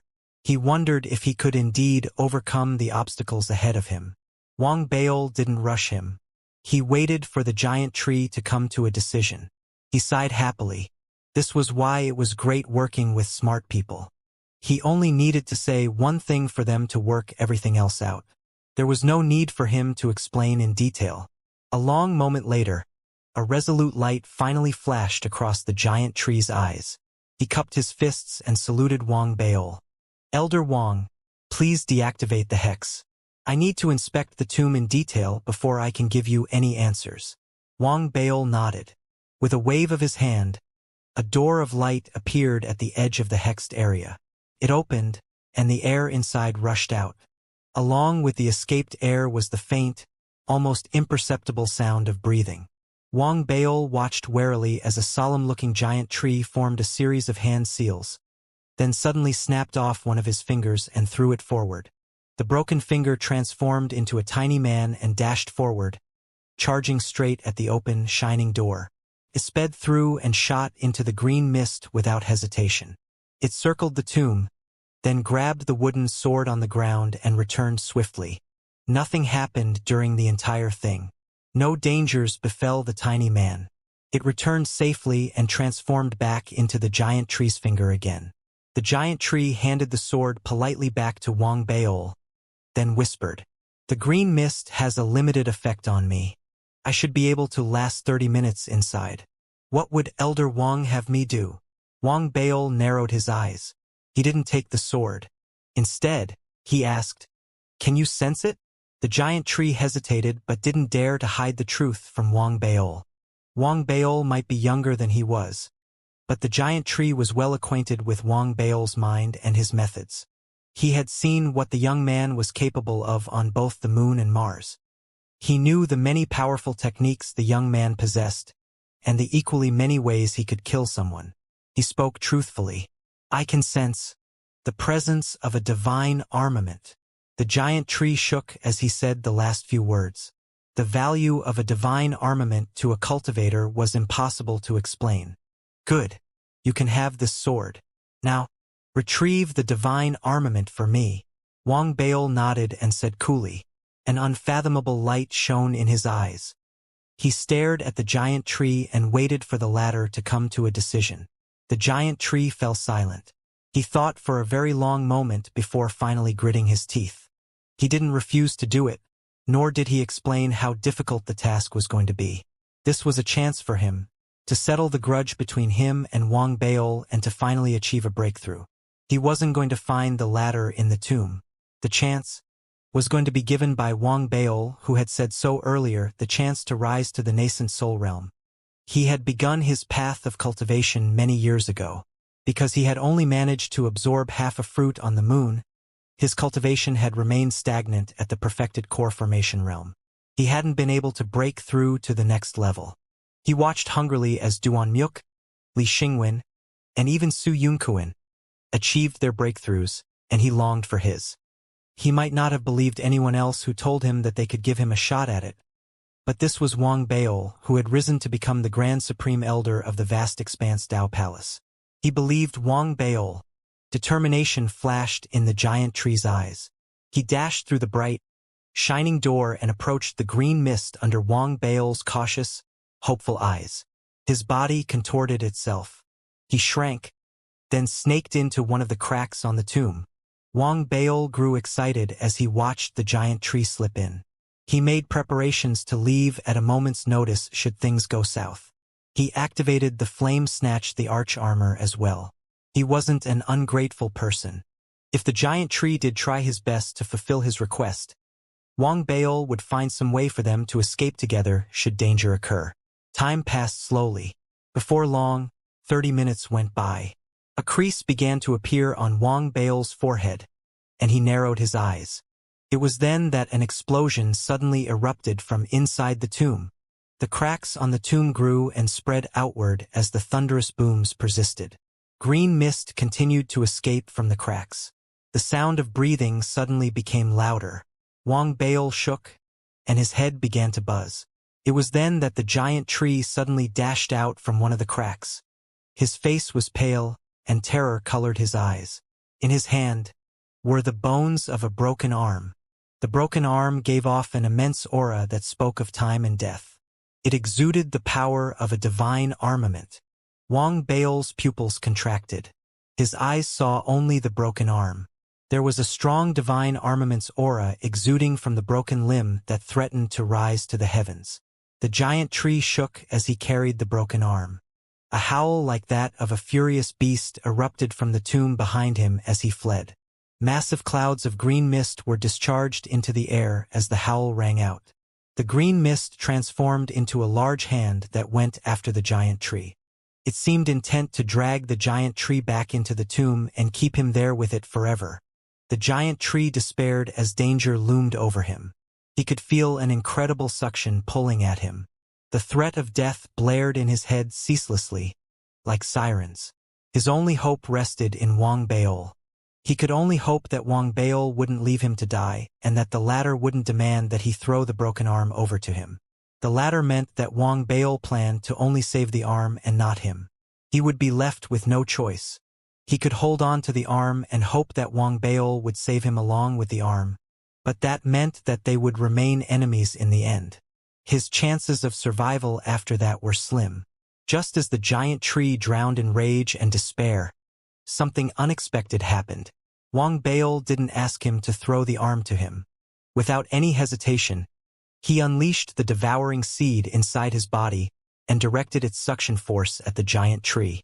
The sudden force combated the pull from the gigantic hand and gave the giant tree an additional burst of speed. Wang Baol wasn't done yet. As soon as he unleashed his devouring seed, his lightning avatar also appeared. Both the avatar and Wang Baol dashed towards the giant tree. They appeared at the giant tree's side instantly.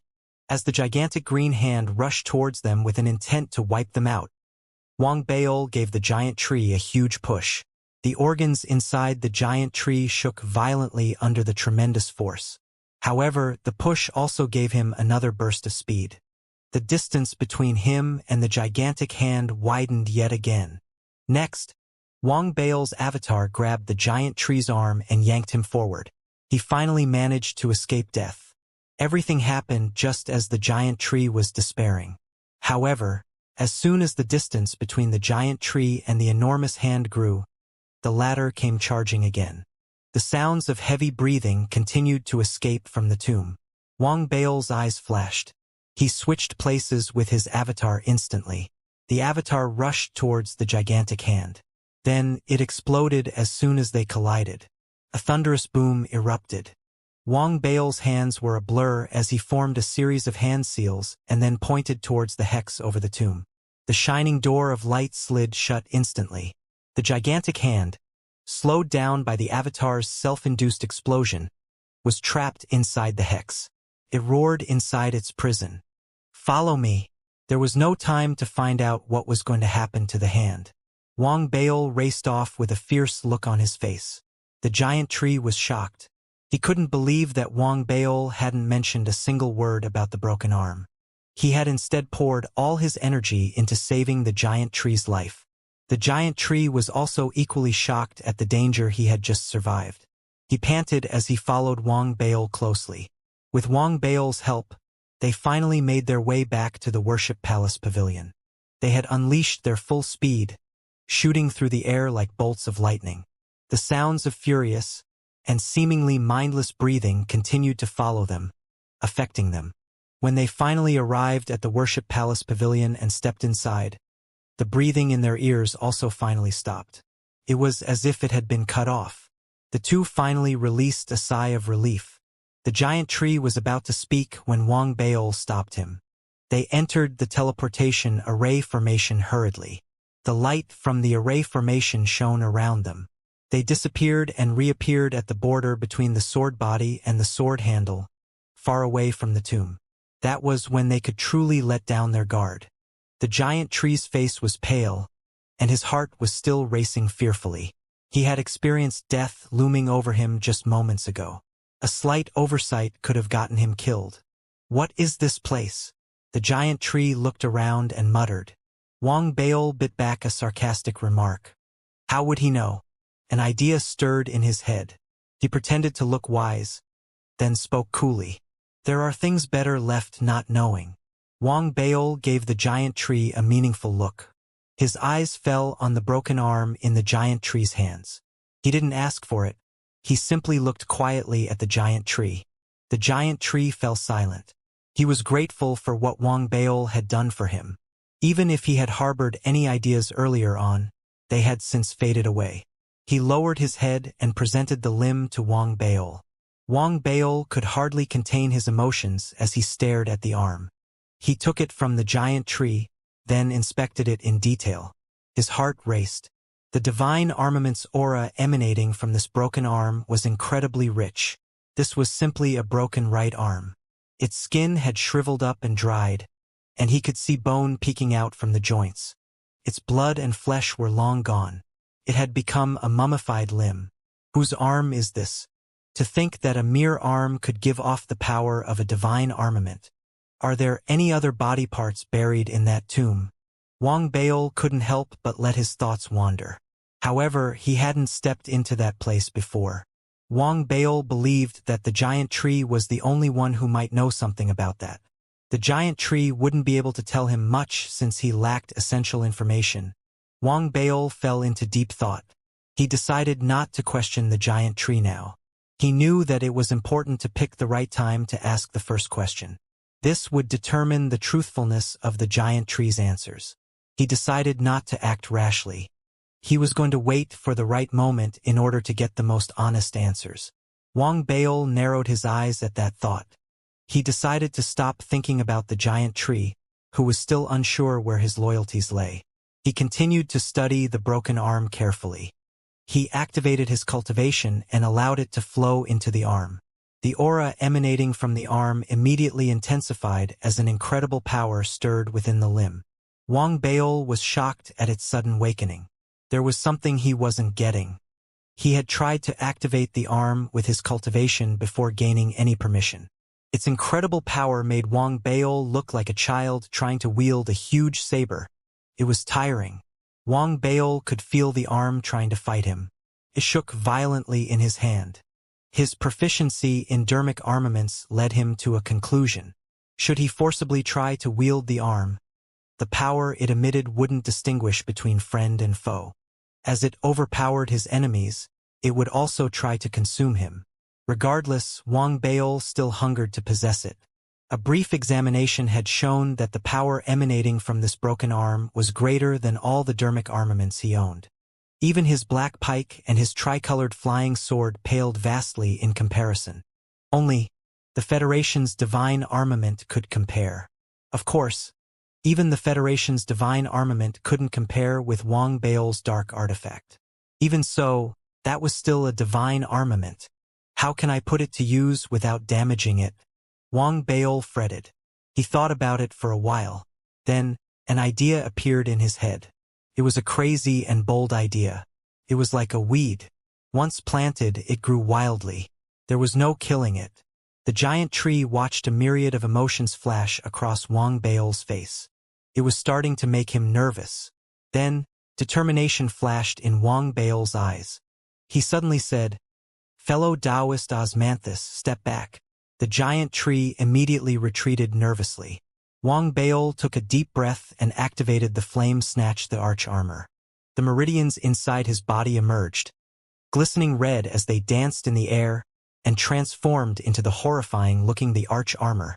The red meridians formed a shell outside Wang Baol, which exuded a power that almost suffocated the giant tree. Tornadoes began to appear around them. The giant tree finally understood how powerful Wang Baol truly was. His breathing stopped and he took a few steps back. Wang Baol paid no attention to the giant tree. As soon as the armor materialized, Wang Baol wielded its left hand without hesitation and grabbed the broken arm. An intense light shone in his eyes as he laid the broken arm onto the right arm of his armor. He pressed down fiercely. It fused with his armor and became one with his armor's right arm. The broken arm had become his right arm. This was the crazy idea that Wang Baol had thought of. The fusion wasn't entirely smooth. It was brutal and forced, without any prior acknowledgement or permission obtained. The process was far from effortless. However, based on Wang Baol's understanding of dermic armaments, he knew how difficult it was to acquire a dermic armament's acknowledgement of one's ownership. The broken arm would be equally challenging. It was likely that no one except its original master could have gotten it to submit readily. Wang Baol wasn't looking for a willing submission, though. He only needed to be able to wield it. What he had found problematic was the potential expenditure in energy as well as the backlash from wielding the arm. That was why he had decided to fuse it with his flame snatch the arch armor, so using the arm would expend the armor's power instead. Similarly, the backlash would fall on the armor as well. This meant that Wang Baol wasn't only able to wield the arm, he was also able to minimize any damage or injury to himself. This idea of his and his way of achieving it succeeded. It might not be a perfect fusion, but Wang Baol was nevertheless pleased with the results. He realized that the meridians and white strands residing within his flame-snatched the arch armor had rapidly wormed their way into the arm. It looked like a natural extension of the armor. This tightly bound connection also meant that he could feel a consciousness resting inside the broken arm, deep in slumber. It was likely the artifact spirit. Due to reasons yet known, it remained asleep and unaware of the flame-snatched the arch armor's invasion. As long as this consciousness is around, I won't be able to fully master and own this arm. There's no rush though. Let's wait until I break through the core formation realm to the nascent soul realm. We'll see if I can exorcise it then, Wang Baol thought. He lowered his head, staring at the right arm attached to the arch armor and smiling. He had the flame snatch the arch armor on, and its shell was formed from blood-colored meridians, save the right arm. The right arm was shriveled up but full, looking extremely creepy. Wang Baol sucked in a deep breath. He ignored the giant tree, who appeared to be shocked by his fusion with the arm. Instead, he activated his cultivation and the flame snatched the arch armor completely. The armor was bathed in a blood-red light instantly. An aura of violence erupted in the air. Waves of energy that surpassed Wang Baol's cultivation were unleashed and surged outwards. Wang Baol's eyes flashed. He steered the entirety of the flame-snatched the arch armor's spirit chi into its right arm while evading the slumbering consciousness inside. With the aid of the armor's meridians and the white bone strands, the armor's right arm began to tremble. In the next moment, Wang Baol began to experience a sensation, as if the armor's right arm had become his own. A thought surfaced in his mind. The giant tree watched in disbelief as the flame snatched the arch armor's right hand tightened into a fist. An incredible power burst forth from Wang Baol's person, which transformed the skies.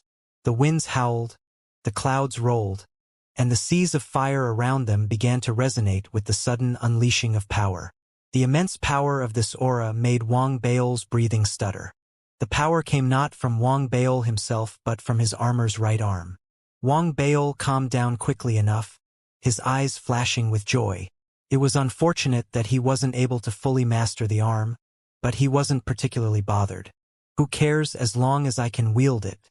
Besides, it's now in my possession. Where can it run off to? Wang Baol observed the effects of the arm's power on his surroundings excitedly. He basked in the incredible power unleashed by his right hand. This was a power that could wipe out everything in its path once unleashed. Wang Baol was overcome with excitement. He believed that should he face Sun Hai in a battle again, their fight wouldn't require so much effort on his part. He only needed to give him a slight punch to destroy him and end the fight. Wang Baol didn't test the power of his punch. However, the mere tightening of his fist had unleashed such power that it transformed the sky and land around him. The giant tree stood a distance away, trembling uncontrollably. His cultivation had been suppressed by the display of strength. His head buzzed. It was as if Wang Baol had the ability to destroy both his body and soul with a single punch from his right fist. His sense of awe and fear towards Wang Baol intensified. As he stood trembling, Wang Baol's eyes suddenly flashed. Wang Baol turned towards the giant tree and said suddenly, in a cold voice, "Show me what else you took from the tomb." The giant tree's mind went numb when he heard what Wang Baol said. Anxiety and doubt exploded in his mind as a sense of danger stronger than what he had felt earlier loomed over him. He pulled out all his storage bags without hesitation. He even loosened his clothing to prove that he wasn't hiding anything on him as he spoke frantically. "Elder, I'm not hiding anything on me. All my storage bags are here. You can inspect them. You may punish me as you see fit if you find anything hidden in those bags." An expressionless Wang Baol raised his left hand and made a grab through the air, causing the storage bags to fly towards him. He inspected them one by one and confirmed that the giant tree hadn't taken anything else from the tomb secretly. He didn't reveal anything on his face, though. He gave the giant tree a long look, then unleashed the power from his right arm again. The giant tree trembled. Then, Wang Baol said slowly, "Tell me everything you saw in that tomb." The giant tree shook with awe. Terrified that Wang Baol wouldn't believe his words, he immediately started telling Wang Baol everything. Elder, there is an underground palace beneath the tomb. The green mist was too thick, however, and I wasn't able to get near the palace. The furthest I was able to venture was where the broken arm was found, and it was the only thing I was able to take with me. I really do not know what else lies within the palace. I had the idea of infiltrating the place and recording everything that I've seen with the voice transmission ring, but the device couldn't be activated. At that point, the giant tree became worried that Wang Baol wouldn't believe him. Frantically, he began to search through his memories in greater detail. After a moment, he seemed to recall something and continued hurriedly. There's another thing. I saw a stone stele inside as well. The mist was too thick, and I couldn't read what was written on it clearly. I could only see 3 words. Dao Disciple Chen. The only reason I was able to decipher that was because the 3rd batch of seedlings had to learn the vast expanse Dao Palace's spoken and written languages before our arrival. The giant tree explained hastily. He had spoken the truth and had withheld nothing from Wang Baol. Having finished speaking, he stood there, filled with fear and anxiety as he observed Wang Baol. Wang Baol froze when he heard the giant tree mention Dao Disciple Chun. His pupils contracted suddenly, and his head started buzzing. It was as if he had just been struck by lightning. Fortunately, he was hidden safely inside his armor, away from the giant tree's eyes. Else, with the giant tree's intelligence, the giant tree might begin to suspect something. The giant tree might remain unaware, but Wang Baol had been shocked by what the former had told him. The giant tree knew nothing about the 3 words he had seen, but Wang Baol had immediately thought of something when he had heard those words. Dao Disciple Wuchen. Wang Baol muttered to himself secretly. He stared at his armor's right hand with incredulity. He couldn't believe it. Damn it, did I just raid the tomb of Li Wuchen's past self? The realization horrified Wang Baol. It continued to plague his thoughts and loom at the back of his mind as he led the giant tree away and back towards the vast expanse Dao Palace. Does this arm belong to Li Wuchen's past self? If that's really the case, how powerful exactly was Li Wuchen in his past life? Wang Baol fretted. It seemed like he had just dug his own grave. There was already tension between him and Li Wuchen, and with what he had just done, the grudge between them had just ballooned. He couldn't just give up the arm, though. Wang Baol was caught in a dilemma, as he couldn't simply kill Li Wuchen either. First of all, Feng Qiran knew who Li Wuchen was. Secondly, they hadn't yet reached the point where he had to kill Li Wuchen. Besides, even if they were to truly battle it out, Li Wuchen was a Dao disciple in his past life. Wang Baol believed Li Wuchen would have some trick up his sleeve that he could use to save his own life. Perhaps Li Wuchen himself wouldn't know that he had these tricks until he regained his memories of his past life. But that was also what made him a terrifying opponent. This entire thing is just trouble. I have to think of a way to guarantee my own safety, so that Li Wuchen can't do anything to me even after he regains his memories.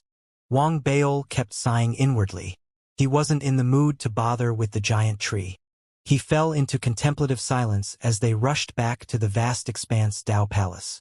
The giant tree followed closely behind, sighing secretly as well. He was being troubled by similar worries. The Dao Palace was too dangerous a place for him, so he had to find a way to make it safer for him to remain, and ensure that Wang Baol wouldn't simply off him once he'd outlived his usefulness. He thought for a while and suddenly recalled the scandals he had heard back on Mars, between Wang Baol and the head senator's daughter, Li Wanner. An idea flashed in his head, and he started to speak with great care. Elder, during the 2 years you spent in the vast expanse Dao Palace, I've managed to get myself a goddaughter. She especially idolizes you. Perhaps it might be possible for you to send for her the next time the Federation sends someone over. She could follow you around and take care of your every need. What tricks are you playing? Wang Baol froze, then snorted as he turned and glared at the giant tree. Are you trying to tempt me with women? I'm the Grand Supreme Elder of the vast expanse Dao Palace. How can I? Wang Baol frowned. He was about to unleash righteous fury on the giant tree and reprimand him when he suddenly paused, blinked, and fell into a deep, contemplative silence. The giant tree observed Wang Bao's intense reaction and secretly sighed. He seemed to have overstepped his boundaries. He had acted too hastily and exposed his intentions. Wang Bao isn't a simple person to deal with, the giant tree thought to himself. He realized he should have used another approach to gain Wang Bao's favor. Wang Bao had managed to hone both his wit and means, and it was as if the giant tree was dealing with someone his own age. While the giant tree was deep in his own thoughts, Wang Bao's breathing gradually quickened. His eyes began to burn with a fierce light as the gears in his head started to spin furiously. The giant tree's words had given him an idea. If I have a goddaughter too, who then becomes Li Wuchen's Dao partner, Li Wuchen would have to treat me with respect and call me his father-in-law whenever he sees me. Even if he regains his memories and becomes the Dao disciple, he'll have to treat me with respect when he sees me. Wang Bao became excited at that thought. His safety would be guaranteed if he managed to get this done. Regardless of how amazing Li Wuchen became, Wang Bao would always be his senior. This was a fact. Wang Bao's breathing quickened. His emotions were shown on his face and caught by the giant tree, causing the giant tree to freeze. He was beginning to suspect something was going on when Wang Bao suddenly burst out into laughter. He patted the giant tree on the shoulder heavily, eyes filled with approval. Fellow Taoist Osmanthus, you are indeed experienced and observant. Good. Good. I have high hopes for you. Wang Bao laughed out loud. With his hands behind his back, he walked away in obvious high spirits, leaving the giant tree behind blinking at him. The giant tree's suspicions began to grow. He pondered for a while and wondered if Wang Bao was trying to hint at something. Wang Bao ignored the giant tree, who was making wild guesses behind him. He continued walking while perfecting his plans in his head. The more he thought about it, the more reasonable he found his idea. In his excitement, he began to run through potential candidates to be his goddaughter. This first person he thought of was Li Yi. No way. She has big breasts but no brains. If I claim her as my goddaughter and matchmake her with Li Wuchen, it wouldn't matter if I were her biological father. She would definitely coerce Li Wuchen into getting rid of me. Wang Bao shook his head. He thought for a bit and then remembered the hot-tempered girl from the Plume Manifestation Khanate sect, the one with a towering, muscular build and a straightforward character. She seemed like a great match for Li Wuchen. She won't do either. Li Wuchen's aesthetics seem to skew towards the conventional. If I try to force them together, that'll probably make him dislike me more. Wang Bao's head began to throb. He really wasn't skilled at such politicking. He glanced sideways, his eyes flashing as they fell on the giant tree. This old fellow seems full of devious ideas. I should get him to do this. He should be able to do a great job. Wang Bao smiled at that thought. He looked at the giant tree and said in a friendly tone, "Fellow Taoist Osmanthus." The giant tree had been deep in thought while watching Wang Bao carefully the entire time. A thought flashed across his mind when he saw the smile on Wang Bao's face. His breathing paused, and he quickly cupped his fists. Calling me fellow Taoist is simply too much. I'm not worthy of such a title. Elder, please just call me Little Osmanthus. Wang Bao was pleased with the giant tree's attitude. The giant tree really wasn't so bad after all. He did what he was told and knew his boundaries, which caused Wang Bao to smile again, gently. Okay, Little Osmanthus, I have a task for you. Your wish is my command. The giant tree trembled, then replied solemnly and with the utmost respect. It's really a small matter. I have a friend who's in the third batch of Federation cultivators. You should have heard of him. He's the disciple of the Ethereal Tao College's Grand Supreme Elder, Li Wuchen. Wang Bao spoke very slowly. He was watching the giant tree casually as he spoke. The giant tree dared not guess wildly, and the expression on his face remained unchanged. He wasn't going to ask any questions or ponder the relationship between Wang Bao and Li Wuchen. He only knew one thing, and that was, if he wanted to ensure his safety, he had to ask no questions and make no wild assumptions. He simply had to carry out Wang Bao's instructions. I've known junior brother Li Wuchen for some time, and he's been without a partner for many years. I can't bear to see him so lonely.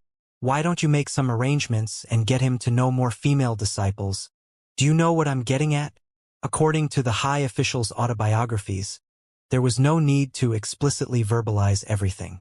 This was a test of a subordinate's capabilities as well as a way to protect oneself. This was what Wang Baol was doing presently as he spoke to the giant tree. The giant tree was the deputy governor of the Martian colony. He might not be a native human from the Federation, but he had served many years in his office. He was also very intelligent and fully aware of how things worked in the Federation. After hearing what Wang Baol had said, and putting some thought to it, he immediately understood what Wang Baol was trying to say. He cupped his fists and agreed to do as Wang Baol had said. Elder, your sincere concern for Li Wuchen touches my heart. I am newly arrived in the Dao Palace and am unfamiliar with Li Wuchen and his preferences. I may have to trouble you on many occasions, so I seek your approval and forgiveness. Wang Baol's eyes flashed when he heard what the giant tree had said. The explicit meaning of the giant tree's words wasn't important. It was the implicit meaning that mattered.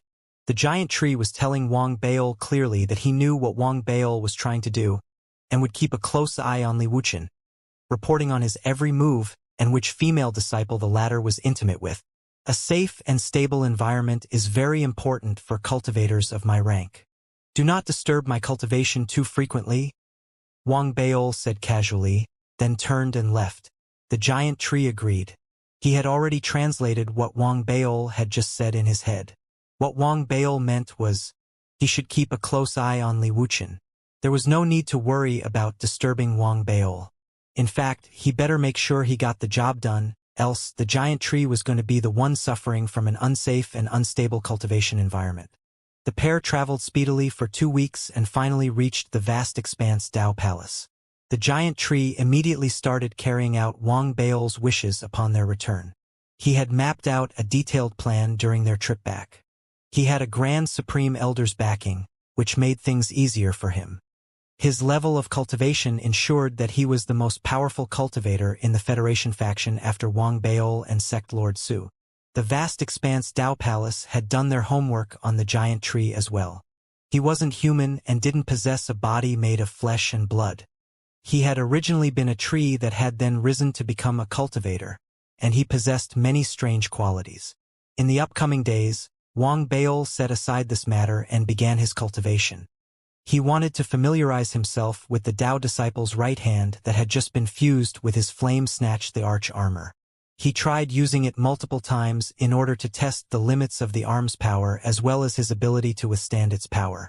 After multiple attempts, Wang Baol concluded that he could unleash the arm's power 3 times. Each attack was both a terrifying and exhilarating experience. Each attack was imbued with the power to utterly destroy Sun Hai. Wang Baol's mastery of the final level of the Lightning Immortal transformation, Lightning Immortal Point, had increased as well. In addition, the fusion of the broken arm and the arch armor also gave him quite a bit of inspiration. He pulled out the 2 corpses of the Spirit Immortal Realm Star Fong beasts that he had recovered from the Star Fong beast's resident star, and tried fusing the corpses with his armor. The fusion failed. Maybe I only succeeded the first time because the broken arm is a divine armament? Wang Baol thought. Despite his unwillingness to do so, he had no choice but to give up. He made use of his elder's status to search for some information on the refinement of puppets. He obtained some information, but he still needed to do more research and experimentation in order to succeed. The most important thing Wang Baol was left with now was to prepare for his breakthrough from the perfected core formation realm to the nascent soul realm. Wang Baol's rights as a Grand Supreme Elder allowed him to access many records regarding the many ways one might ascend to the nascent soul realm, as well as the many different types of nascent souls in existence. There were more than 300 types of nascent souls. They were all different in minute ways, and one's decision to settle on one type of nascent soul would determine his or her future. Wang Baol studied up on the various types while trying to determine which type he was to pick. He also tried asking Little Missy, and she threw out a few options. Then, she said with the voice of the experienced, that as long as Wang Baol successfully formed one of those dozen nascent souls, that she would have a way of bringing up the quality of his nascent soul. This would greatly aid Wang Bao's future. The lightning immortal soul, 5 elemental soul, heavenly dream soul, 9 earthly soul. Wang Bao's head began to throb. His head was filled with the dozen types of nascent souls little Missy had told him. He had also found the way to break through in the vast expanse Dao Palace's records. He frowned slightly. There were simply too many varieties of nascent souls. The nascent soul realm was a vast gulf that separated the levels of cultivation. Transforming one's core into a soul was akin to forming a second life, and this would dramatically transform a cultivator's life.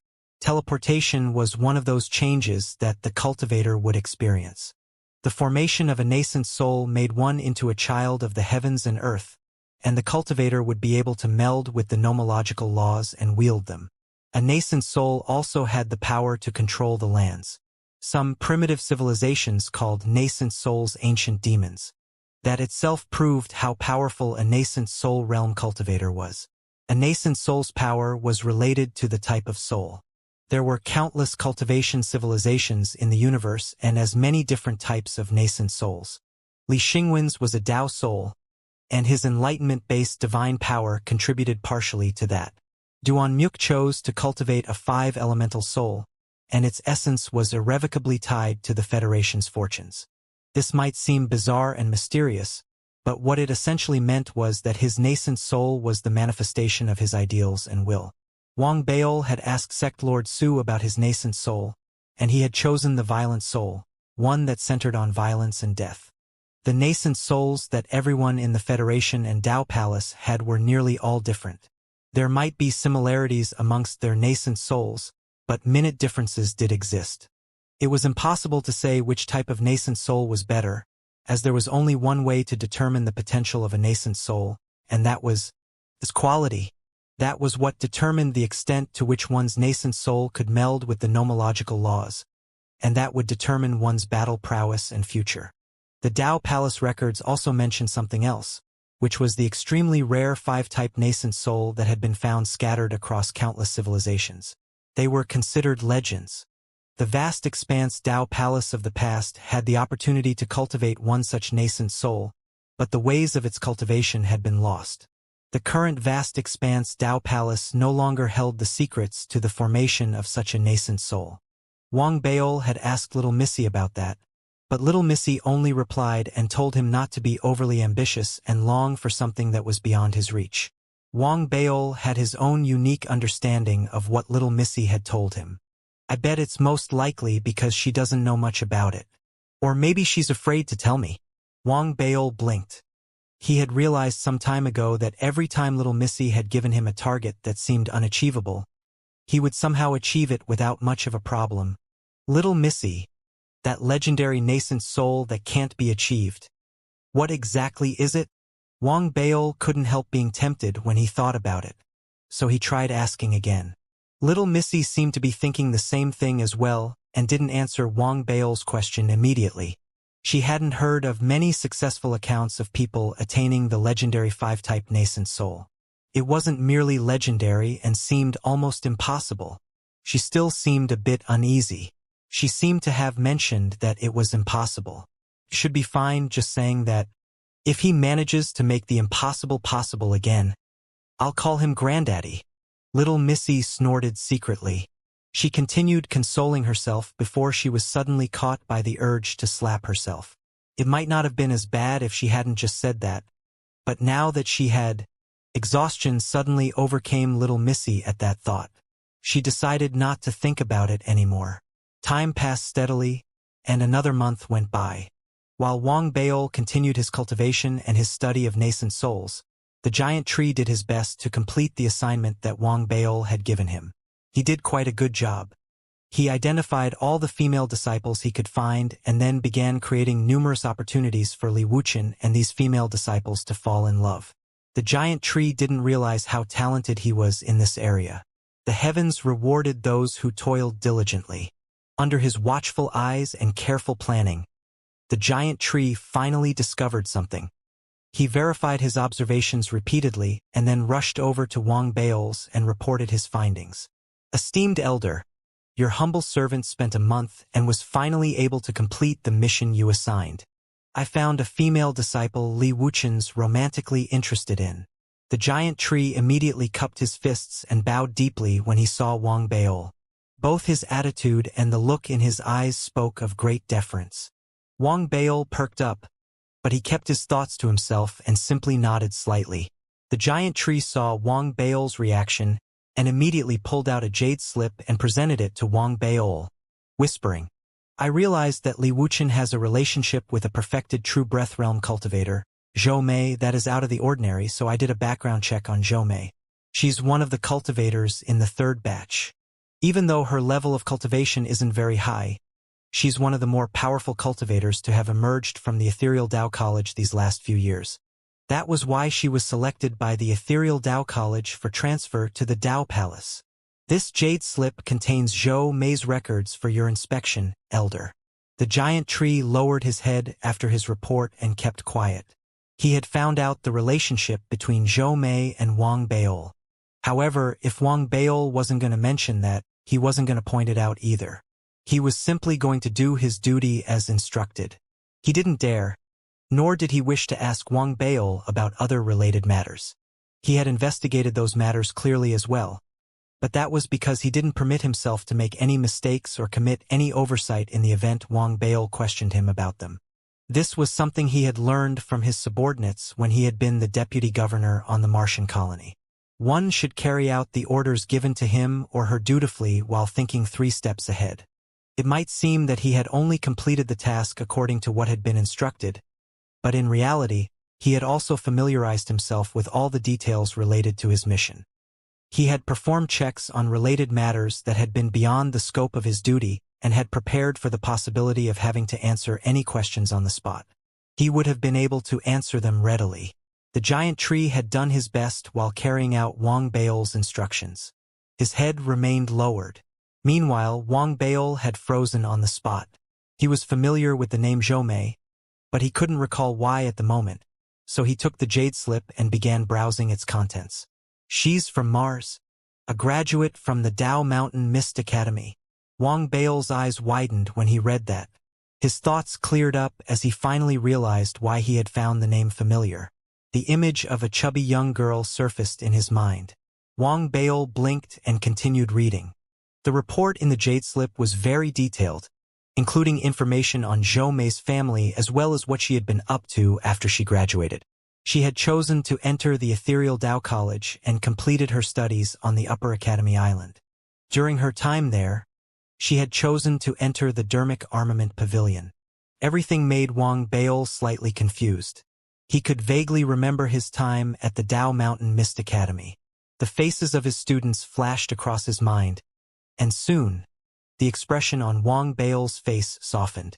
He couldn't hold back a smile. The giant tree noticed the smile on Wang Beol's face. Wang Beol must have remembered Zhou Mei had once been his student. He said quietly, Elder, based on my observations, Zhou Mei and Li Wuchen seem to be in love with each other. I've asked other cultivators from the Ethereal Dao College discreetly and received concrete evidence of that. There's indeed something going on between them, and it seems to be developing further during their time together in the vast expanse Dao Palace. The giant tree stopped speaking at that point. He lowered his head and awaited instructions from Wang Beol. Wang Beol fell silent. He might have chosen to give Li Wuchen a hand if the other person involved wasn't his own student and were someone he didn't know. He would have tried to aid the development of this romance while not going against his own principles. But Zhou Mei, his student, was now implicated in the matter, so Wang Beol wasn't going to act rashly. He needed to speak to Zhou Mei personally and understand what was going on before he could make a decision. If Zhou Mei wasn't a willing party in this relationship, Wang Beol would stop whatever plan he had in mind and find some other way to keep Li Wuchen under control. Besides, he might have overestimated the problem at hand. Perhaps when Li Wuchen finally regained his memories, Wang Beol would have already reached the planet realm. At that thought, Wang Beol's attitude changed. He smiled as he said, Little Osmanthus, bring my disciple Zhou Mei over here. My memory may be failing me since I didn't recognize her at first.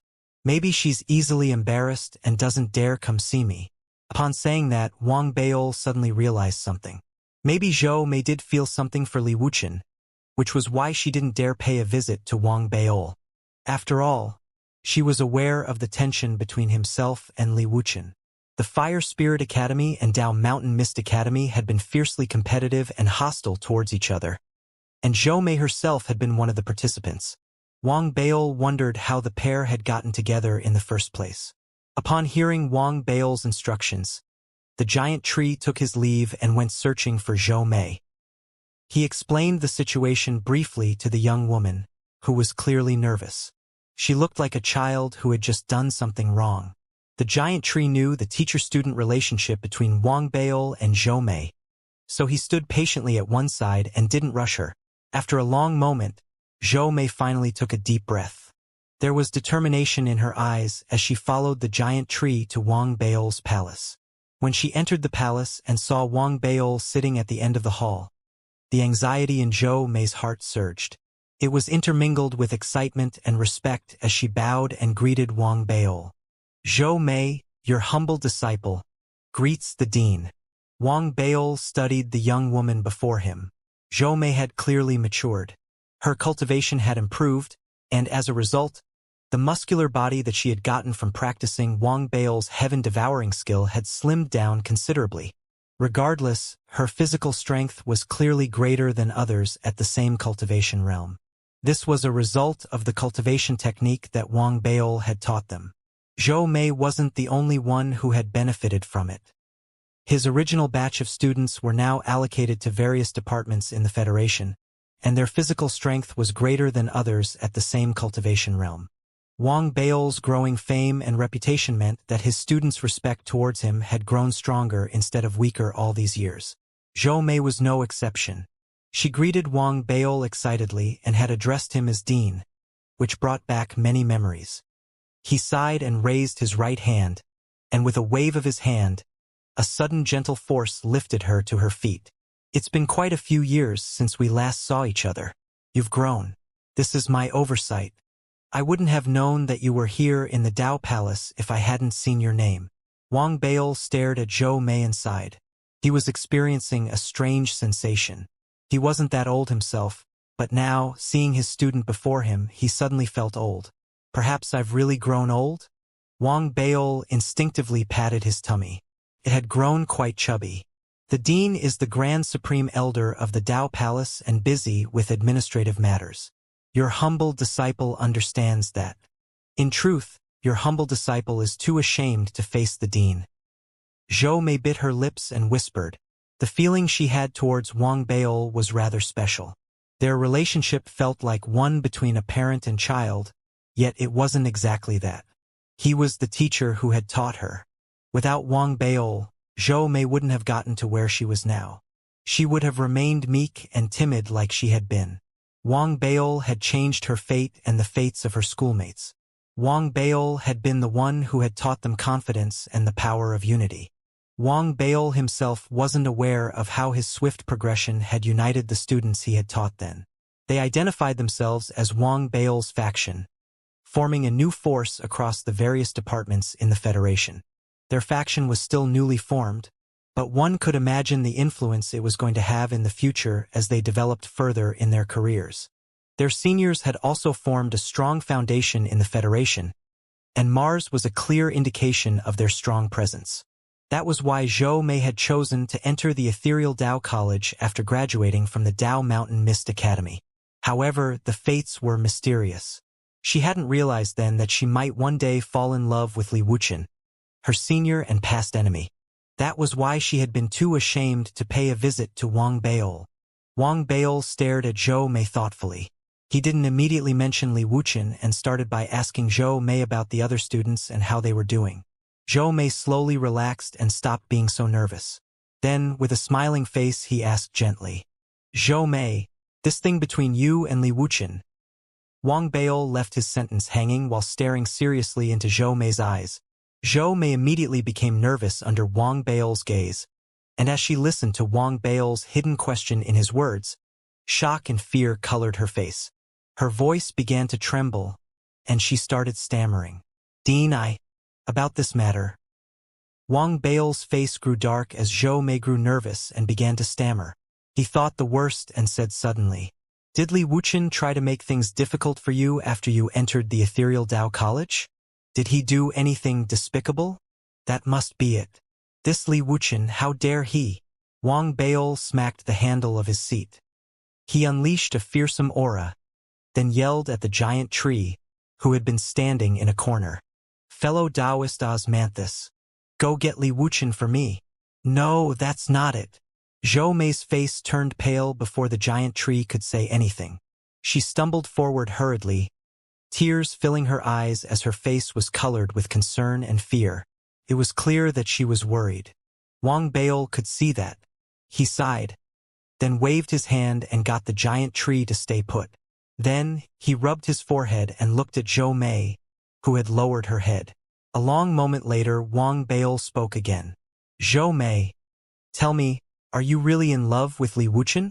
Are you very certain you want to become Tao partners with him? Stop trying to hide the truth from me. If you are, then you are. If you aren't, then you aren't." Wang Bao's voice lost its fierce quality. It was as if he had become the dean of the Tao Mountain Mist Academy again. Zhou Mei blushed and lowered her head in thought. Then she replied meekly, "Yes." Wang Bao fell silent, then shook his head and smiled. Since both of them were willing parties in this romance, there was no need for him to continue observing them. They would eventually become partners in the future. His interference would simply make the relationship official sooner.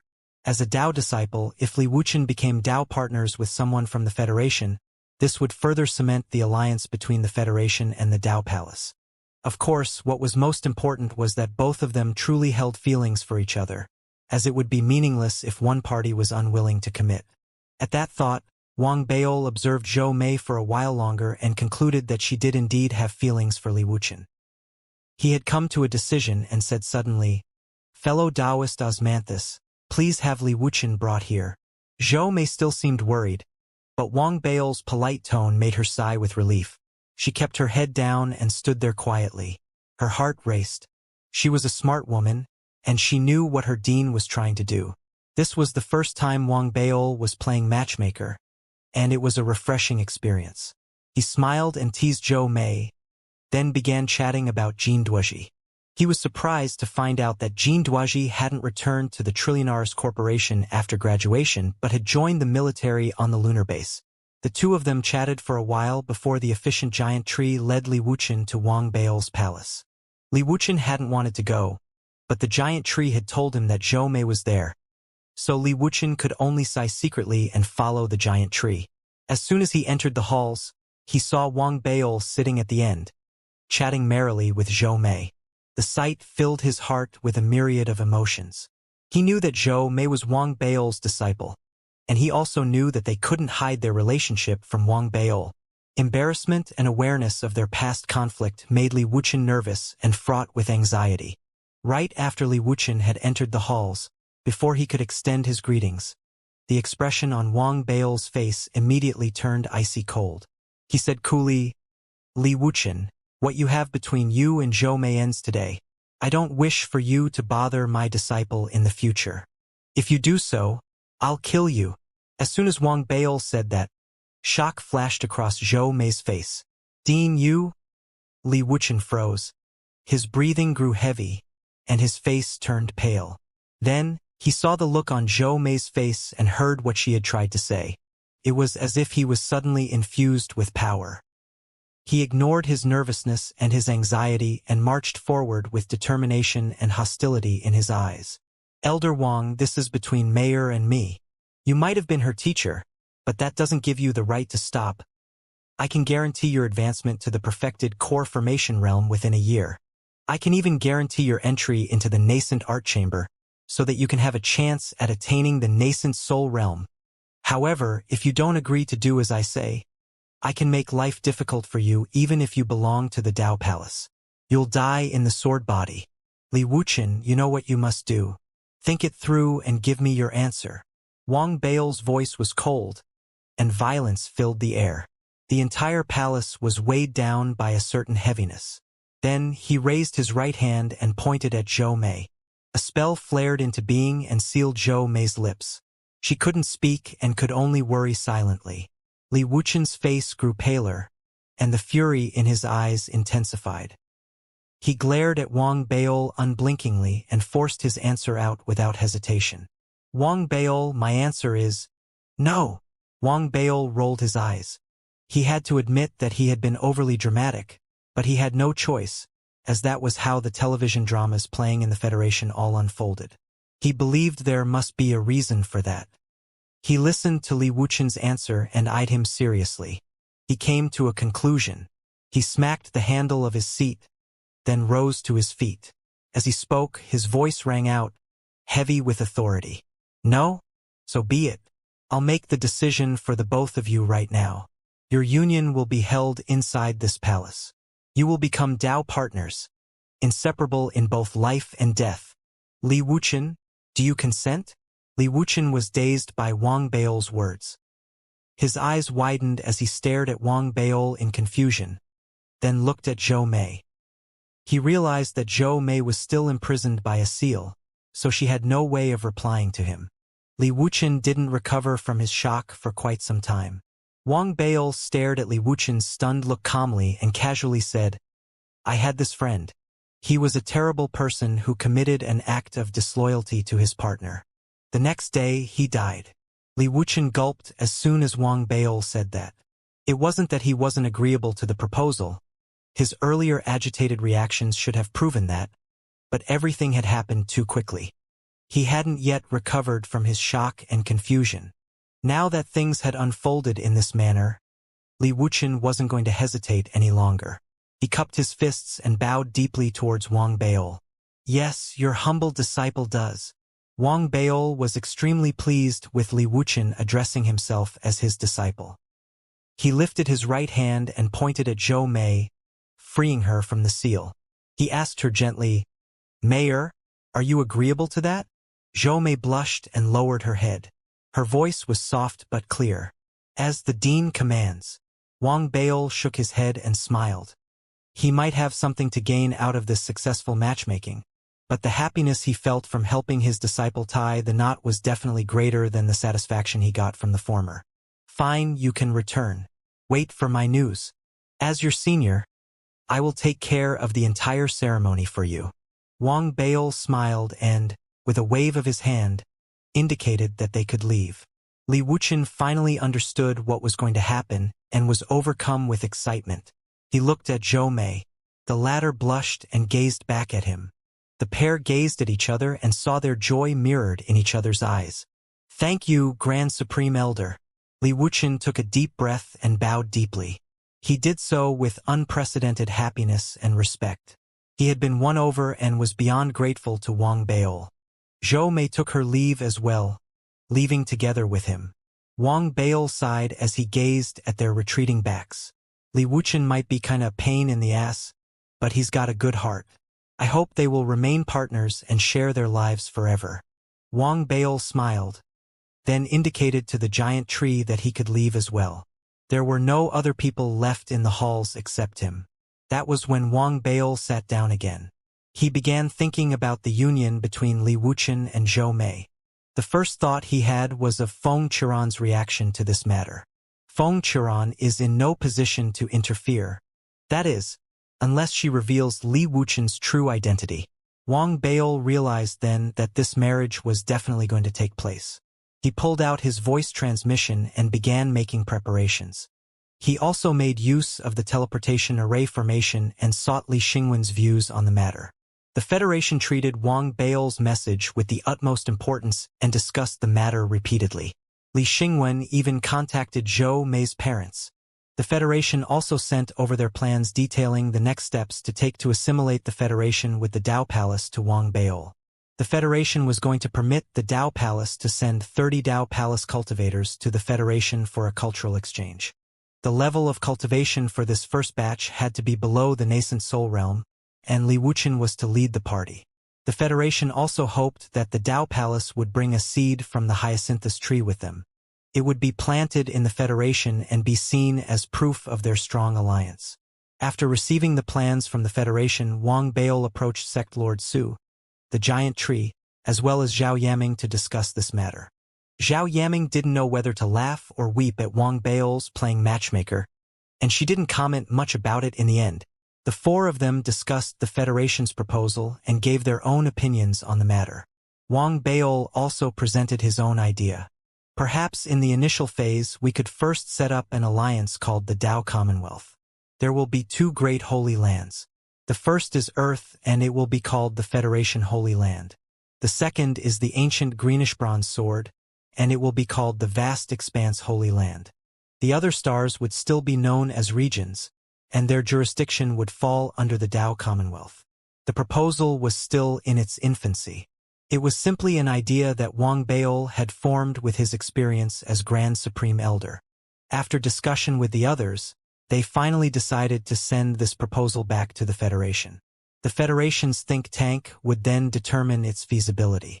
It wasn't possible to send voice transmissions between the Federation and the Tao Palace, so they could only exchange messages by sending communication jade slips via the teleportation array formation. That was why communications took 7 days. The proposed Tao Commonwealth caught the Federation's attention.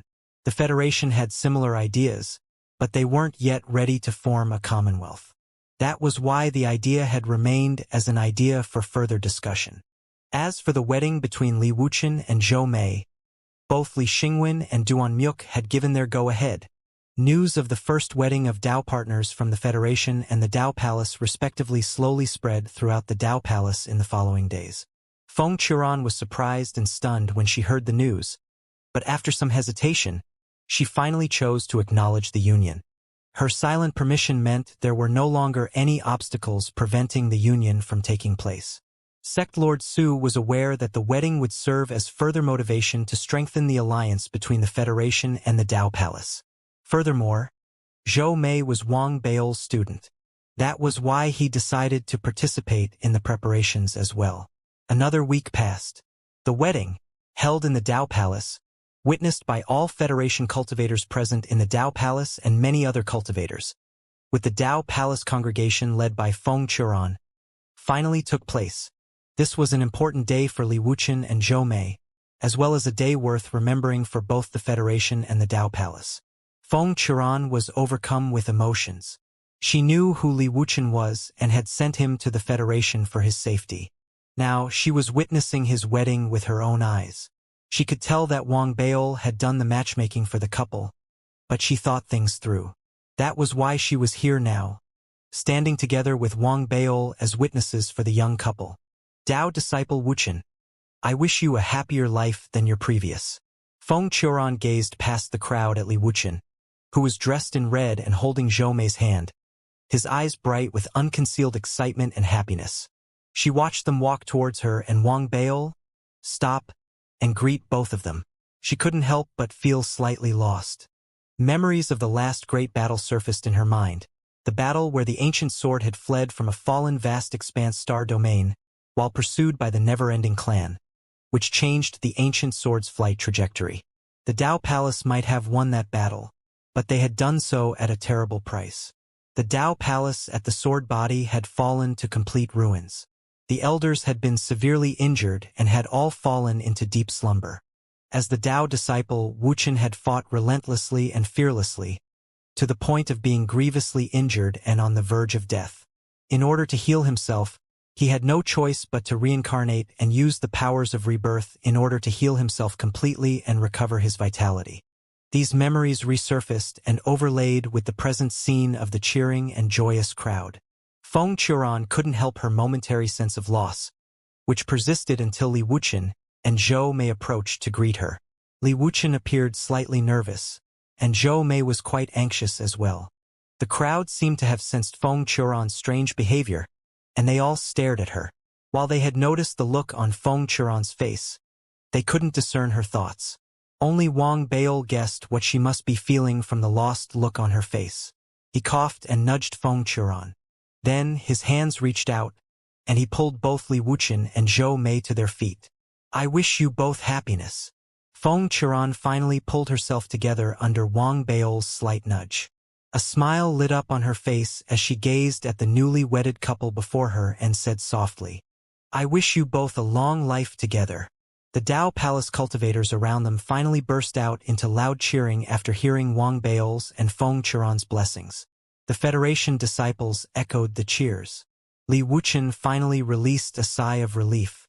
He had no idea his relationship with Feng Qiran, but he knew that Feng Qiran had been the one who had given him to his master. The respect Li Wuchen held for Feng Qiran was equal to the respect he held for Li Xingwen. His heart burst with anticipation and hope for his future as he received Feng Qiran's blessings. He grabbed Zhou Mei's hand and held it tightly in his own. No one in the crowd knew, though, that as the wedding was in progress, Taoist Yuran, who hadn't participated in the event and had been sitting in his great hall during the entire ceremony, suddenly opened his eyes. A blue fire flickered in his eyes. "Finally, the repairs are completed," he muttered, then burst out into laughter as he got to his feet. He lifted his head and stared in the direction of the sword body. At that exact same moment, a loud explosion erupted from within the sword body. The deafening boom rose to the skies and shook the heavens and earth.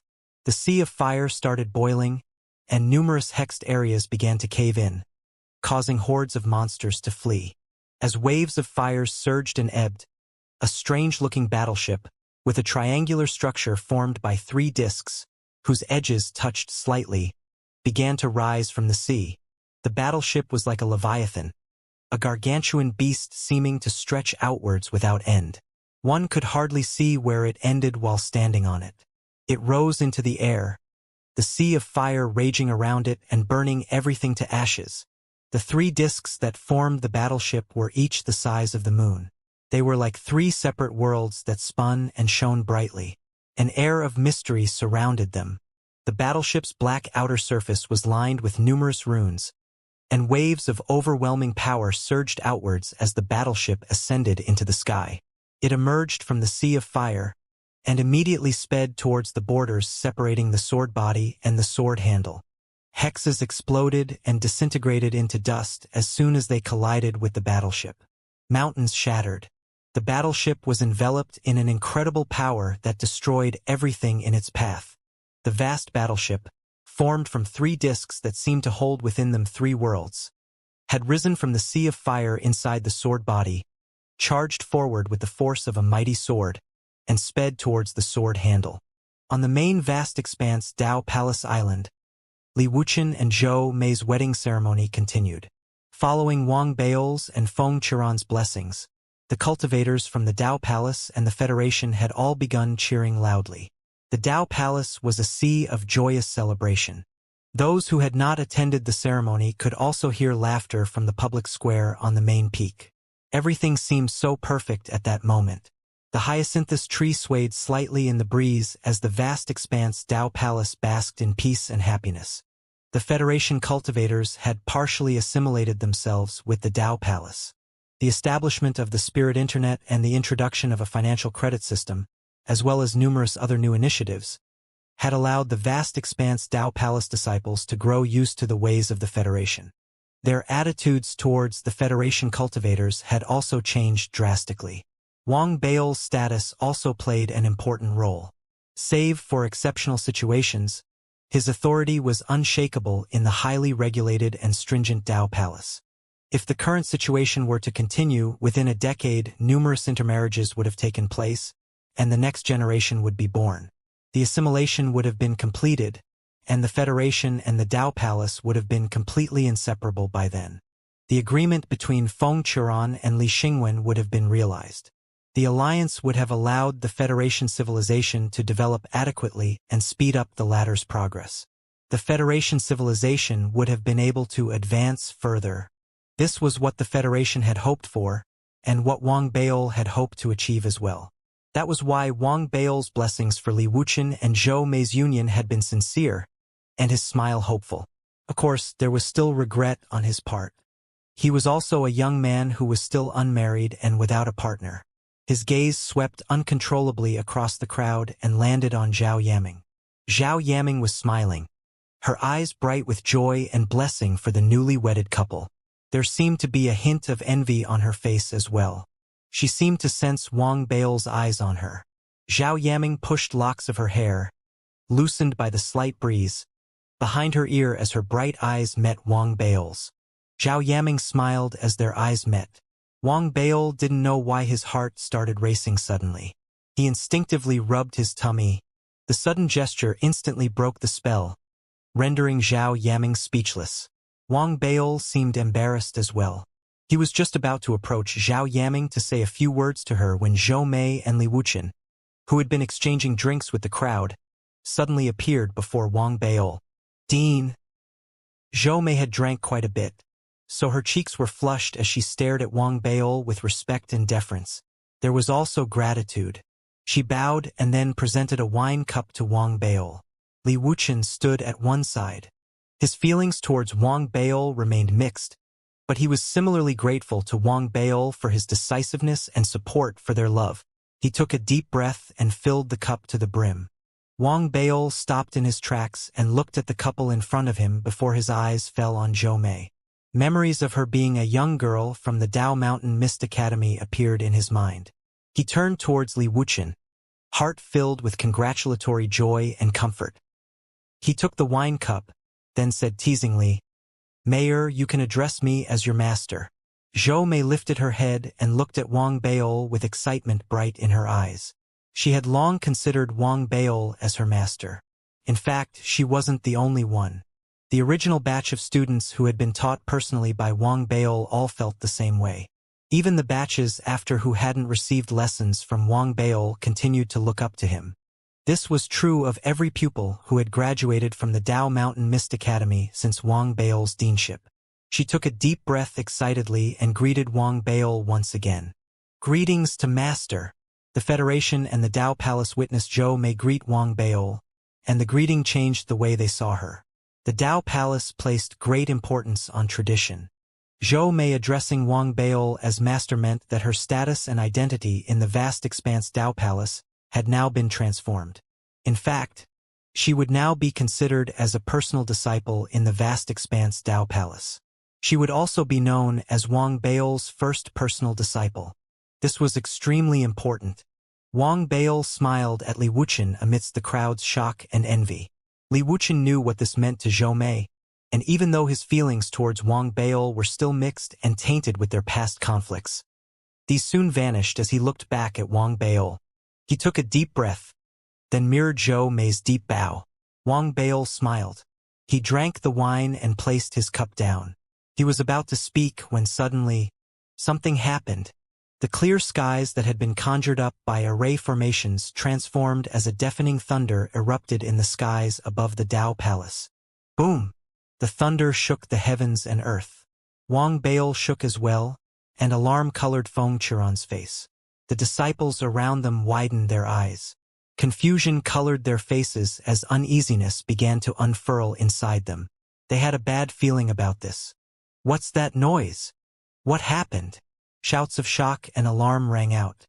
The heavens began to warp and distort, and a series of thunderous booms, each one louder than the previous one, erupted. The lands quaked, the Dao Palace shook, and the sea of fire boiled. The skies and the lands had transformed. The winds howled, and the clouds rolled back. The Dao Palace descended into shock as they witnessed the sight. Many cultivators who hadn't attended the wedding ceremony hastily flew out from their cave abodes and stared at what was happening around them in shock. Mielizi appeared as well, and there was incredulity in his eyes as he turned abruptly towards the sword body and stared. Wang Bao's breathing quickened. He could sense that something wasn't right as he looked around. Suddenly, a tornado appeared in the skies out of nowhere. It seemed to have come from the sword body, whipping up waves in the sea of fire as it blew past, creating a series of explosions in its wake. The loud, thunderous explosions erupted in the distance and drew nearer as the tornado swept away everything in its path, stirring a storm in the sea of fire and creating a fury of noises that struck terror into everyone's hearts. Alarm colored everyone's faces. Before they could do anything, the voice of someone very, very old came echoing from the distance. It seemed to have traveled with the winds as it swept past the Dao Palace. "Save me! Save me!" The voice rang throughout the entire Dao Palace. Feng Qiran, who had been alarmed by the sight before her, heard it. She suddenly shook violently. She had a look on her face that no one had ever seen before. It seemed as if she was on the verge of a mental breakdown as she cried out in shock. "Father!" Feng Qiran knew that voice all too well. It was her father, an elder of the vast expanse Dao Palace who had died in battle while the ancient greenish bronze sword had been traveling through space. He had perished in the fight against the never-ending clan. "Uncle Master?" Mielizi recognized the voice as well. Shock surged through him as he turned and looked at Feng Qiran. They saw the look of disbelief and shock mirrored in each other's eyes. Feng Qiran's breathing quickened. Without any hesitation, she dashed out and raced in the direction in which the voice had come from. "Elder Feng, please wait." Mielizi and Feng Qiran might have their differences, but his loyalty towards the Dao Palace was undisputed. Feng Qiran had just acted irrationally. He couldn't stop her in time, though. He gritted his teeth and decided to follow her. Taoist Yuran had also appeared with a solemn look on his face. He too went after the two elders, charging towards the distance. Everything happened too quickly. Before the crowd could recover from their shock and react, the three soul conduit realm cultivators had disappeared into the horizon. A myriad of emotions flashed across Wang Bao's face. Sect Lord Su, the giant tree, and the other cultivators of the Dao Palace and the Federation shared the same experience. Everyone had the same feeling. Something big was about to happen. At the border separating the sword body and the sword handle, thunderous explosions continued to rise to the skies. The vast battleship finally broke free from the barrier. Half of its body appeared on the side of the sword handle as a crack appeared in the barrier. It didn't shatter immediately, but sounds of its cracking hinted at its eventual and soon-to-happen collapse. The battleship chose to stop its advancement at that moment. It stopped, hovering within the barrier, straddling between the sword body and the sword handle. A raspy, weak, and old voice continued to travel out from inside the battleship. "Save me! Save me!" The voice echoed in the air. The crack in the barrier created tornadoes in the sky around the battleship. The tornadoes began to travel further into the sword handle. The entire Dao Palace descended into an uproar. Fear and uneasiness weighed down on everyone's hearts as the three soul conduit realm elders left. Li Wuchen and Zhou Mei's wedding ceremony ended abruptly. While the rest of the Dao Palace was swimming in anxiety and fear, Wang Bao summoned Zhao Yemeng, Sect Lord Su, and the giant tree to discuss what had just happened. They concluded that Sect Lord Su and the giant tree were to prepare for the worst. They were to evacuate everyone using the teleportation array formation that Sect Lord Su had secretly set up should the situation call for it. They had to carry out the preparations in secret while being prepared to evacuate at any moment. Sect Lord Su, as well as the giant tree and Zhao Yaming, who had just found out about the second teleportation array formation, all treated the matter with extreme care. The three left with their hearts heavy and their minds plagued with worry after the meeting. Wang Bao stood alone in the highest tower of his palace, gazing into the distant sky and sea of fire. His heart was heavy too. It might have been just a singular cry for help, but it had been clear, perhaps even to Feng Qiran, that something hadn't been right. However, sometimes emotions triumphed over reason. That had been why Feng Qiran had chosen to journey out and investigate the matter. Wang Bao understood why she had done that, which was precisely why he had a bad feeling about this. The premonition grew stronger, and a strong wind began to rise, whipping at Wang Bao's clothes as he shut his eyes. "There's a storm coming," he murmured to himself. He looked down at the bottom of the mountain, at the cultivators bustling around in the Dao Palace and at the world around him. After a long while, Wang Bao sat down and began his cultivation. The high officials' autobiographies had mentioned before that no matter what the future held, one could only try to seize the present moment. Time passed steadily as Wang Bao continued his cultivation, and the sect continued its discussion. In that manner, 5 days went by. On the 5th day, as the sun began to set, the thing that worried Wang Bao the most didn't happen. Feng Qiran and the other two elders returned, their spirits low and a myriad of emotions on their faces. Wang Bao received an invitation as soon as the elders returned to the sect, so he went to Feng Qiran's palace. The 3 soul conduit realm cultivators were already inside, silently waiting. Taoist Yuran nodded and smiled at Wang Baol. Mielizi, who usually greeted him with an icy look or avoided him altogether, had a look of bewilderment in his eyes. He wasn't his usual fierce self. Feng Churan had a lost look on her face, and no one knew what she was thinking. Wang Baol observed the expressions on their faces as the gears in his head spun furiously. He didn't speak and simply sat on the 4th chair in the grand hall, turning his eyes towards Feng Churan. After a long while, Feng Churan shut her eyes, and the hall descended into silence. A long bout of silence passed. Feng Churan suddenly opened her eyes. They were bright with determination. It was then that Mielizi suddenly spoke. "We must save him. It doesn't matter if this is a trap. As long as there's a chance that Uncle Master is still alive, we can't ignore this. We must do something." Wang Baol kept quiet as he listened to Mielizi. Feng Churan trembled, then started to speak. Bitterness colored her words. "We've identified the source. It's a never-ending clan battleship. We kept our distance and didn't perform a close inspection, but we know that there were fewer than 10 ships of such scale and size during the last galactic battle. We don't know what lies inside the battleship or why it has reappeared. We don't even know what the remnants of the never-ending clan are planning. To enter the battleship would be to risk the fate of the vast expanse Dao Palace." Feng Churan shook her head as she spoke.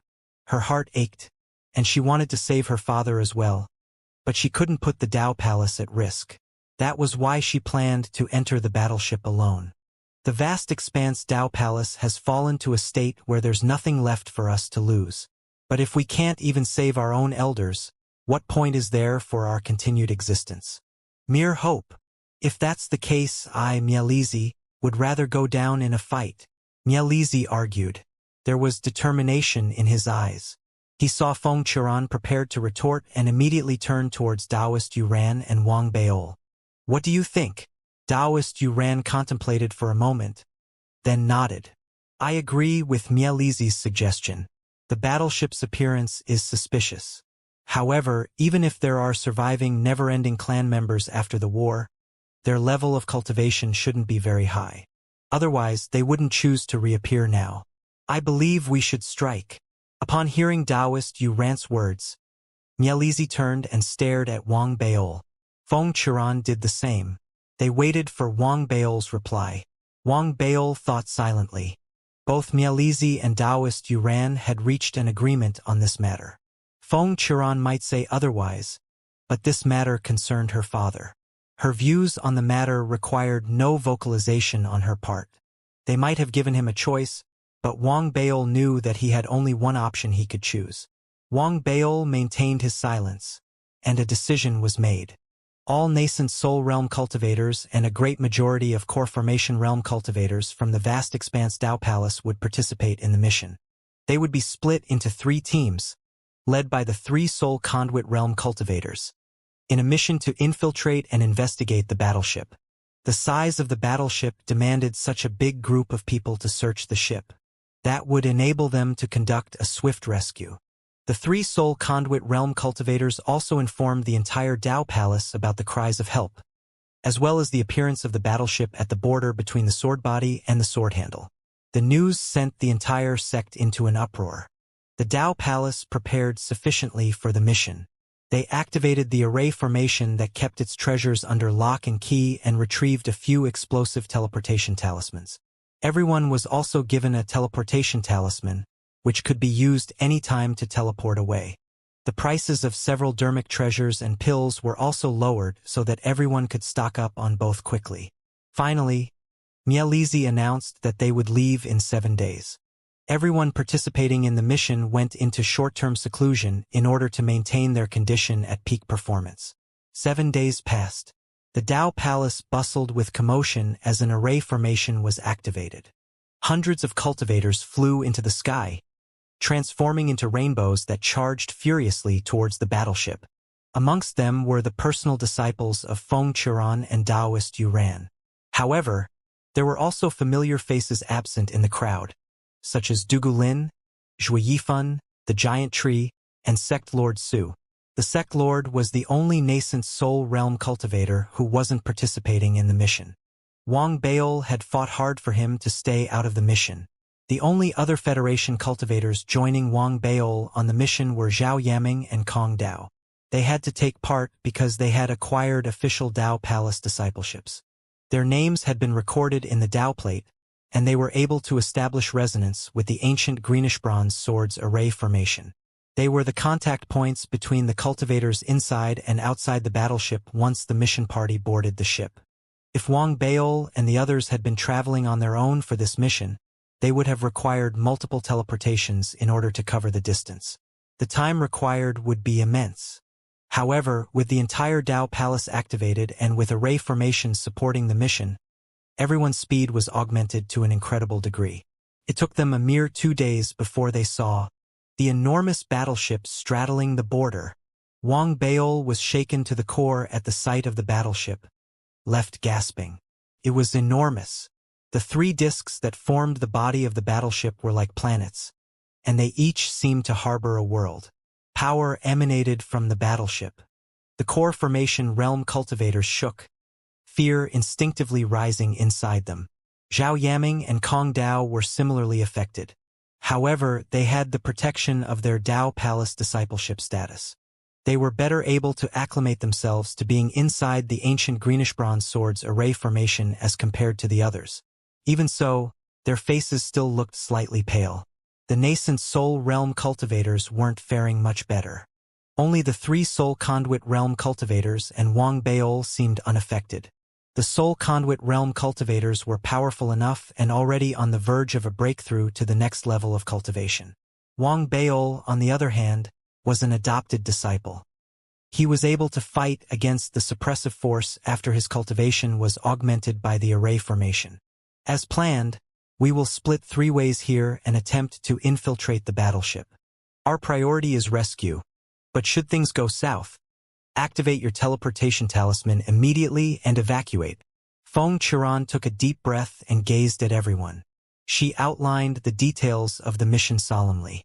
Wang Baol nodded, and the group began to divide into their smaller teams. They were split into their respective factions, with the 3 cultivators from the Federation joining Feng Qiran's team. After the teams had been split, they were ready to move. Before the teams dashed off in their separate directions, Taoist Yuran reminded everyone solemnly. Everyone should be mentally prepared. Technically speaking, the talismans should work inside the battleship, but we can't guarantee that they will. Based on what I've found out in the past few days, it is challenging to enter a never-ending clan battleship. There were accounts of intruders who successfully entered but then were teleported out again. This is the never-ending clan battleship's defense mechanism. That's why should you fail and be teleported out, gather here first. We will regroup and discuss how to proceed next. Everyone nodded after listening to Taoist Yuran and immediately split ways. Wang Baol, Zhao Yaming, and Kong Dao followed Feng Qiran and raced towards one of the 3 discs. Wang Baol slowed down slightly so that Zhao Yaming and Kong Dao could keep pace with him. In his opinion, he was simply carrying out his obligations to the sect and to Feng Qiran by taking part in this mission. It wasn't truly part of his responsibilities. What he was concerned for were Zhao Yaming and Kong Dao. Yaming, Kong Dao, stay close to me. If anything goes wrong, we'll leave immediately. Wang Baol knew his priorities. He communicated via his voice transmission ring, through the designated, region-restricted Federation channel. There was no worry of anyone else listening in on them. Zhao Yaming and Kong Dao were of the same view as well. The 3 of them exchanged looks. They didn't say a single word, but it was clear that they intended to advance as a team and leave together. The team traveled amidst anxiety and wariness, approaching their targeted disc steadily. The disc had looked extremely impressive from afar. Now that they were nearer it, it looked vast and infinite, stretching for miles into the horizon without an end in sight. It was impossible to take it all in with one's eyes. The disc's appearance became more distinct as they approached. They couldn't discern the landscape. The surface appeared liquid-like, and there were ripples, making them feel as if they were approaching a vast ocean. The suppressive force emanating from the disc intensified as the group drew nearer. despite the defensive barrier of their array formation and Feng Churan unleashing her cultivation to shield everyone. The core formation realm cultivators' heads began to buzz as the group approached the disk. Their minds began to turn fuzzy. Only the nascent soul realm cultivators managed to barely retain clear minds. Wang Baol, with his impressive cultivation and unique status, managed to keep clear-headed as well. However, his breathing began to quicken, and his heart had started racing uncontrollably. Fortunately, they didn't have to suffer this for long. Under Feng Churan's protection, the team picked up speed and finally got within 1,000 feet of the disk's water-like surface. A sharp light flashed across Feng Churan's eyes as the nascent soul realm cultivators unleashed their cultivation. Everyone joined forces and gathered together, transforming into a shooting star that charged straight at the disk. They arrived almost instantly. Just as they were about to collide with the disk's surface, Feng Churan pulled out an ancient talisman without hesitation. It was a talisman that had been created by the true vast expanse Dao Palace, used to slice open a battleship's outer surface and enter the battleship. An explosive teleportation talisman. A thunderous boom resounded in the air as the talisman exploded. Ripples broke the surface of the disk, and a near-imperceptible opening was revealed. Feng Churan and the others activated their cultivation simultaneously and unleashed a sudden burst of speed, dashing straight towards the opening. In the blink of an eye, they arrived at the opening. They were just about to slip through and enter the world within the disk when suddenly, the rising energies of teleportation exploded before their eyes, sweeping outwards and sending everyone's heads buzzing. Wang Baol felt that too. He was only one step away from entering the world within the disk and could even smell the flowers inside that world. Regardless, they had failed. Everyone began to disappear in the teleportation storm, only to reappear in the skies 100,000 feet away from the battleship. What's going on? I thought we got in. It's true that the battleship is being protected by a defense mechanism that teleports all intruders away. The expressions on Zhao Yaming's and Kong Dao's faces were dark. Many cultivators around them began to whisper furiously to one another. Feng Churan grimaced, and as she gazed at the battleship, a myriad of emotions burned bright in her eyes. Wang Baol, on the other hand, let loose a sigh of relief secretly.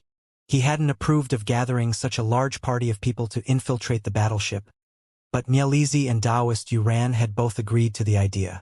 Feng Churan had also wished it so, and Wang Baol had been unable to voice his disagreement. This isn't bad either. Elder Feng Churan should know deep in her heart that her father is likely dead. She couldn't help but hope. Wang Baol sighed. He lifted his head and studied the battleship before him. He could see the light from teleportations appearing nearby. Mielizi's and Taoist Yuran's factions had both been teleported away. Everyone had a dark look on their faces. After some discussion amongst the four elders, they decided to make another attempt. It ended once again with their teleportation. They weren't able to enter the battleship. It was then that Mielizi came up with an idea. We have to make use of the power from the ancient greenish-bronze sword's array formation to create interference in order to resist being teleported away and successfully infiltrate the battleship. I propose that we return to the Dao Palace first and gather the strength of the three factions. We need to make preparations to ensure nothing goes wrong the next time. Wang Baol agreed readily with Mielizi's proposal. After a moment of silence, Taoist Yuran nodded in agreement as well. Feng Churan seemed to release a sigh of relief. Her spirits seemed low, but she agreed with their decision as well. The party, comprised of hundreds of people, who had come charging fiercely, decided to leave without achieving anything. Those left guarding the Dao Palace, including Federation cultivators, were surprised by their return. Nothing much had changed in the Dao Palace since their return, except for the appearance of the battleship and their initial failure at infiltration weighing down more heavily on them. Life still had to go on. The appearance of a battleship wasn't going to drastically transform the lives of those in the Dao Palace within such a short period of time.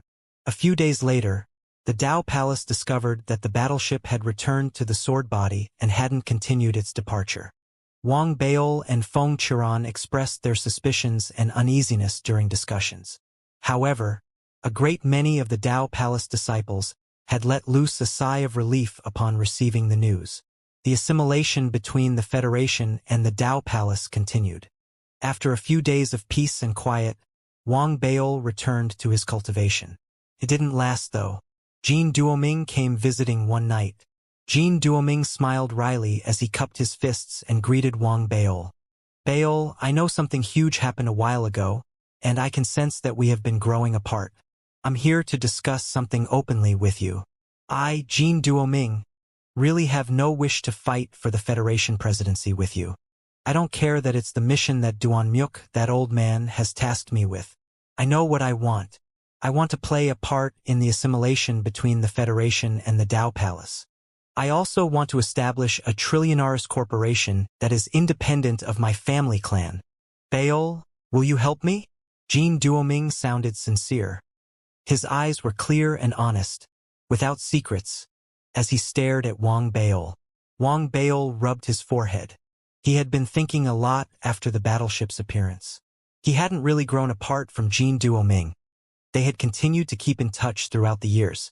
He spent some time easing Jin Duoming's mind, then asked, I'll help where I can. You mentioned you ran into some trouble? It's nothing difficult, Baol. I know that what I'm about to ask may result in some misunderstanding, but I'll just speak my mind.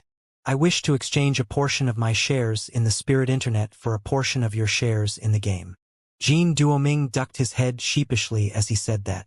Wang Baol rubbed at his forehead again. This wasn't a problem at all, in his opinion. However, it also wasn't something he could unilaterally decide. After some thought, Wang Baol said tactfully, Duoming, you should discuss this with Xianxia. Baol, I've gone looking for Xianxia. I went to his cave abode, but there was no one there. His cave abode was empty as well. I heard that he disappeared the same day the battleship appeared. He hasn't returned yet. Jin Duoming sighed and said with great exasperation, He's gone. And his cave abode is empty? He's gone missing again. Wang Baol froze. He immediately pulled out his voice transmission ring and sent a voice transmission to Xianxia. It was like a rock sinking into the ocean. There was no reply. Jin Duoming saw that, and an imperceptible light flickered in his eyes. He lowered his head and sighed. Yes, this fellow keeps disappearing. This is the second time he's gone missing. Wang Baol's head began to throb slightly. He couldn't help but wonder at the strange timing of Xianxia's disappearance. This seemed like something he should look into. He comforted Jin Duoming again. Duoming, you don't have to worry about this. Xianxia's a guy filled with mysteries. Maybe he just has something he needs to attend to. I'll go look for him. You'll have your answer soon. How about that? Jin Duoming smiled wryly and nodded. He chatted with Wang Baol for a while longer, then left. Having sent Jin Duoming off, Wang Baol sat back down in his palace, and a crease appeared on his forehead. As he wondered about Xianxia's disappearance, he suddenly lifted his head and looked outside, in the direction that Jin Duoming had left. Suspicion gradually colored his eyes. After some thought, he realized that his suspicions were a result of what Jin Duoming had said about Xianxia. He's gone. And his cave abode is empty? He's gone missing again. Yes, this fellow keeps disappearing. This is the second time he's gone missing. The exchange played in Wang Baol's mind, and the crease in his forehead deepened. Assuming that Jin Duoming wasn't aware that Xianxia had done a disappearing act before, he should have been surprised upon hearing what Wang Baol had said. He should have questioned Wang Baol about Xianxia's habit of disappearing. But from Jin Duoming's reply, Wang Baol could sense that he seemed to know that Xianxia had done a disappearing act before. Something wasn't right there. Jin Duoming shouldn't know about Xianxia's stay in the Ethereal Dao College.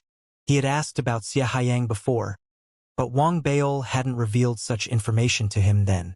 Even if Jin Duoming had decided to do a background check on Xianxia, there wasn't much of a chance of him finding out the truth. They were on the ancient greenish-bronze sword, not in the Federation. Besides, he had warned Jin Duoming not to offend Xianxia. Wang Baol still remembered the expression Jin Duoming had on his face. Based on his understanding of Jin Duoming's character, Jin Duoming had taken that advice to heart. He was a smart guy, so he wouldn't have gone ahead and investigated Xianxia secretly. There was a high likelihood that Jin Duoming had always assumed that Xianxia was a native disciple of the vast expanse Dao Palace. Wang Bail began to suspect something was going on. But then, Jin Duoming might have also done some asking around. Wang Bail wasn't the only person who was from the ethereal Dao College. Maybe I'm being too paranoid. Wang Bail rubbed his forehead and decided to set this matter aside. He thought about Xianxia's disappearance again, and an indescribable irritation rose inside him. He instinctively called out for little Missy, but she didn't reply. Is she asleep again? Wang Bail rose to his feet. The skies had darkened. The strange, irritable feeling began to grow stronger inside him. So he pulled out the jade slip containing the game Descend. He intended to enter and play the game for a while to rid himself of this bizarre irritation he was feeling. However, no matter how many times he tried, it was as if the game server had crashed. He couldn't log on. I can't log on? Wang Bail shook.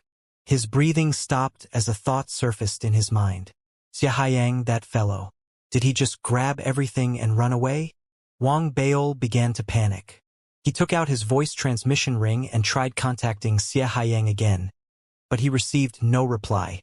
Simmering with frustration, Wang Bail sat down and began to think. Xianxia doesn't seem like the type to resort to such despicable tricks. Wang Bail thought. Finally, he sighed and turned on the Federation communication channel on his voice transmission ring. The Federation cultivators were talking about the battleship. After a long moment, Wang Bail shook his head and set aside his worries about Xianxia. He shut his eyes and began to meditate. However, it didn't take long before Wang Bail suddenly opened his eyes. There was a strange, contemplative light in his eyes. Even though he had decided to stop thinking about Xianxia, somewhere inside him was a voice telling him that something was very wrong. Jin Duoming suddenly paying a house visit, Xianxia being uncontactable, and me not being able to log on to the game, Wang Bail muttered. The three things seemed to be related to one another, but he couldn't tell what the problem was. He was no longer in the mood for cultivation. Wang Bail had a feeling that he wouldn't be able to rest easy if he didn't figure this out. He mused silently, recalling his interactions with Jin Duoming and Xianxia. Then his eyes widened. His breathing quickened as he remembered asking if the game would suddenly crash. Xianxia had answered him then. The game won't crash unless you're dreaming. Those words were like bolts of lightning exploding inside Wang Bail's head. He began to tremble, and waves of emotions surged inside him. A terrible light flickered in Wang Bail's eyes, and he was silent for a long while. Then, his right hand reached into his clothes and began rummaging. He pulled out the mask in which little Missy resided.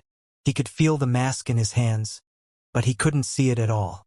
Wang Bail's face darkened instantly. There seemed to be something in the air, a whiff of something floral. That floral scent again.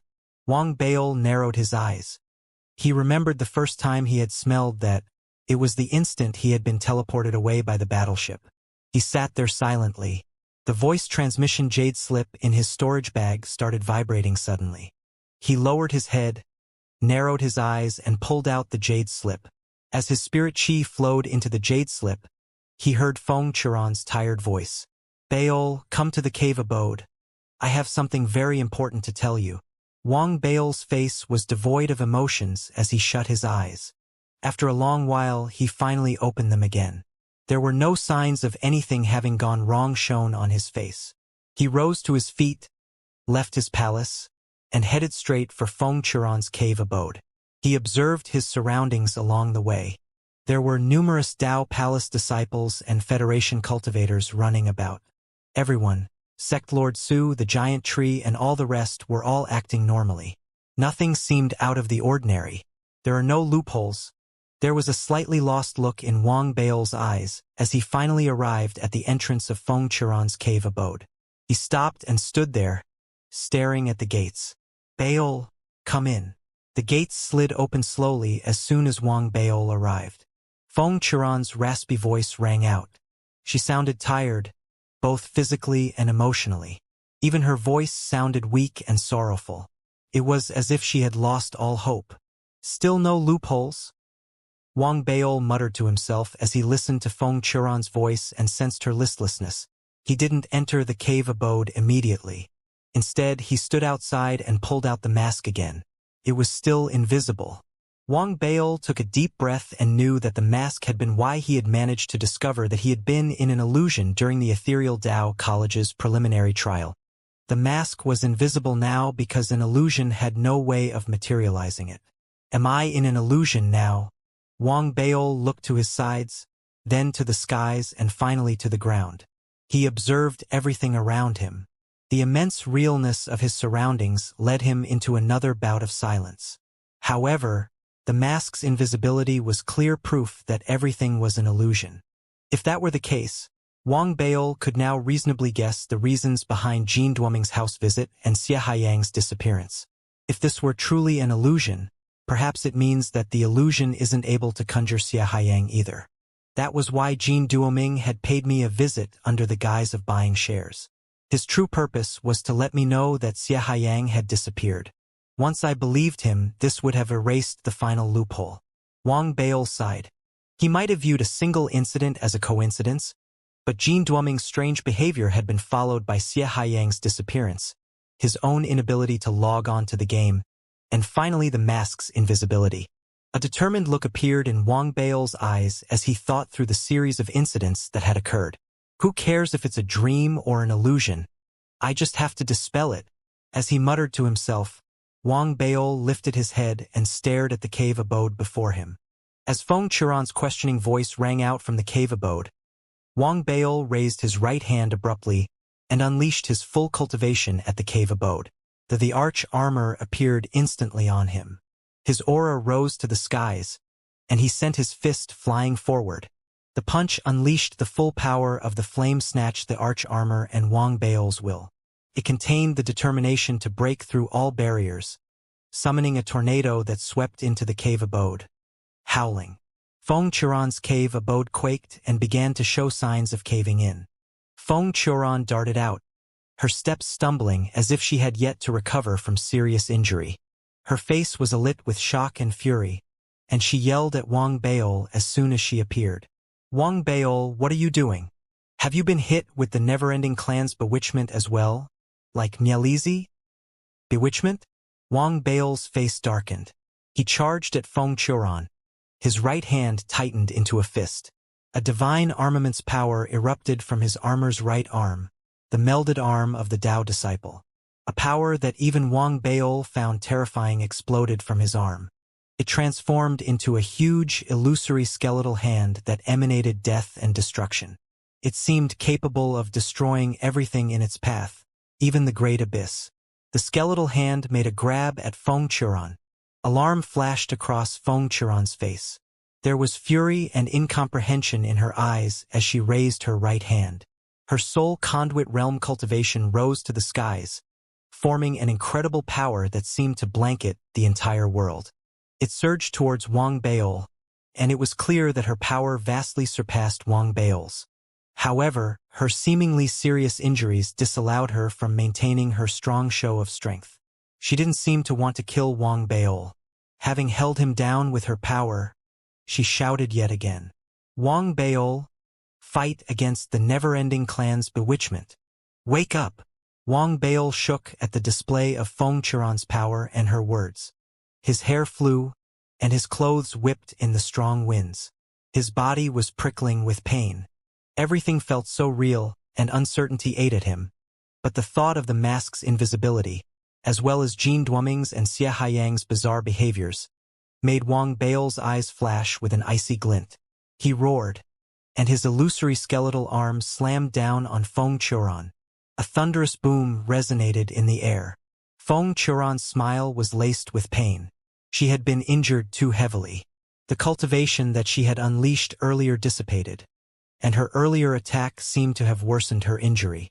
When Wang Baol's divine armament came slamming down, she was swept aside like paper. She shook violently and spat out a mouthful of blood. As she fell to the ground, she looked at Wang Baol with bitterness in her eyes.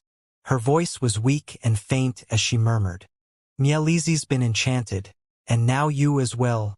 Wang Baol, please, come to your senses. This is reality. It's not an illusion. So, and bewitchment. Wang Baol fell silent. He looked at the fallen Feng Qiran and could tell that his easy victory had been because Feng Qiran had already been seriously injured. She had urged him to wake up. Everything seemed so logical and reasonable. There was a reason for her injury. She had mentioned it. It was because Mielizi had also suffered the never-ending clan's bewitchment like he was. He had suspected that everything had been an illusion. This is the never-ending clan's bewitchment. Can you smell a strange floral scent? That's a symptom. It means that you've fallen to an bewitchment before the teleportation. Feng Qiran's breathing grew uneven. Her eyes were bright with anxiety, and she seemed desperate to convince Wang Baol that this wasn't an illusion. Many cultivators in the Dao Palace had noticed the commotion and rushed over. They kept a distance, but Wang Baol could see the shock and disbelief on their faces, as well as hear their heavy breathing. Baol, you? Wang Baol, what are you doing? Wang Baol didn't turn around as he listened to the gasps of shock. He could hear the approaching footsteps of Sect Lord Su, Zhao Yeming, and the others. He stared at the weakened Feng Qiran silently, then slowly narrowed his eyes. Then, he suddenly raised his right hand and pointed lightning quick. A lash of wind whipped out and pierced through Feng Qiran's forehead. Feng Qiran froze, and her eyes widened as bitterness, and a whole array of emotions shone in her eyes. She stared unblinkingly at Wang Baol before finally dying. Has it been dispelled? Wang Baol muttered to himself as he stared at Feng Qiran's corpse. He turned and saw the looks of shock and disbelief coloring the faces of the Dao Palace and Federation cultivators around him. Wang Baol, you've gone mad. Baol! He killed Elder Feng Qiran. Gasps of shock exploded in the crowd. Some looked bewildered, others were shaking, and some went mad. The situation seemed like it was about to spiral out of control. It was then that Sect Lord Su suddenly unleashed his cultivation and roared. Federation cultivators, I command you to protect Elder Wang Baol. We are to leave this place now. As his words rang out, the lost and bewildered Federation cultivators shook. Despite the mixed feelings clear on their faces, they swiftly followed Sect Lord Su and raced towards Wang Baol, with the intention of surrounding him in a protective circle. The Dao Palace cultivators went mad. There was no way they would allow that to happen. They immediately tried to stop the Federation cultivators, and battle broke out between the two sides. Death and destruction spread like wildfire. As sounds of battling rose to the skies, numerous nascent Soul Realm cultivators could be seen charging towards them from the distance, fury and alarm in their eyes. Baol, I believe you had a reason for doing whatever you just did. But this isn't the time to think. Hurry, get to the teleportation array formation. We need to leave this place and return to the Federation. Sect Lord Su shouted at Wang Baol frantically. Both Zhao Yaming and Kong Dao were pale in the face. Regardless, they immediately came to Wang Baol. They reached his side and held him up as he stared in confusion at Feng Qiran's corpse. Then, they began to pull him along as they raced towards the teleportation array formation.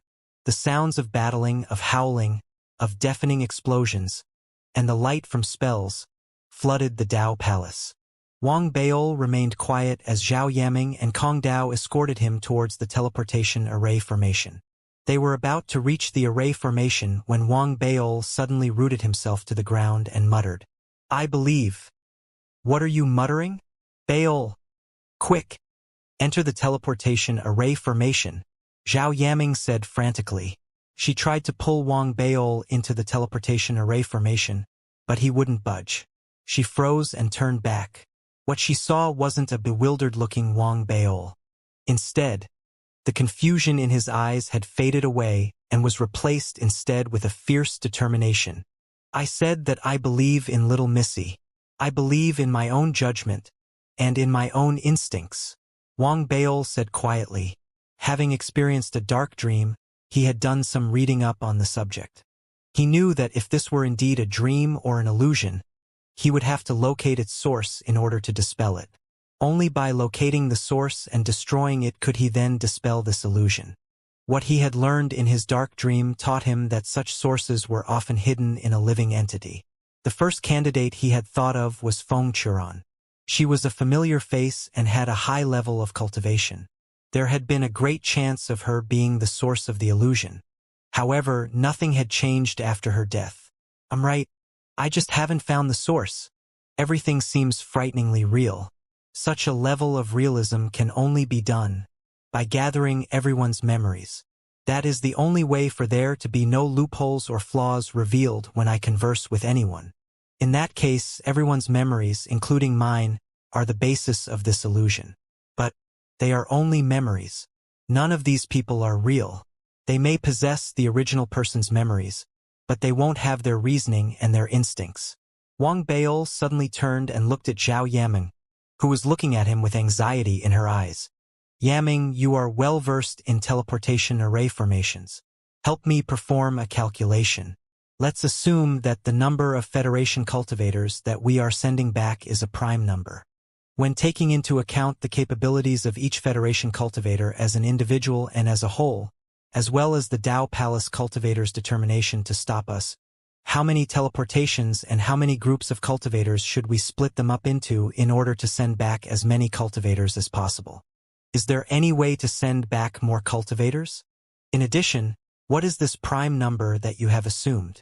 Wang Baol's sudden question stumped Zhao Yaming. Nervousness flashed across her eyes as she retorted hastily. This is no time to joke around. Baol, what are you doing? Quick! Enter the teleportation array formation. Yaming, please help perform the calculations? Wang Baol stared at Zhao Yaming and implored softly. Baol, the most important thing now is to leave. Kong Dao said hurriedly as well. Before he was done speaking, Wang Baol sighed. He had seen the flash of fear in Zhao Yaming's eyes and had his answer. He raised his right hand, and Zhao Yaming shook instantly as a bloody cut appeared on her neck. Blood spurted out.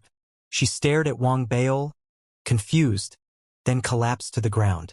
Kong Dao was stunned at the scene that had just unfolded before him.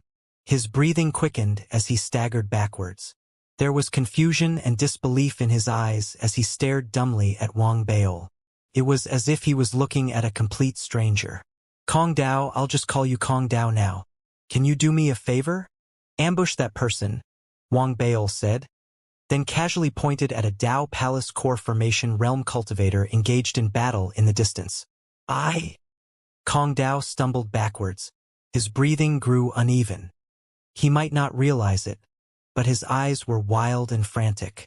Wang Baol sighed with relief. Fortunately, everything isn't real. He sighed, then waved his right hand. His blade flashed, leaving a gaping hole in Kong Dao's chest. Kong Dao's dead body fell to the ground as Wang Baol muttered to himself again. Still not dispelled? The source of the bewitchment isn't on Feng Churan or anyone close to me. Where could it possibly be? Wang Baol stood next to the teleportation array formation. An indescribable frustration and sense of danger ate at him. He knew that if he didn't dispel the bewitchment soon, he might not have a chance to do so. His eyes swept across the battling masses. He saw Zhuo Yifan, Li Yi, and Jin Duoming. Finally, his eyes landed on the top of the mountain, on the hyacinthus tree.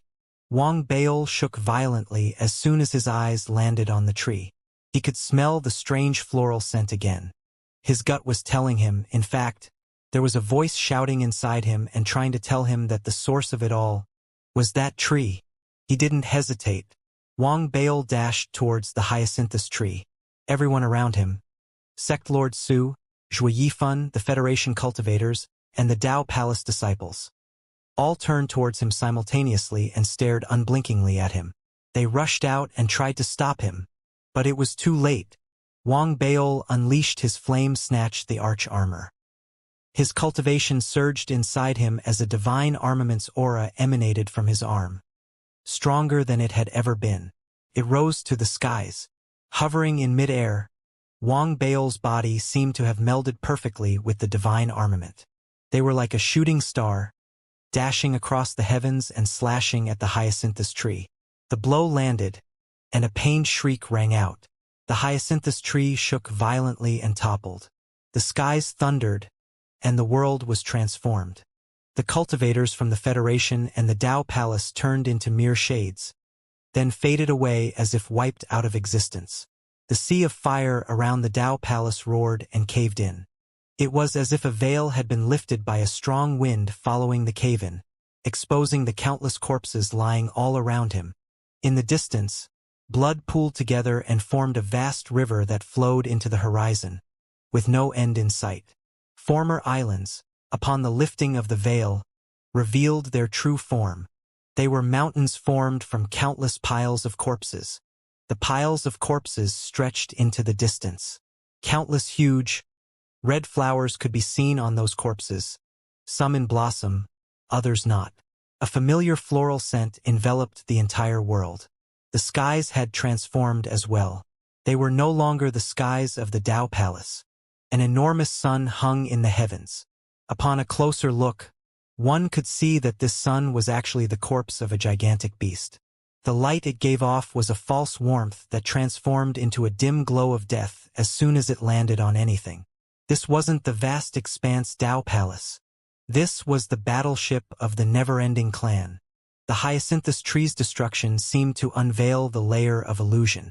Even though Wang Beol had been mentally prepared for the reveal, he was still shocked by the sight before him. He had thought that this was going to be the case, but he still couldn't calm himself down. So, I didn't return to the vast expanse Tao Palace. Instead, I entered the battleship, Wang Beol muttered. 10 steps ahead of him was a gigantic red flower. It towered 100 feet tall and had buds like pillars that blossomed skyward. Its huge petals gave off a strange, eerie light. There was a strange fragrance that filled this world. It was a scent that Wang Beol was familiar with. He had smelled it the moment he had boarded the battleship and while deep in the illusion. The scent was clearly what had drawn him into an illusion. Numerous fruits hung under the gigantic red flower. Each one was the size of a person. Cracks lined the fruits, and within the cracks grew rows of sharp teeth. It was a terrifying sight. Viscous fluids dripped from the cracks, hissing as they landed on the ground. The fruit nearest Wang Beol had clearly dried up and died. That wasn't all. As Wang Beol lifted his head and looked at the flowers around him, he saw a dim demonic glow lighting the sky and the land filled with corpses and flowers. Familiar figures stood before the flowers around him. He saw Feng Qiran, Zhao Yaming, Kong Dao, and many others who had entered the battleship together. Some of them stood before a fruit hanging under each flower, some were walking towards a flower, and some were crawling into the fruit. A few people were clearly missing. Wang Beol realized where they had gone when he saw a few fruits hanging ripe and heavy under some flowers. They had been swallowed whole by the fruits. The expressions on Feng Qiran's and the others' faces varied. Some had a silly grin on their faces, others a look of confusion. Some looked agitated, others furious. Some were obviously struggling. There were also a few who had pulled out the innards from the corpses on the ground and stuffed them into their mouths. They looked like they were in heaven, as if they had just tasted ambrosia. The heavens were colored with a demonic light, and the land was littered with red flowers in full bloom. The sight before Wang Beol shocked him to the core. His breathing quickened as he raced towards Zhao Yaming. Zhao Yaming was blushing, her eyes dreamy. She was about to be swallowed whole by the fruit before her, and already had half an arm extended into the fruit. It was as if there was someone inside the fruit that Wang Beol couldn't see who was holding hands with her and was trying to pull her into his arms. She was about to step right into the fruit. It was then that Wang Beol arrived next to her and grabbed her arm. He yanked fiercely, and a shriek that seemed to tear at the soul escaped from the fruit. It sounded mad with fury and was clearly unwilling to part with its prey. A force erupted inside the fruit and merged with its violent lust. The fruit swelled up and tried to swallow Wang Beol whole. Wang Beol retaliated with a punch from his flame-snatched the arch armor. The fruit shook violently, and a scream rang out from within. It exploded upon contact, its juices splattering everywhere. Wang Beol pulled Zhao Yaming away. However, there were no signs of Zhao Yaming awakening from her illusion. Wang Baol grew frantic. He raised his right hand and pointed at her forehead. "Wake up!" His voice was like thunder, booming in the air. It seemed to reach Zhao Yaming as well, causing her to tremble. Her eyes became clear, and as she saw Wang Baol, she murmured, "Baol, I had a dream. I dreamed that we were—" Her words trailed off as Zhao Yaming's head finally cleared, and she noticed her surroundings. Her pupils contracted instantly, and alarm and shock colored her face.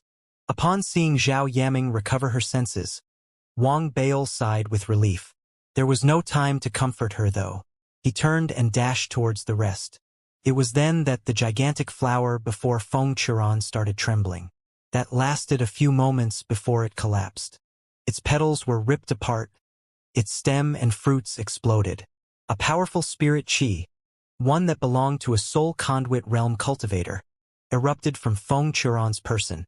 The green Poria dream realm. Feng Churan had a dark look on her face.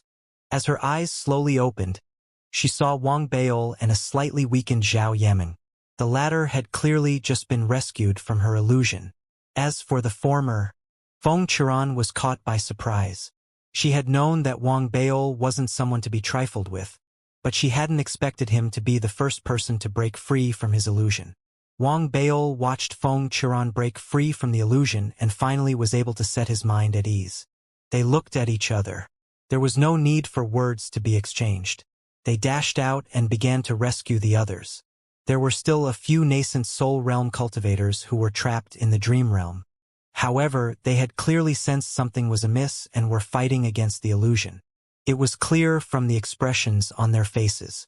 Many of them would perish without help, but some might have been able to free themselves without help.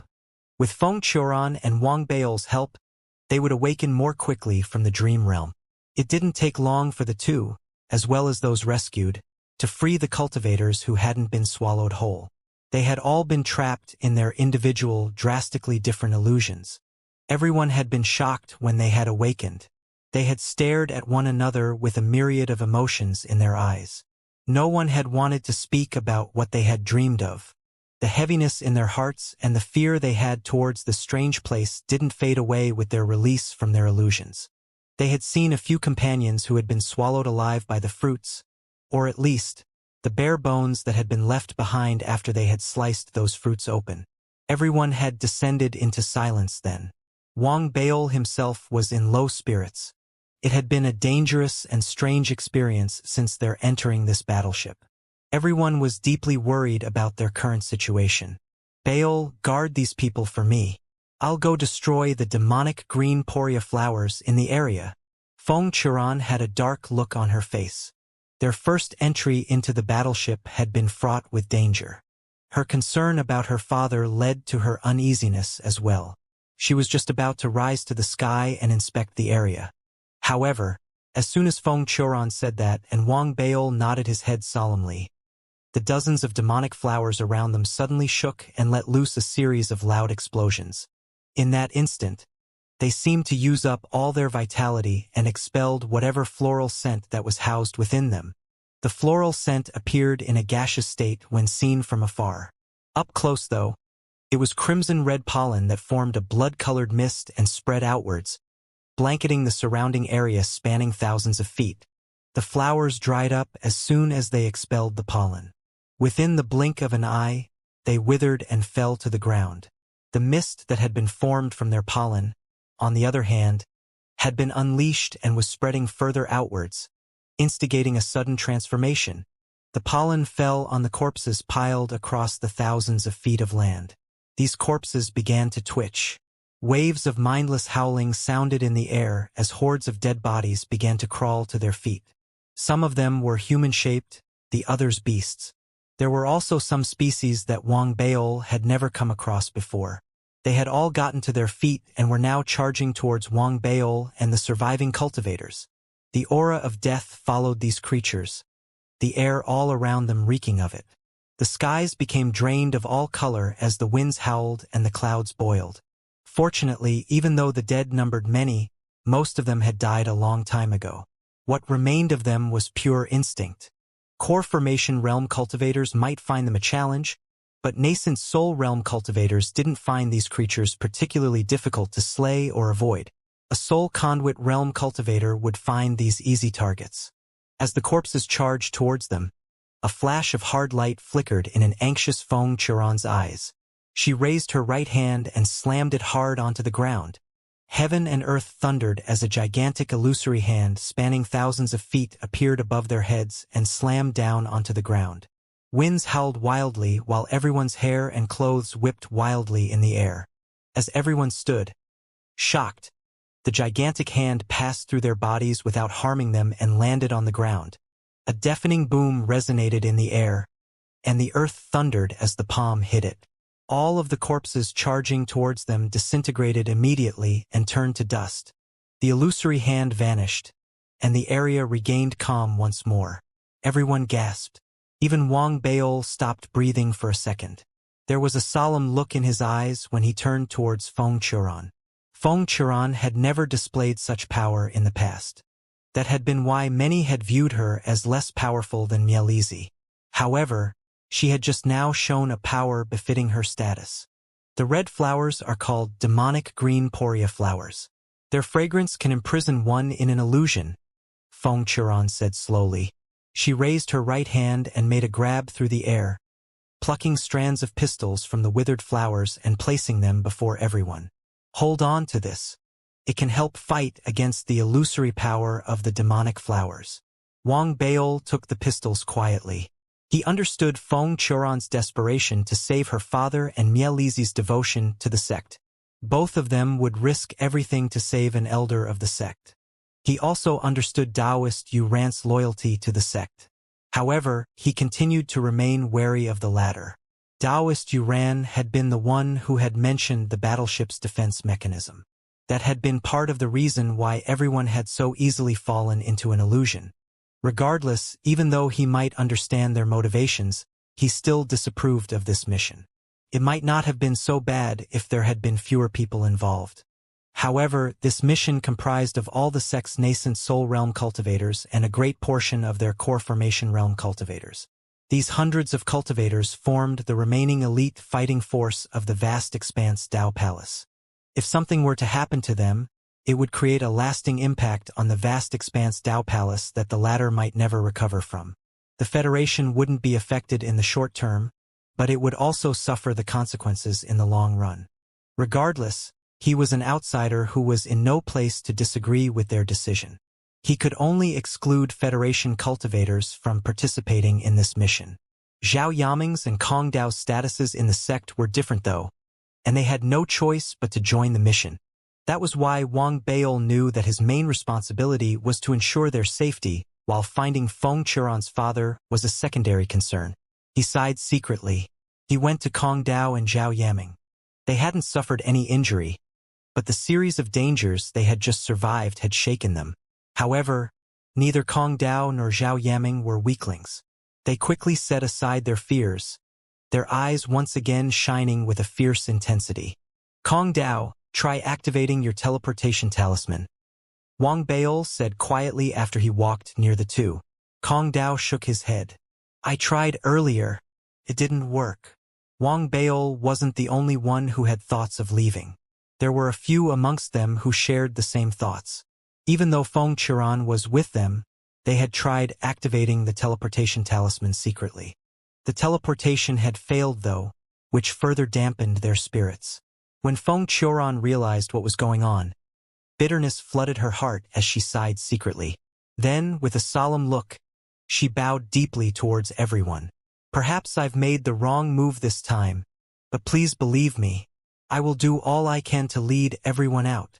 Feng Chiron's character didn't allow her to be as forceful as Mielizi. However, as a woman, her malleable character and lack of temper were to her advantage. As she bowed towards everyone and made her promise, her eyes filled with apology, everyone also returned the bow silently. They had all chosen to believe her. That was because they knew her character. They knew that Feng Chiron wasn't someone who would leave them to die in times of danger. Elder Feng, there is no need for an apology. As Dao Palace cultivators, it's our obligation to save our elder. Besides, we have chosen the path of cultivation. Why should we now fear death? If we did, we shouldn't have chosen this path in the first place. Qi Lin said with his raspy voice as he stood amidst the crowd. His eyes were fierce as they scanned the crowd. Since teleportation is out of the question, we have only one option left to us, and that is to advance. Elder Feng, we don't have the rights to access many of the records concerning the Never-Ending Clan. Since you know of this demonic green poria flower, do you also know of anything else that is strange that we should look out for on the battleship? As the nascent Soul Realm cultivators began to speak up, the Core Formation Realm cultivators began to quieten down. Wang Baol lifted his head and looked at Feng Churan. Feng Churan took a deep breath and pushed aside her anxieties. She knew that she couldn't afford to panic. If she did, she would really be leading everyone to their deaths. She would become a sinner of the Dao Palace. I, Mielizi, and Yuran have made an error in our judgment. Now that I've seen the corpses and the demonic green poria flowers, I'm reminded of something that I've heard of before, a special never-ending clan battleship. This special battleship appears no different from other never-ending clan battleships. However, its function is different. They are known as sacrificial palaces. Sacrificial palaces are essentially sacrificial altars. Every time the never-ending clan conquers a galaxy, they would capture hordes of cultivators and throw their corpses into the sacrificial palaces. These cultivators' blood, flesh, and vitality are sacrificed to the battleships and used to aid never-ending clan members' healing. I suspect that this battleship is a sacrificial palace. The bodies here belong to cultivators from numerous cultivations that were destroyed by this battleship. If that is indeed the case, then there should be a minor sacrificial altar in each world contained within each disk. These 3 minor sacrificial altars should be connected to one another on another lower level, where the main sacrificial altar is located. If we want to leave this place, we'll have to enter the main sacrificial altar, where we can then unlock the exit and find a way out. Feng Churan shared her analysis honestly. The crowd fell silent. Wang Baol sighed secretly. He pulled out some dermic treasures and pills from his storage bag, alongside a few puppets, and handed them over to Zhao Yaming and Kong Dao. He knew that the journey ahead of them would be extremely difficult. Feng Churan didn't look at the other cultivators. Instead, she looked around them. Besides the thousands of feet around them that had been cleared of demonic green poria flowers, this land of corpses was still littered with countless demonic flowers.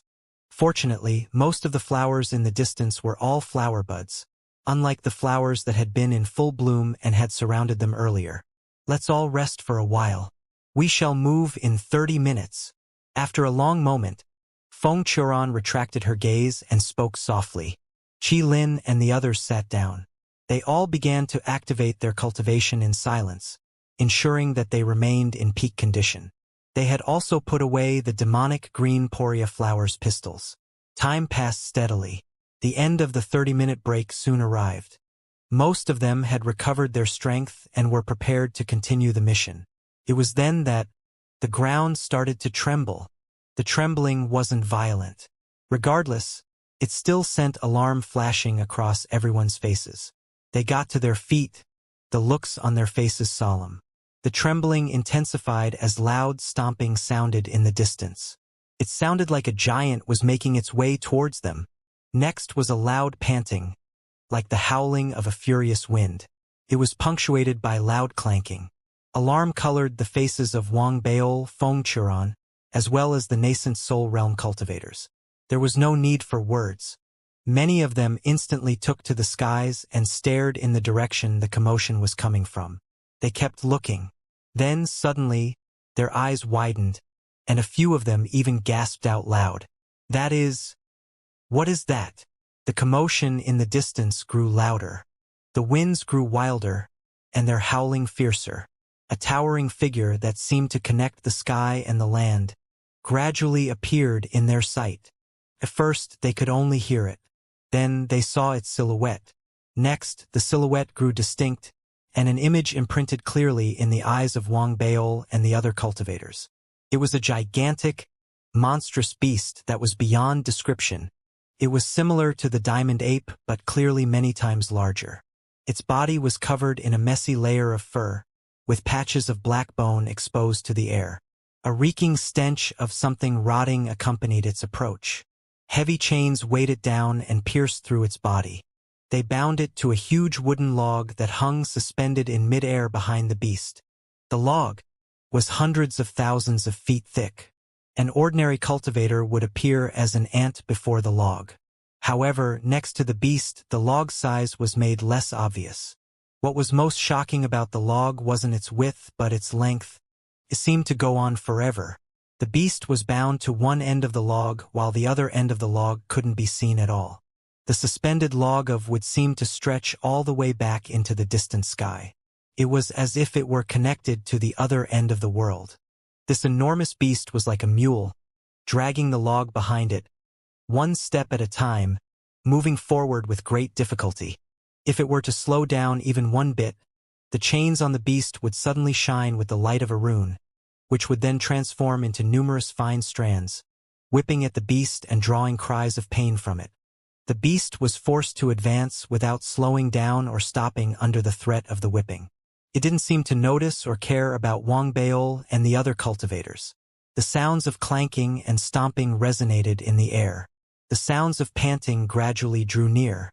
Tens of thousands of feet away from them, the towering figure of a monster trudged forward, one step at a one, dragging behind it a wooden log.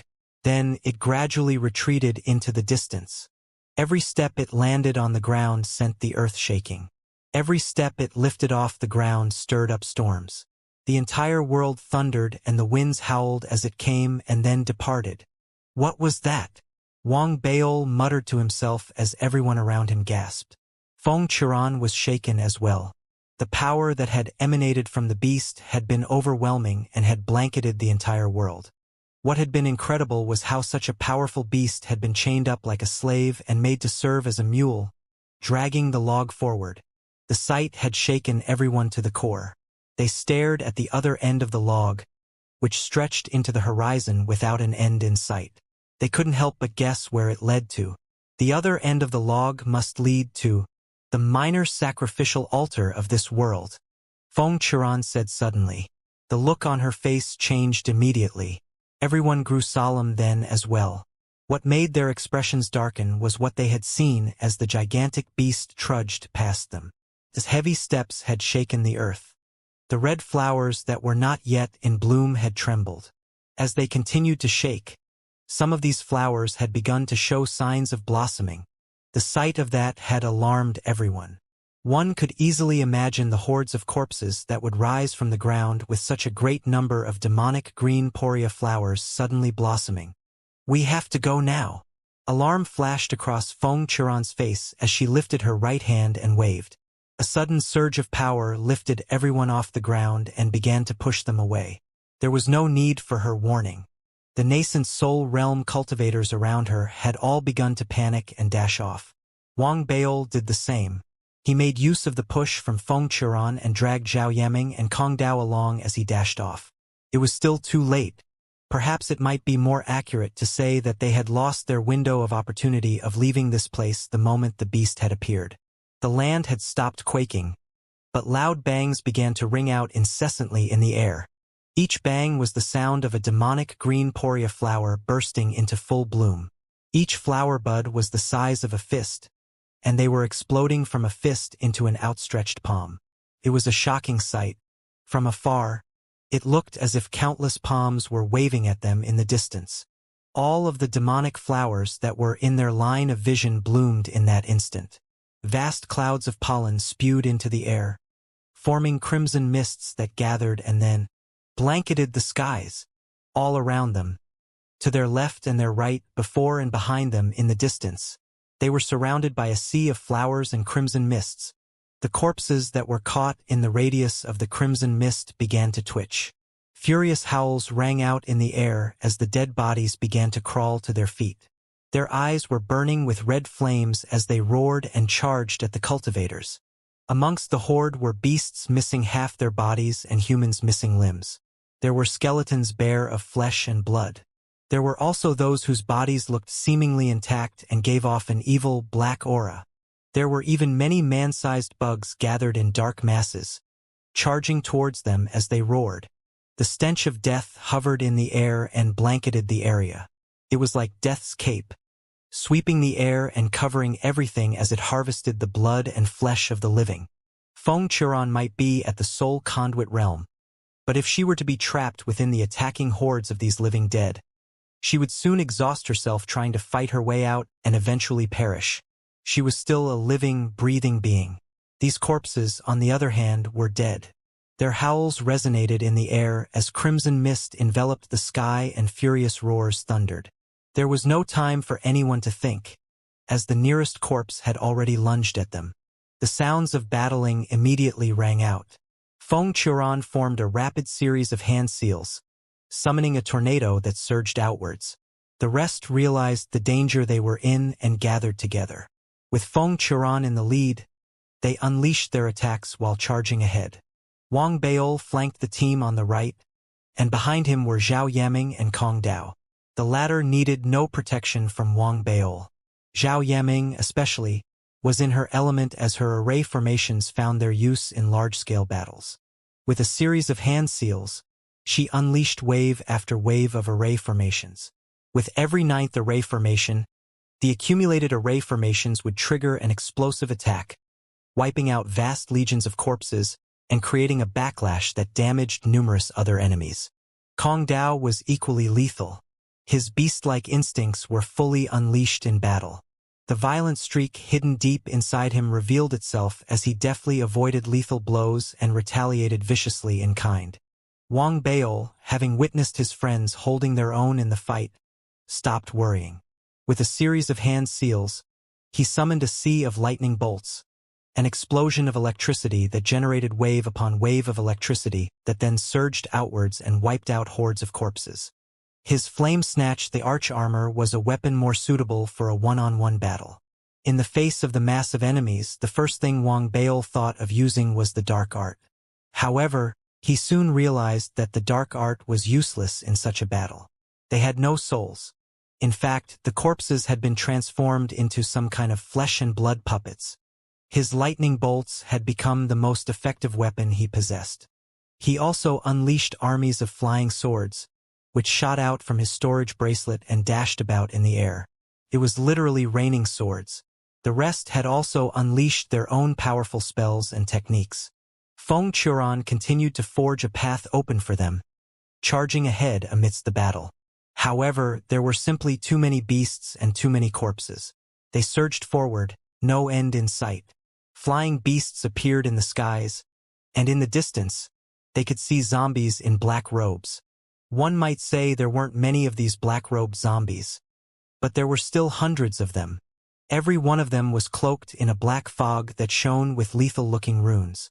The fog shot towards the cultivators, roaring. Each blow landed with an explosion. Its power was so great that it was as if they were receiving a blow from a nascent soul realm cultivator. They weren't the most dangerous thing the cultivators faced. The greatest danger was being trapped in a fight without an escape. As the pollen continued to spread further, it might awaken more dangerous corpses or draw more corpses to them. Feng Churan began to panic. She pulled out a ruler and waved it in the air as her voice rang out. 1,000 feet!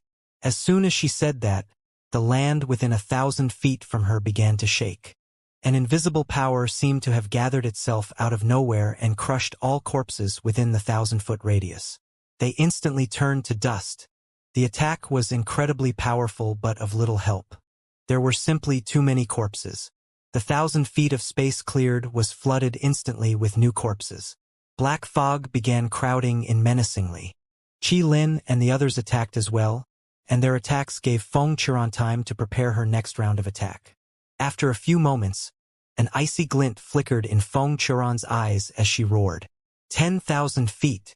Zhao Yaming's eyes flashed as soon as Feng Churan unleashed her attack. With a series of hand seals, she unleashed 99 array runes, creating an array formation that spanned 10,000 feet in all directions. The attack from Feng Churan's ruler exploded the exact moment the array formation appeared. Boom! Boom, boom. The lands shook, and the heavens seemed drained of all color as everything within 10,000 feet turned to dust. The power within the ruler seemed to have been augmented by some other source of power. It surged outwards, sending aftershocks of the attack another 20,000 feet into the distance. The aftershocks might not have been as powerful as the original attack, growing weaker the further it went, but they were sufficient in wiping out the corpses. The battlefield was instantly cleared of all enemies. However, they didn't have to go far before another army of corpses appeared on the horizon. Because of the earlier battle, everyone had come to realize the power of Zhao Yaming's array formations. Wang Beil had been surprised as well. He had known all along how incredible Zhao Yaming's array formations were, but he had no idea that they could augment the power of a soul conduit realm cultivator. Amidst her panic, Feng Qiran realized the power of Zhao Yaming's array formations. Her eyes flashed. She appeared next to Zhao Yaming in the next moment, having the intention of keeping her by her side. Wang Beil appeared next to Zhao Yaming at the same time. He stood next to her and stared at Feng Qiran. Beil, I will ensure Zhao Yaming's safety.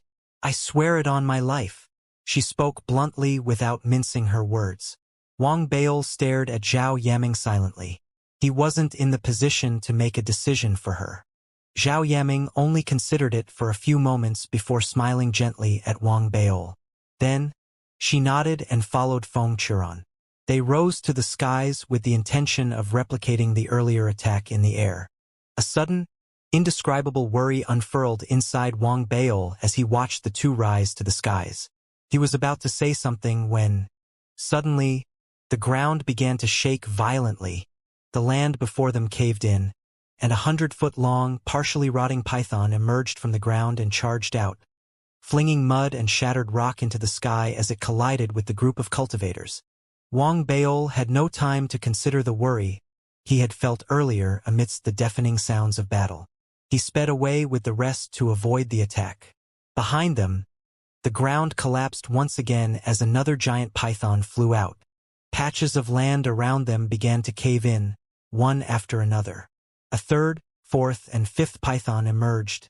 More than 40 giant pythons charged out, roaring at the group of cultivators.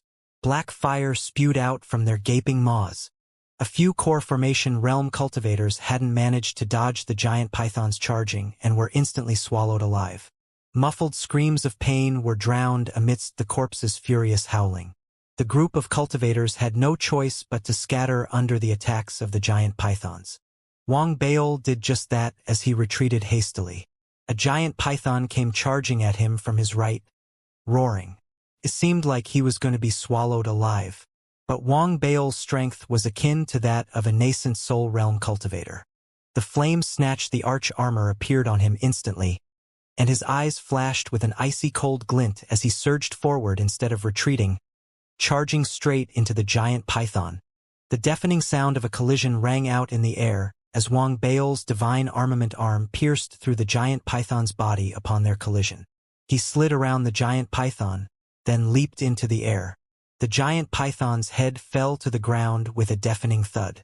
The python's body continued to wriggle despite the loss of its head, thrashing at Wang Beil. Wang Beil formed a series of hand seals. His tricolored flying sword came dashing through the air, slicing the python into multiple chunks. Then, the sword came flying back, buzzing as it circled Wang Beil and slashed apart the corpses that came charging at him. Wang Beil paid no attention to the corpses around him. Instead, he looked around him with a dark expression on his face. The giant pythons had separated the battlefield into multiple, smaller battlefields. Battle cries continued to rise into the air. Many of the pythons had already been slain by other nascent soul realm cultivators. However, there were still some wreaking havoc on the field, and more than a dozen cultivators had since perished. A fish-scale armor had appeared on Kong Dao. It seemed to have augmented his speed and gifted him semi-transparency. Kong Dao dashed about on the battlefield, fighting alongside a nascent soul realm cultivator and slaying another giant python. We can't keep this up forever. No one's going to make their way out of this alive if we don't do something. Wang Beil's breathing quickened slightly. He approached a few core formation realm cultivators and, with a wave of his hand, put down a giant python. Then, he lifted his head abruptly to the sky and stared. In the skies above, Feng Churan and Zhao Yaming were currently surrounded by countless winged beasts. The pair shone with a dazzling light that continued to grow even more blinding. Feng Churan suddenly raised the ruler in her hand into the air. Her eyes shone with an intense light as she yelled, 100,000 feet! Feng Churan's right hand forcibly slammed the ruler downwards, towards the ground. Zhao Yaming formed a series of hand seals at the same time, unleashing the power of 999 array runes that she had accumulated earlier. The heavens rumbled, and the earth quaked. Winds howled, and the clouds rolled back. Within 100,000 feet of Feng Churan, all corpses and beasts, including pythons and black-robed zombies alike, shook violently. It was as if a sudden incredible force had descended from the heavens and crushed everything in sight. Within the 100,000 feet of land, explosions rumbled, and everything turned to dust. Everything living was wiped out. Zhao Yaming's array formation intensified the attack and pushed the shock waves further outwards, reaching nearly 300,000 feet. It was as if a gigantic hand had reached out from the cracks in the earth and wiped out everything. The monsters in the sky were Feng Churan's and Zhao Yaming's primary targets. The area of attack spread much further in the air. Quick, go! The lands rumbled, and everything turned to dust. Feng Churan grabbed Zhao Yaming and raced off into the distance as she shouted frantically. The rest needed no reminder from Feng Churan. They had witnessed their attack earlier, and everyone had been on high alert and ready to run. With the sudden opening presented, as well as the appearance of the next horde of enemies in the horizon hundreds of thousands of feet away, already charging towards them, they dashed out immediately and sped off. Wang Beol did the same. He leaped into the air and pulled Kong Dao along with him. The group was about to make use of the cleared battlefield to make an escape when suddenly, another rumbling roar rang out from the caved-in ground, where the dozens of giant pythons had emerged. The ground sank further in before it erupted. A huge crevice appeared in the earth, and a fierce howl, striking terror in everyone's hearts, rang out from its depths. The howling was accompanied by the sound of chains clanking. An enormous blank hound, partially decomposed, charged out from the crevice rapidly. It appeared in midair in the next instant and snapped its jaws shut, catching and gobbling up a nascent soul realm and 3 other core formation realm cultivators instantly. Horror and alarm flashed across everyone's faces. Their nightmare had just begun. Similar crevices started to appear in the ground. Black hounds dashed out, howling furiously and leaping into the air. Fortunately, they were all chained to the ground and couldn't run too far. Regardless, they numbered in the dozens and posed a significant threat, especially due to their unique physique. Spells were useless against them. It was like throwing a pebble into the vast ocean. They weren't affected at all. Only physical attacks inflicted on the flesh affected them. Nascent soul realm cultivators spread out. Core formation realm cultivators, gather around me.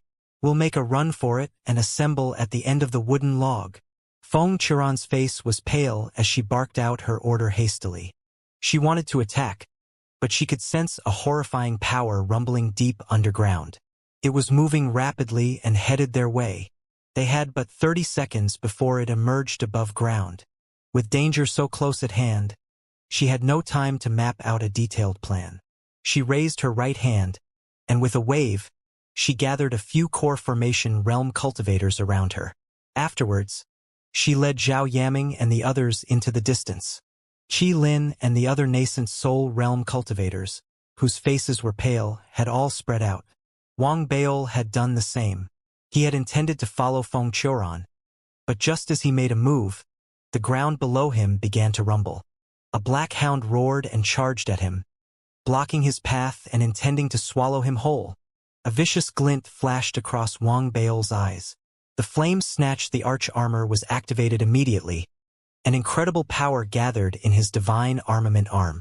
He unleashed a sudden punch towards the black hound. The blow whipped up a tornado and landed squarely on the hound's head, causing a loud boom to erupt in the air.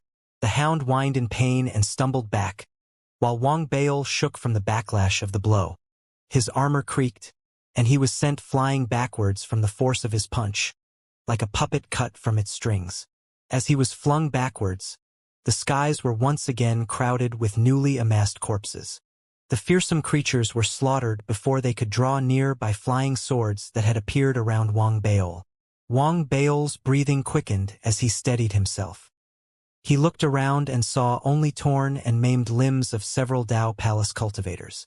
Qi Lin and the others had long scattered to the winds. The corpses had all separated and gone after the cultivators. We shouldn't have come to this damned place. Wang Bail ground his teeth. He retreated without hesitation, chose a random direction, and started running. Just as he was about to dash off, the ground 100,000 feet away from him began to rumble. An enormous, partially decomposed, Kuanpeng heaved from the ground, as if breaking the surface of the ocean, and leaped into the air. The beast emanated a black qi. Waves of energy surged from its decomposing form, striking fear in Wang Bail's heart. His cultivation began to grow unstable. It was a sensation that he had experienced before when he had crossed paths with a Starfang beast. He knew that the monster before him was at least at the planet realm. The planet realm. Wang Bail's scalp went numb. He saw the chains on the Kuanpeng, which were like those that were on the black hounds. There were more chains, though. There was no time for further thought. He fled hastily without turning his head back. He unleashed everything he had on him. His dermic armament bell enveloped the arch armor, while his tricolored flying sword flew protective circles around him. After boosting his defenses, he let loose a sudden burst of speed, transforming into a shooting star that dashed across the heavens, smashing through winged beasts that dared stand in his path. Death and dust were left in his wake as he smashed his way through mindlessly. Wang Bail's senses had heightened to the extremes. He swerved in another direction as soon as he sensed something amiss. He managed to survive several dangerous encounters that way. The pollen's effect might have been wearing off after all this time, as the corpses had started to stiffen. Soon, most of them slowed down to a complete standstill. Wang Bail finally made his way out of the crimson mist and the land of the living dead. He was panting, his clothes drenched in sweat. He quickly pulled out a few pills and swallowed them whole. Then, he turned back and stared at the battlefield behind him, residual terror still lingering in his eyes. The Kuanpeng was chained, so it can't come after me now that I'm so far away. Zhao Yaming and Kong Dao are with Feng Churan. They should be safe. Wang Bail's heart was still racing. However, he knew that there was no use in panicking. He took a few gulps of air, shoved down the unease inside him, and looked around him with a grave expression on his face. His gaze settled on a direction. The land looked sparse and empty of threats, so he began running in that direction. What's most important now is locating the direction of the other end of the wooden log, where the sacrificial altar is located. The skies were dark. Even though the huge beast's corpse in the sky continued to shine like the sun, it seemed to struggle to light up the entire land. Wang Bail saw the lands before him dimly lit while others in the distance were in complete darkness. However, a cultivator could see clearly as long as he allowed spirit energy to flow to his eyes. The demonic green poria flowers scattered across the lands helped too. Their red flowers gave off a faint light that cast a dim glow on the lands around it. The sight before him would look drastically different without the endless piles of corpses. Their presence filled the world with an aura of endless death. Wang Bail might be a dark child, but he hadn't grown so accustomed to such scenes of death. The dark sect might rule over death, but its responsibility was the ferrying of souls. The corpses in this world that had died eons ago were no different from blood and flesh puppets. The power that controlled these puppets was something that Wang Bail hadn't seen before. He was confused and lost, and at the same time, in awe of what he had seen in this world. The never-ending clan might be terrorizing the galaxies, but one cannot deny that they are a powerful entity. That is what gives them the power to run wild and not have to answer to anyone else. Wang Bail muttered to himself. He didn't slow down as he raced forward in the air. holding the pistils of the demonic green poria flower close to his chest. Its strange power ensured that he didn't fall prey to further illusions during his journey. The demonic flowers seemed less prone to sudden blossoming without any sudden agitation as well. This meant that Wang Bao's journey after fleeing the Crimson Mist had remained relatively smooth and danger-free. However, what he saw continued to shock him to an ever greater degree. The corpses on this land spanned countless species, and most of them seemed to belong to creatures that Wang Bao had never seen or heard of. He saw creatures with animal bodies and human heads, corpses formed from rocks, enormous bodies covered with horns, as well as many other bizarre-looking corpses. There were those with 2 heads as well as those whose bodies resembled 5 fingers and had no eyes. There were also corpses the shape of enormous cubes that seemed like they had been pieced together. It didn't seem possible that these entities could have been alive and living in any way in the past. But as far as Wang Bao could tell, they were corpses. The sights shook Wang Bao to the core. Then he discovered familiar-looking corpses such as the natives from the Black Wind planet, tiny black men with their large feet. The aura that continued to emanate from those corpses even after their deaths remained terrifying. Wang Bao instinctively knew that he shouldn't stray too near. He might trigger an accidental backlash if he came into contact with them. Wang Bao passed the corpses of the Black Wind planet natives. 30 minutes passed before he paused in midair and lowered his gaze. There was a strange look on his face. He stared at the ground, at the corpse resting atop a pile of other corpses. Save its slightly elongated ears and extremely slim build, the corpse looked almost like a human. Its death didn't diminish its extraordinary beauty. Wang Bao had only come across such a species in the game Descend. That game, Wang Bao muttered. He might have stared too long at the corpse, as the finger of the slender figure on the mountain of corpses began to twitch. Wang Bao immediately turned wary. He didn't hesitate and immediately picked up speed and dashed off. As he faded into the distance, the finger finally stilled. The lands remained quiet and peaceful. I can't linger too long anywhere. Everything here seems really strange. Wang Bao took a deep breath. He looked around him as he advanced forward, trying to determine which way to go. He knew that the quickest and simplest way to find the sacrificial altar was to locate the enormous beast that they had seen earlier. He would then be able to follow the beast and find the sacrificial altar. Time passed steadily. Days went by. Wang Bao continued his flight across this world filled with corpses, searching without rest. However, he saw only more corpses. The enormous beast was nowhere to be found. Then, one day, while Wang Bao sped through the skies, feeling slightly anxious, his pupils suddenly contracted. A strange feeling surged inside him, and his dark fire began to stir uncontrollably. It surged outwards and appeared outside his body, transforming into black, icy flames. Something flashed in Wang Bao's eyes. He could sense a force tugging at him and the dark fire inside his body. It was resonating with his dark fire. Felt familiar. It was the aura of the dark sect. Could there be dark sect members hiding here? Wang Bao's breathing quickened slightly. He extended his senses and began surveying the area carefully. He tilted his head to the right. The familiar aura belonging to the dark sect was coming from that direction. Wang Bao fell into deep thought. Then he whipped out Little Missy's mask. Even though Little Missy hadn't responded to his calls the entire time he had been here, the mask still served as an important item that allowed Wang Bao to discern reality from illusion. The mask showed no inklings of turning invisible at the moment. Wang Bao inspected the pistols, then looked around him. His mind finally set at ease that this wasn't yet another illusion. He pondered for some time before switching directions and dashing off in the direction the dark sect aura was coming from. He maintained a regular speed while remaining wary of his surroundings. 30 minutes passed. The nagging sense of familiarity intensified, and the dark fire inside Wang Bao began to stir with a seeming hunger, which erupted from his body without stop. From afar, Wang Bao's body could no longer be seen. Instead, one could only see a fiery ball of black fire. It was then that Wang Bao finally reached the place where the dark sect aura had originated from. It was a city resting at the bottom of a mountain. This was the first city that Wang Baol had come across in this world. It wasn't a large city, its size only that of Ethereal City. However, it was still an impressive sight in the land filled with corpses. After all, he had seen nothing but corpses and demonic flowers along the way. There had been no other architecture. The city's mere presence spoke of something extremely important. Wang Baol's breathing grew uneven at the thought of it.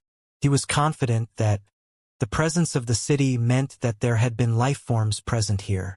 That was why it didn't matter that the city was nothing but ruins now, with most of its buildings damaged and partially collapsed. Wang Baol's spirits still soared at the sight of it. His eyes began to widen as he approached the city. He flew forward and hovered above the city ruins. Gazing downwards, his head began to buzz loudly. There was a silent implosion inside his head. This place, Wang Baol was shaken.